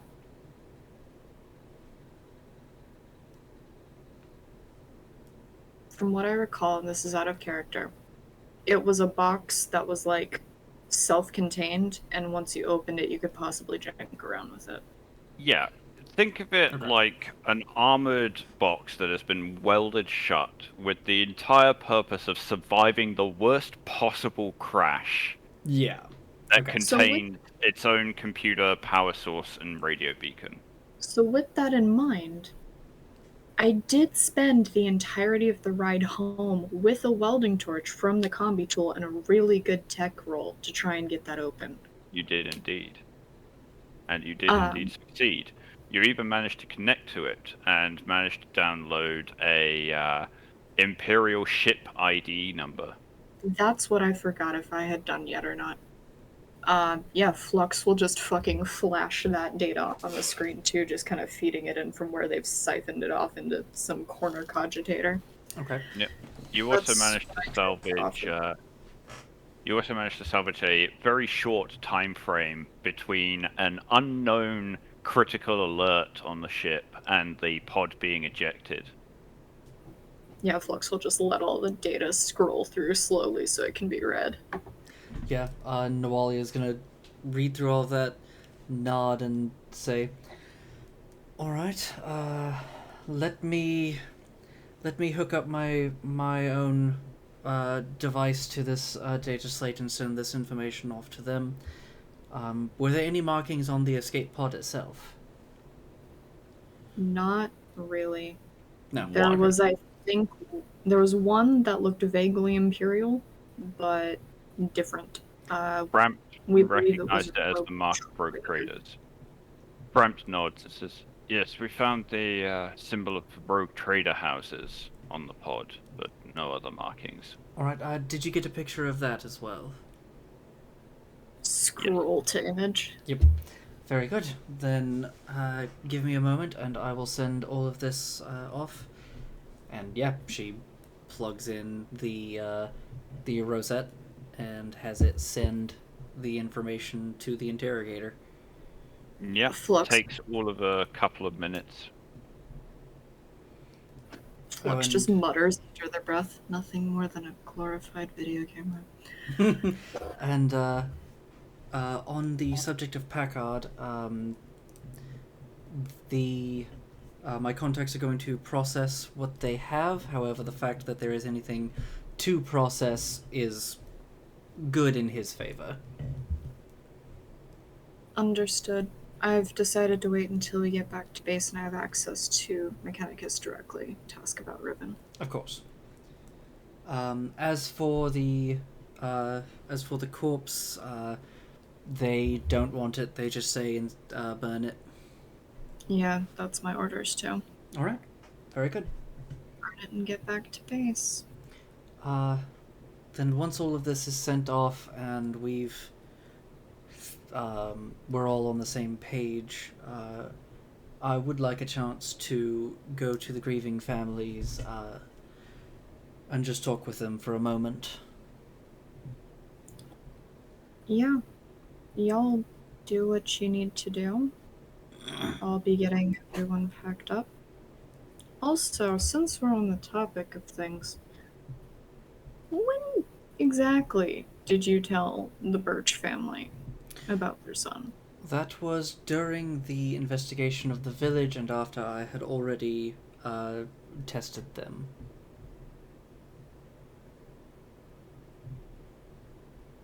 It was essentially to say, at that time we did not know whether or not there was more than one shape changer, and I didn't know if it was going to attempt to return, so I wanted to tell them that if Lucas should happen to return, then they should immediately tell us. I would like to point out of character, you tested them after you brought them to the body. I should make a deception check then. Yeah, if you want to. I'm not going to stop you from adding some spice. Lex is just gonna narrow their eyes. And you didn't report this to me when I ran you through stuff. at the time with everything else going on, it fell out of my mind. And Honestly, I'm not even sure I can fault you for that. I'd be a fucking hypocrite if I were. And out of character, that part is actually true. The player and Nualia completely forgot to say it. Oh yeah, I figured. Yeah. But 4 deception. All right. Give me an insight roll and Flux. That's funny. Yeah. Aw. You have no Ooh. reason to think Noalia is lying about this. Yeah. Yeah, Flux will just kind of wave their hand. We need to get better methodologies down in regards to everything surrounding that. I think potentially getting either two frequency vox units or the pagers that can let us know when a secondary channel is active would make that easier. That would be good. A big yeah. issue with this particular situation is I had tended not to use the Vox as much as possible because I was worried about too much information getting out on our group line. Of course. If we were able to have private lines for at least Frampt, Atlas, you, and Lane Mold, Ribbon, and I, that would make things work smoother. Agreed.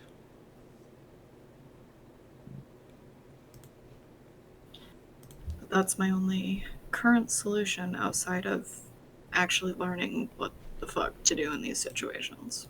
But that one's on me. Excuse me.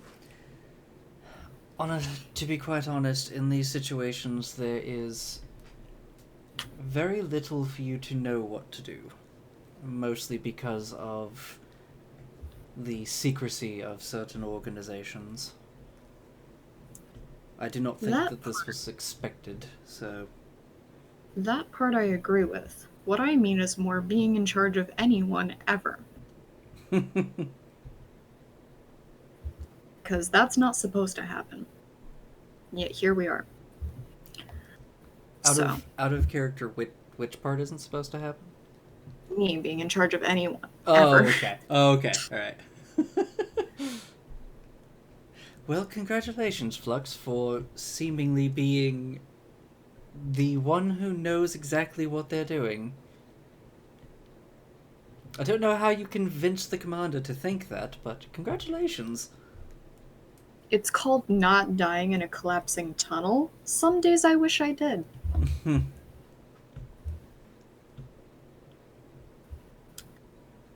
But, yeah. There's definitely learned things to do and things not to do. So I suppose that's a net positive. I am glad that this one did not have to result in the eradication of a village. Yeah. Yeah. It's a good thing Alice was here, because I might have just thrown hands with that one guy.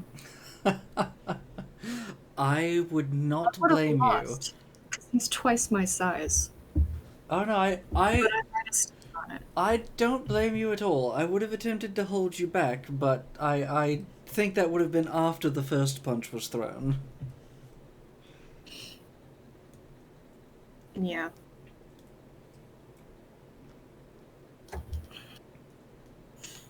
No villagers were unnecessarily punched. None of our people died. Giving us at least, like, we'll say 6 out of 10. That's solid 6 out of 10 material. 2 civilians dead, 1 long before we even got here. 1 unfortunately on our watch, 1 attacked but still alive, saved. I'd give you a 7. Frampt smiles. Says, well, as a test of your decision-making under unexpected pressure, you didn't do too badly, Sergeant Major. That I consider a success because you strike me as someone that's hard to please. Few failures of protocol, but they could be overlooked in light of your recent success. Yeah. I am genuinely curious, Frampt. Is there anything that you would have as advice for, honestly, either of us? Search everyone who isn't wearing the same uniform as you, and don't let them have anything that you could even guess could be used as a weapon. Look, Frampt, I fully understand that we failed to search the person for a stun grenade, but you don't have to rub that one in. That one's not even on me. I trusted you because you're supposed to know what you were doing. that You were in was- charge of me before I ever had responsibility. No, I Yeah. fully accept the responsibility for that one. Frampt shakes his head and holds up a hand. I was in fact referring to your corralling of the civilians in the garage. A That chair, is fair. hefted with enough force, can be a deadly weapon. That is fair. That is very fair. Deportable But, package yes, rooms you're- exist. Just out of curiosity, am I alone with the body? No, Lace and Person are watching it, though. I mean, watching is a bit of a stretch in Lace's case. He is Feel free to currently just leaning against the Taurox, fiddling with his las gun.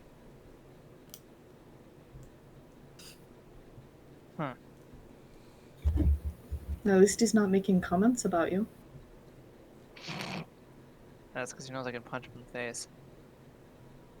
Yeah, Frampt does nod and say, if that is all, Sergeant Major, I will assist the troopers in striking camp. Yeah, absolutely. I look forward to our reading lesson in the morning.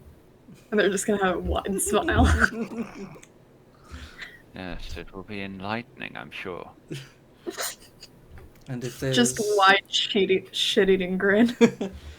if there's nothing else for me, then I would like to actually speak to Riven and the grieving families.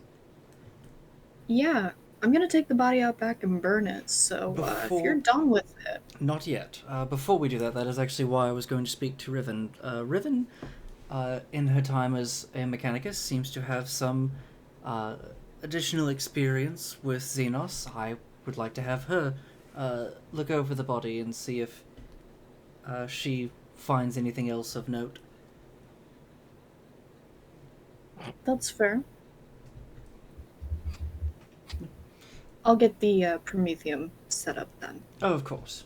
I'll put the body in front of the Taurox once we're done. Oh no, Flux is gonna haul the body off like to a non-flammable place, douse it, and then just bonfire. Oh no, that's fair. That's honestly more intelligent than what I was suggesting. See, this You're is just why gonna you're. set it See, in front this of is the why. turret. See, Flux, this is why you're in charge. And she just leaves on that. Flux is just gonna lean out. Being smarter than the lowest common denominator doesn't mean I'm a good choice. It does mean you're a better choice than the lowest common denominator. You admit? Frampt I mean, gives Atlas a is probably very- the stupidest of you, though. Frampt gives a very slight grin, and just before he steps out of the Taurox, you hear him murmur, Flux. Not sure if it's directed at you, but when most troopers are the lowest common denominator, it's all we've got. Oh.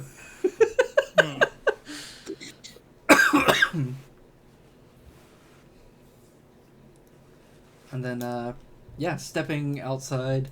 I assume Riven's pretty much right there, right? I'm staring at the body, pretty much. Yeah, Nualia's going to see you and say, "Ah, Riven, perfect." Hmm? Actually, with this, you seemed to have some additional knowledge of Xenos and And her eyes kind of like go wide for a second. Hold on. Lace person. You guys are relieved. Lace Kerr frowns a little at that. Says, "You're not our squad lead. Why should we listen to you?" Person looks a little confused and halfway towards a salute. Nawalia turns to them and says, "She is, however, your commander's second in command." Lace frowns a little, but Person snaps to attention and steps out of the tent. Lace, realizing he is alone against two of you, spits out the side of his mouth and steps outside. We're gonna have to teach that boy some lessons. Don't Eventually. worry, I plan on it. Same.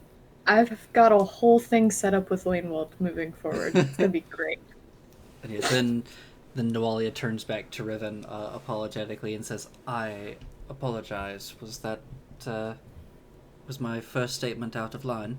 No, it wasn't a secret or anything. I just.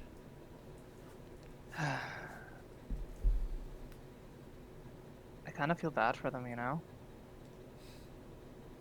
For them, and she nods to the corpse.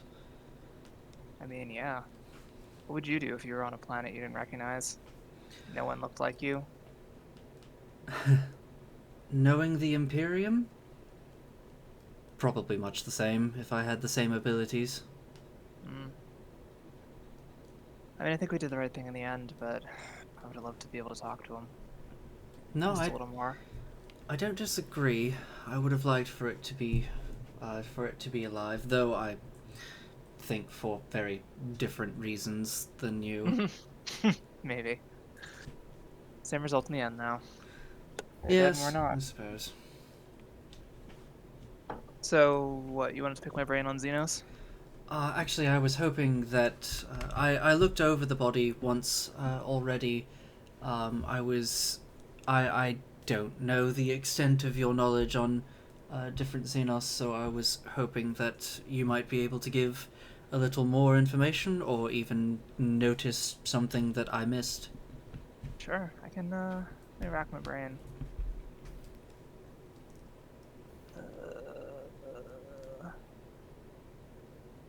Damn. Nice. Dinner. Yeah, not Dinner. bad.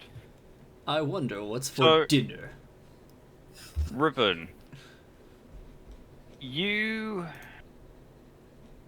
I cannot imagine that I have much useful information on this, but I want to ask you anyway.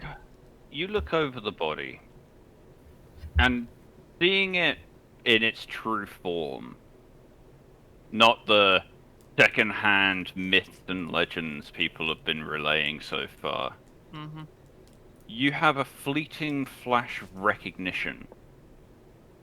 Takes you a moment to think back on it, but you recall your childhood, your mother talking about her many escapades, working in her branch Oh. of the military. Oh, Oh.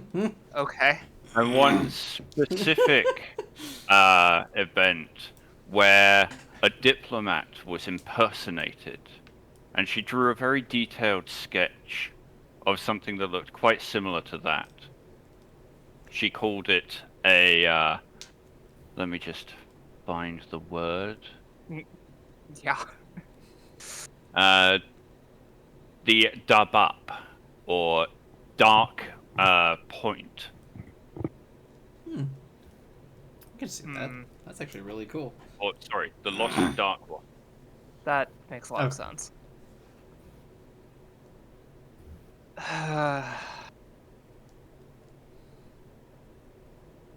Well, He did confirm that it was the Xenos creature. That yeah. there were possibly many of them, but her forces didn't know the true extent of their infiltration, so they Right. worked very hard to keep them out. Yeah. Well, it's. I mean, what do you want to know?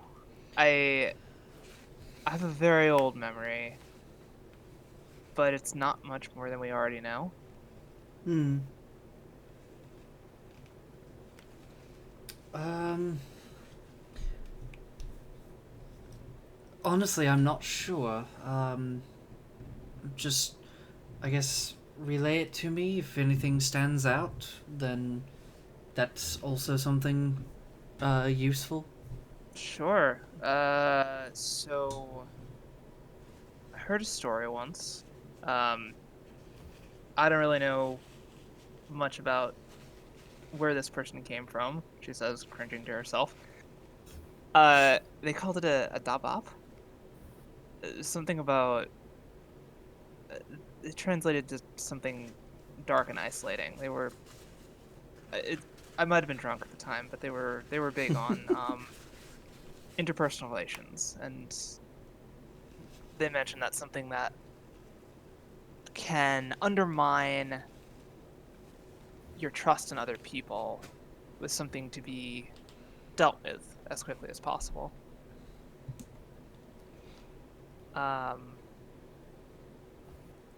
But other than that, it's they were military.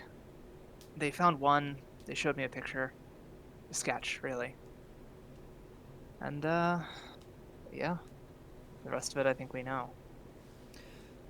It's something Indeed. that underlies that ruins the trust between people. That makes some sense, but it does make one wonder what it was doing here, whether waiting for pickup or even attempting further infiltration on the planet itself. Good question. That actually is a fair question. And Nawalia's going to go over and she's going to say, Riven, would you mind helping me search the body for a moment? Sure. Yeah. And yeah, I'd like to search the body for any writing, data, anything that can Markings, tattoos. yeah, just anything that can lead us on what its objectives were. There's no markings on its skin. And rifling through its pockets, you find another small knife, skinning knife, in a pocket, along with a small Vox unit cobbled together from parts. Oh, well, we found that. What is it with people having hidden knives? I don't understand. Oh, they're very useful if you are captured, and you might expect being captured, then you have something hidden to defend yourself with.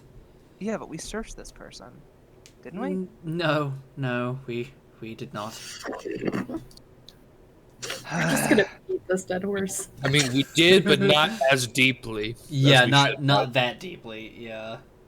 I think we searched the belongings that they brought with them to the garage, but not their person.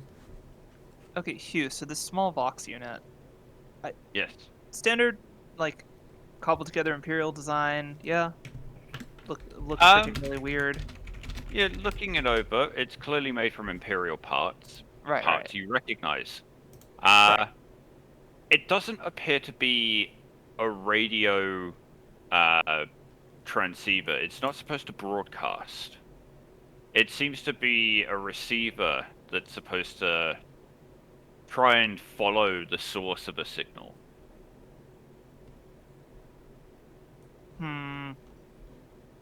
So this isn't. I don't think this is supposed to broadcast. I think it's looking to receive something. Do we have any idea what its range could be? No clue. We can always switch it on and see what happens, but I probably would want to take it to Flux first. That is a good idea.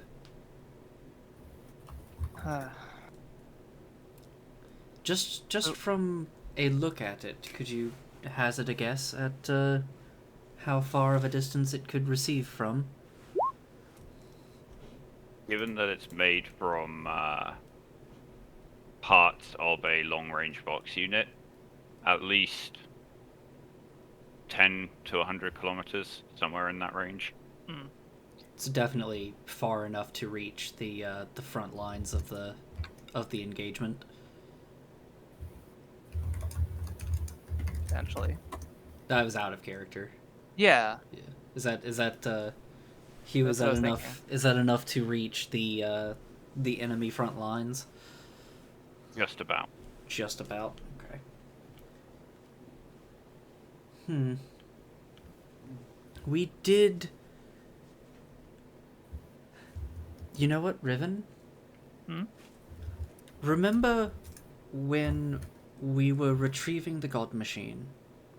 The tech priests that joined with us, they had said that they had that they had received orders to come to this planet, and they had been here for what, years doing this, and that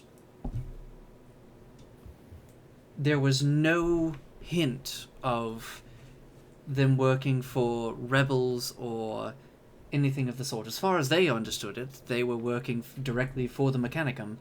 I remember. I think How do our you think this enemy... is a wider scale?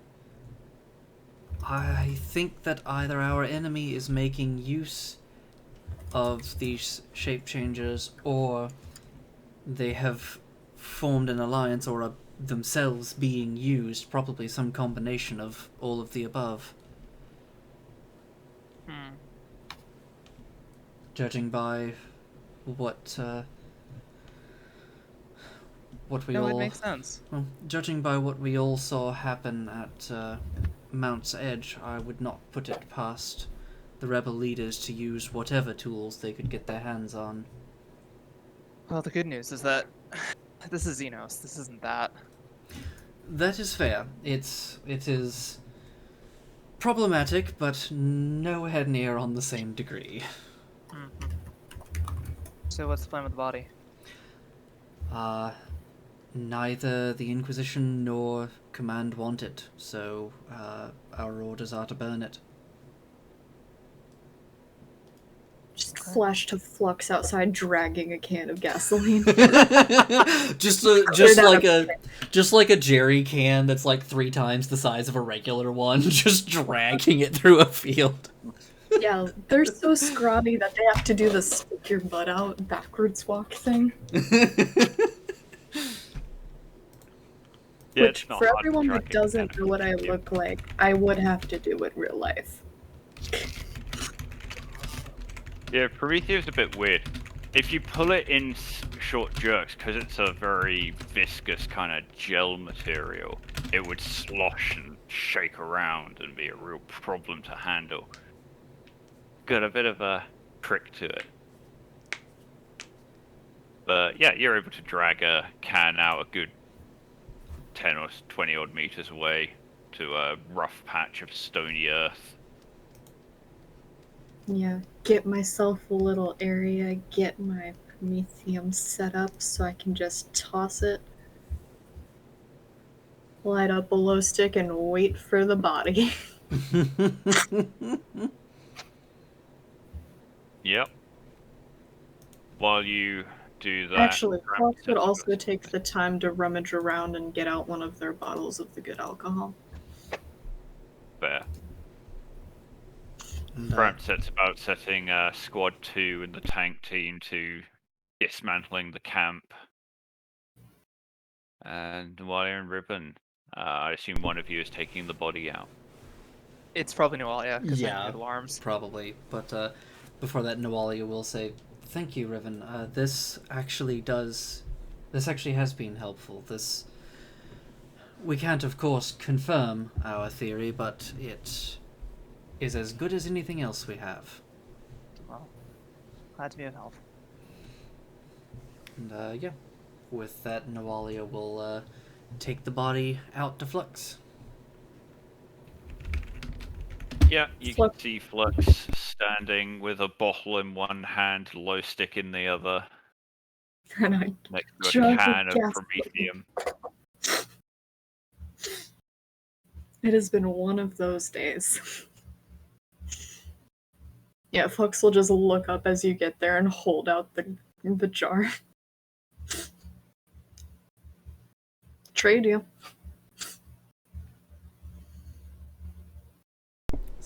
I'm sorry, say again? I'm giving you booze and asking for the body in return. Nawalia will smile but wave away the booze and just say, "Where do you want the body?" He'll just shrug, take a long sip, and put it down next to the gasoline. Right over here, I've got a space cleared. Hey, All right. can I take some of that? The booze, not the gasoline. Yeah, how about it? Yeah, I think she just picks it up, takes a long drag, and puts it back down. Yeah, it's strong. Imagine high quality whiskey. Got a kind of smoky aftertaste, but it burns all the way down. Yep, and Riven is an incredible lightweight. That means I'm driving home.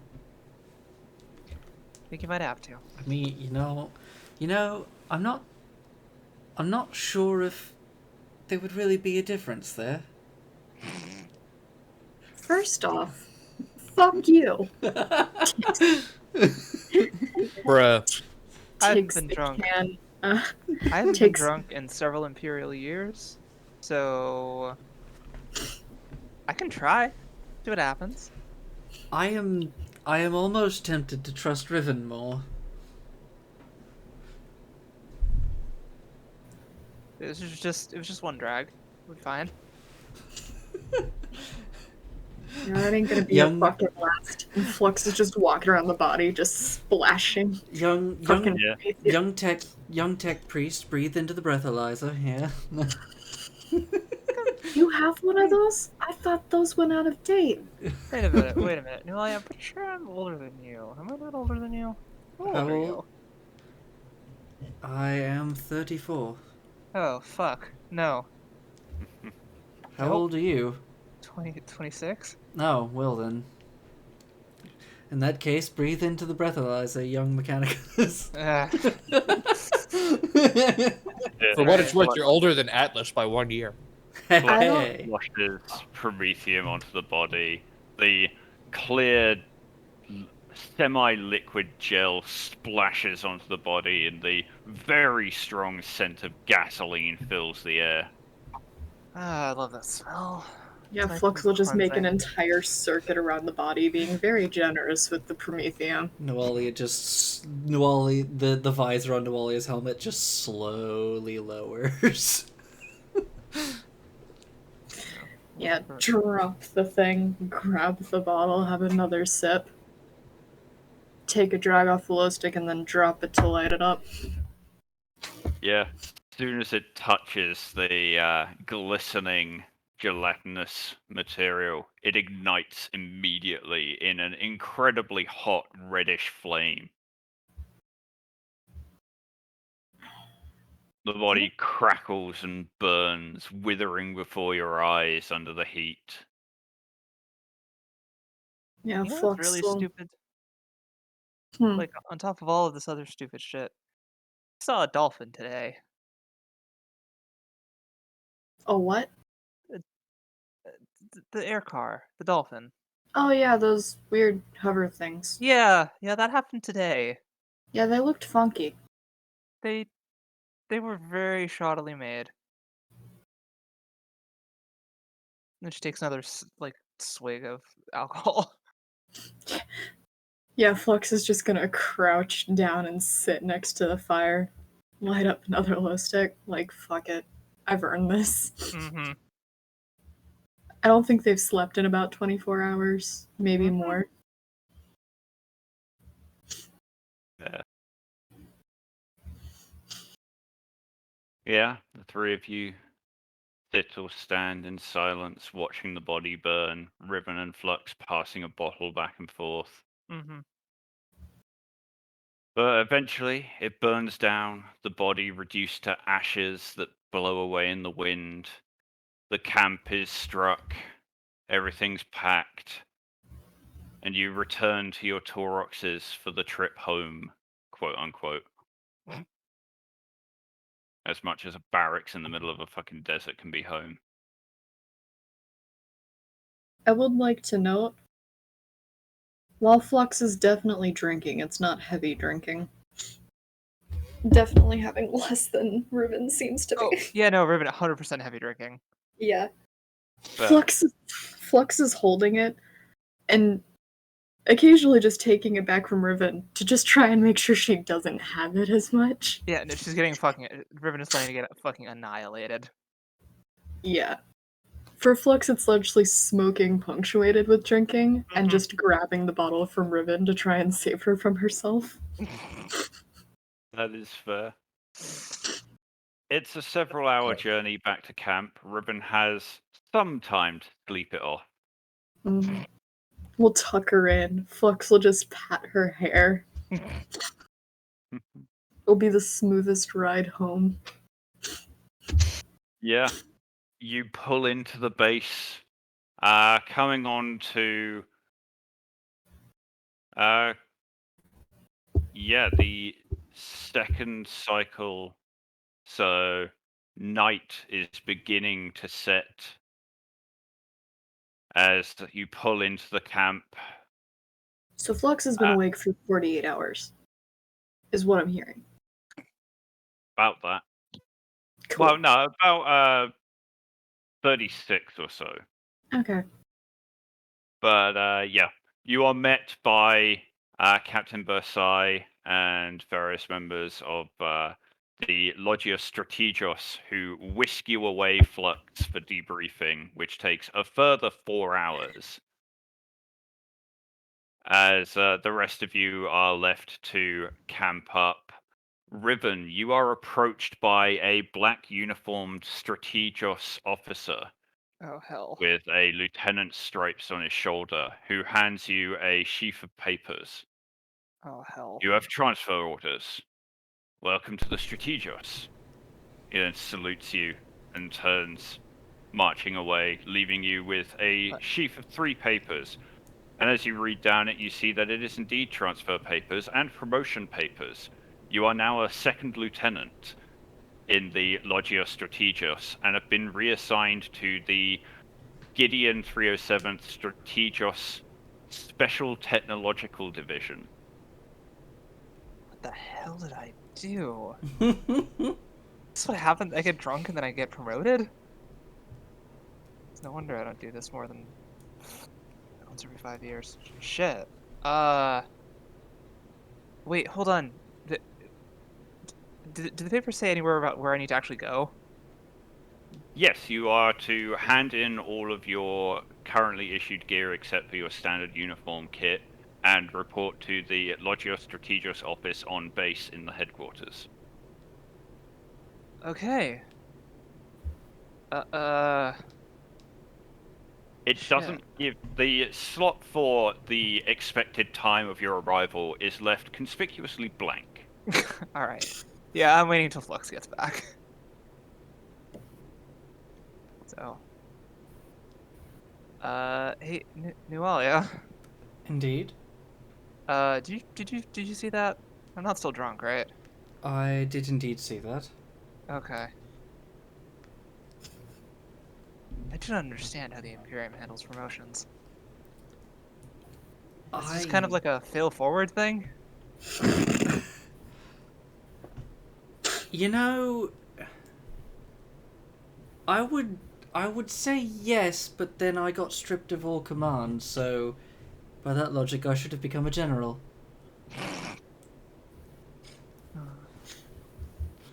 Yeah, I'll wait for Flux. Oh shit, I probably need to tell Feely that I'm transferring, don't I? So we probably need to tell the squad. Yeah, that sounds like a good idea. Yeah, it takes a good couple of hours for the squad to arrange their kit back in the barracks and settle in. They're not exactly trying to beat the time trials here. Yeah. Yeah, after a further couple of hours, Fluck returns, presumably looking completely shattered. Yeah, very much so. Just the second they got out of like needing to look semi put together, their whole body just slumps. They're kind of just dragging as they don't even walk. It's like that shuffle, shamble, like not even directed necessarily behavior forward. Oh, you are not in any state to be given news, are you? Hmm. Yeah, they'll just open the door to the barracks and just look over the group, see if there's anything that they need to do before making their way through. Veterans of Squad 1 give you a bit of a cheer as you emerge. But otherwise, everyone seems to be settling in. Several people already look like they're asleep. Yeah, next time you can fucking go get interviewed. Burden the command, boss, gotta say. Brackle Yeah. lounges on a bed. Yeah, burden this asshole. Grins and returns the gesture. Hey, Flux. Yeah. I just got transfer paperwork. Excuse me? I just got transfer paperwork. Here. Strategios Logos. Apparently they have a technology division. They're just gonna stare at you blankly for a minute, not moving to take it. Right. Before just reaching out to grab it. And looking at it for a good long while. And then looking up at you. Congratulations on your promotion. Seems you outrank me. That... I guess? Look, why don't you go get some sleep, I'll go see what this is about, and I'll be back before you head out. What this is about is you are no longer under this platoon. Anything that's not your standard kit, you need to leave within our stores and not take with you when you report to your new posting. Sure, but like, do you want me to, should I don't know, do you want to talk about this? Is that, like, you need to sleep, so... Flux will just kind of run their hand through their hair. What exactly needs to be talked about? Oh.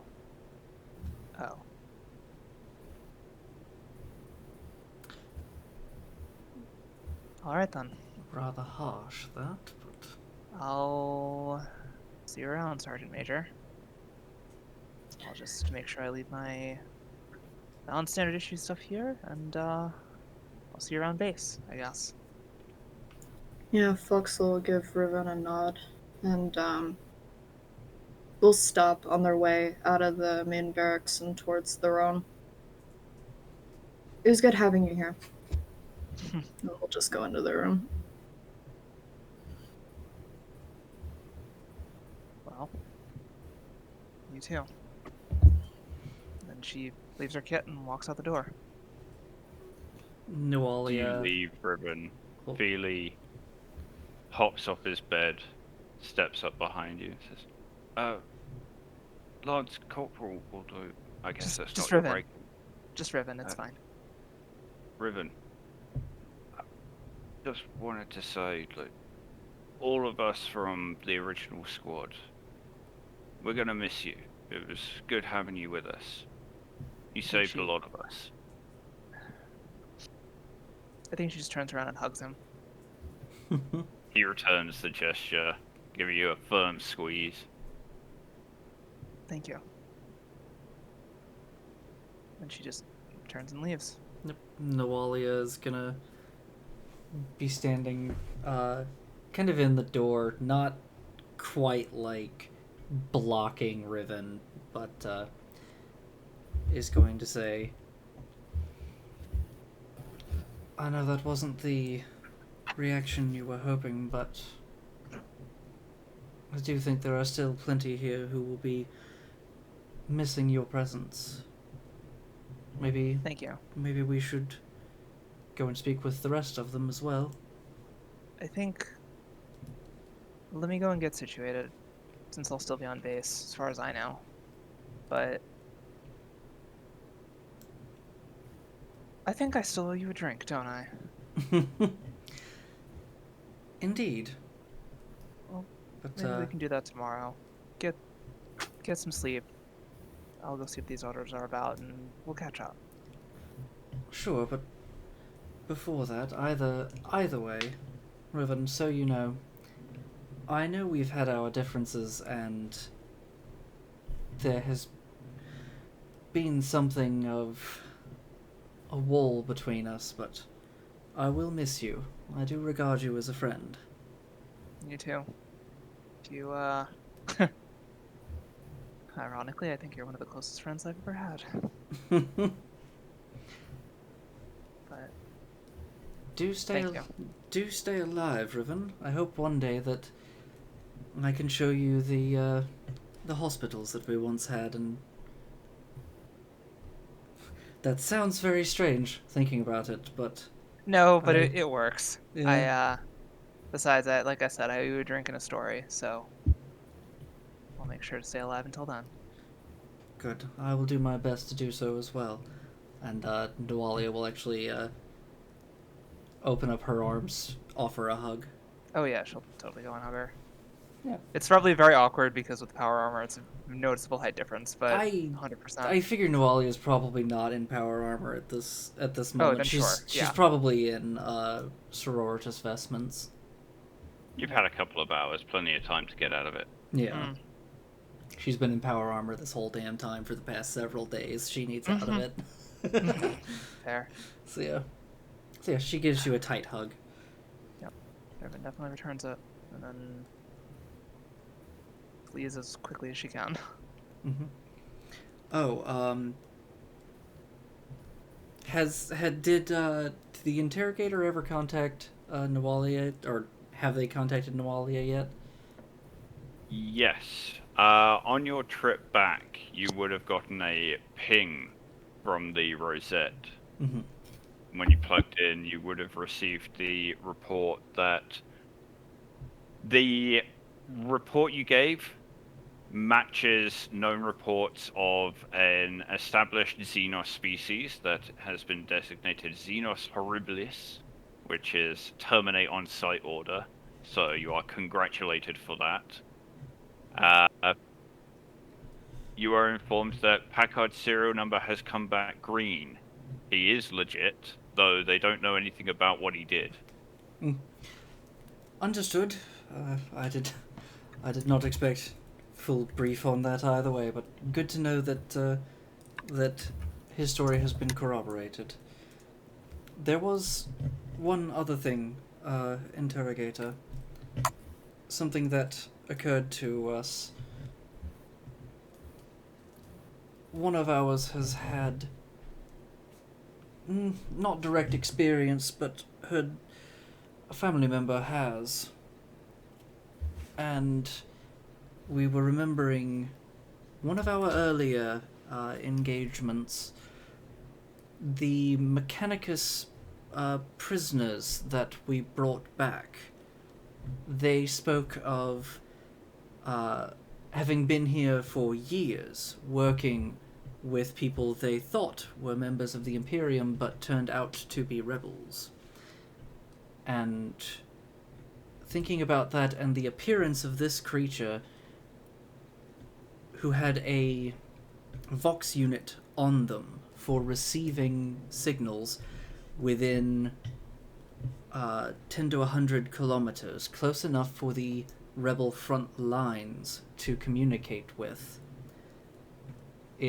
We have no other way of investigating this theory, but something that came to us was it may be possible the enemy is in collusion with these creatures as well. The possibility has been noted. I cannot give you further information on that subject. However, I can say that we will give it all due consideration and attention. Of course. No, I merely wished to bring up that theory, and I appreciate your attention to it. Thank you, Interrogator. Your assistance in all of these matters has been most helpful. Or be with you, Agent. And with you, Interrogator. And The yeah. box clicks silent. And then she'll go onto the private line and just say to Flux, Corporal Packard checks out.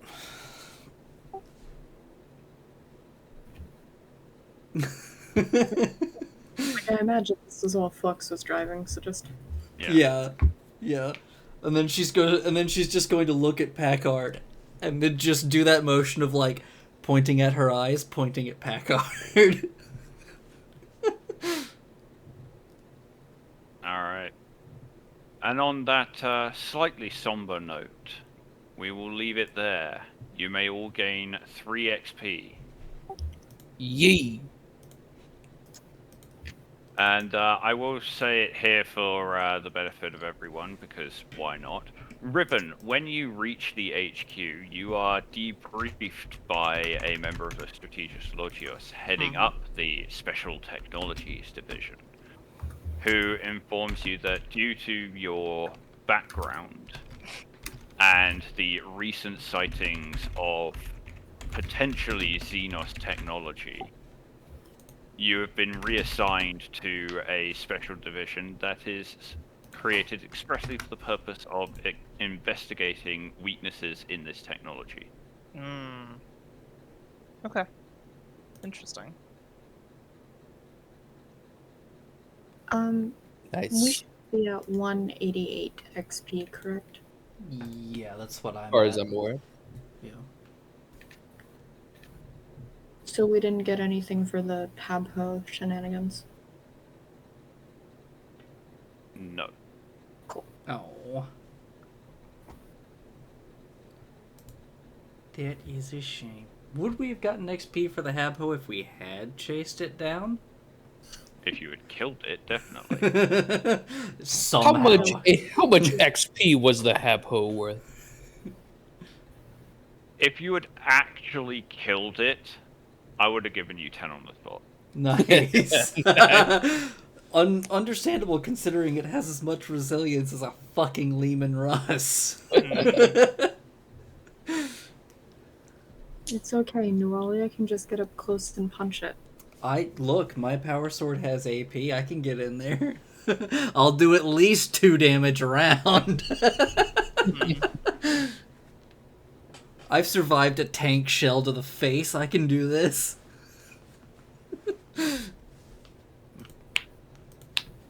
But yeah, we will return next week for, well, some downtime for the 999 Yeah. and their new arrival. Prepare for the confessionals, y'all. Yeah. Probably not, though. I have different plans for, like, a Atlas thing. Don't worry, I'm turning Lanewald into a proper drill sergeant. It'll be great. I'm gonna do hallucinogenic drugs. Alright. I'm gonna see about sending these You're people so off on a raid. Wait, Let's Mason, what's your see. character going to do then? Yeah. Fuck. Fucking. He's gonna also do. I would if I had access, but I don't. Character But, You synergy, and me you're gonna get in both. the mindset. But Yeah. no, he would. Roll- So, see, if I had done Silas enough Ivan, and- perhaps I could. Hello, everybody. I apologize, but I'm gonna send us all off to say hi to Bearcoda. Bearcoda's super cool. She's currently playing Final Fantasy XIV. I believe that's what those digits mean. I actually haven't seen her stream in a little while, so it'll be cool to to send this group along. Be sure to say hi to her. Like, what have you been up to lately? Did it cancel the raid? I think it did. Hold on. It canceled the damn raid. There.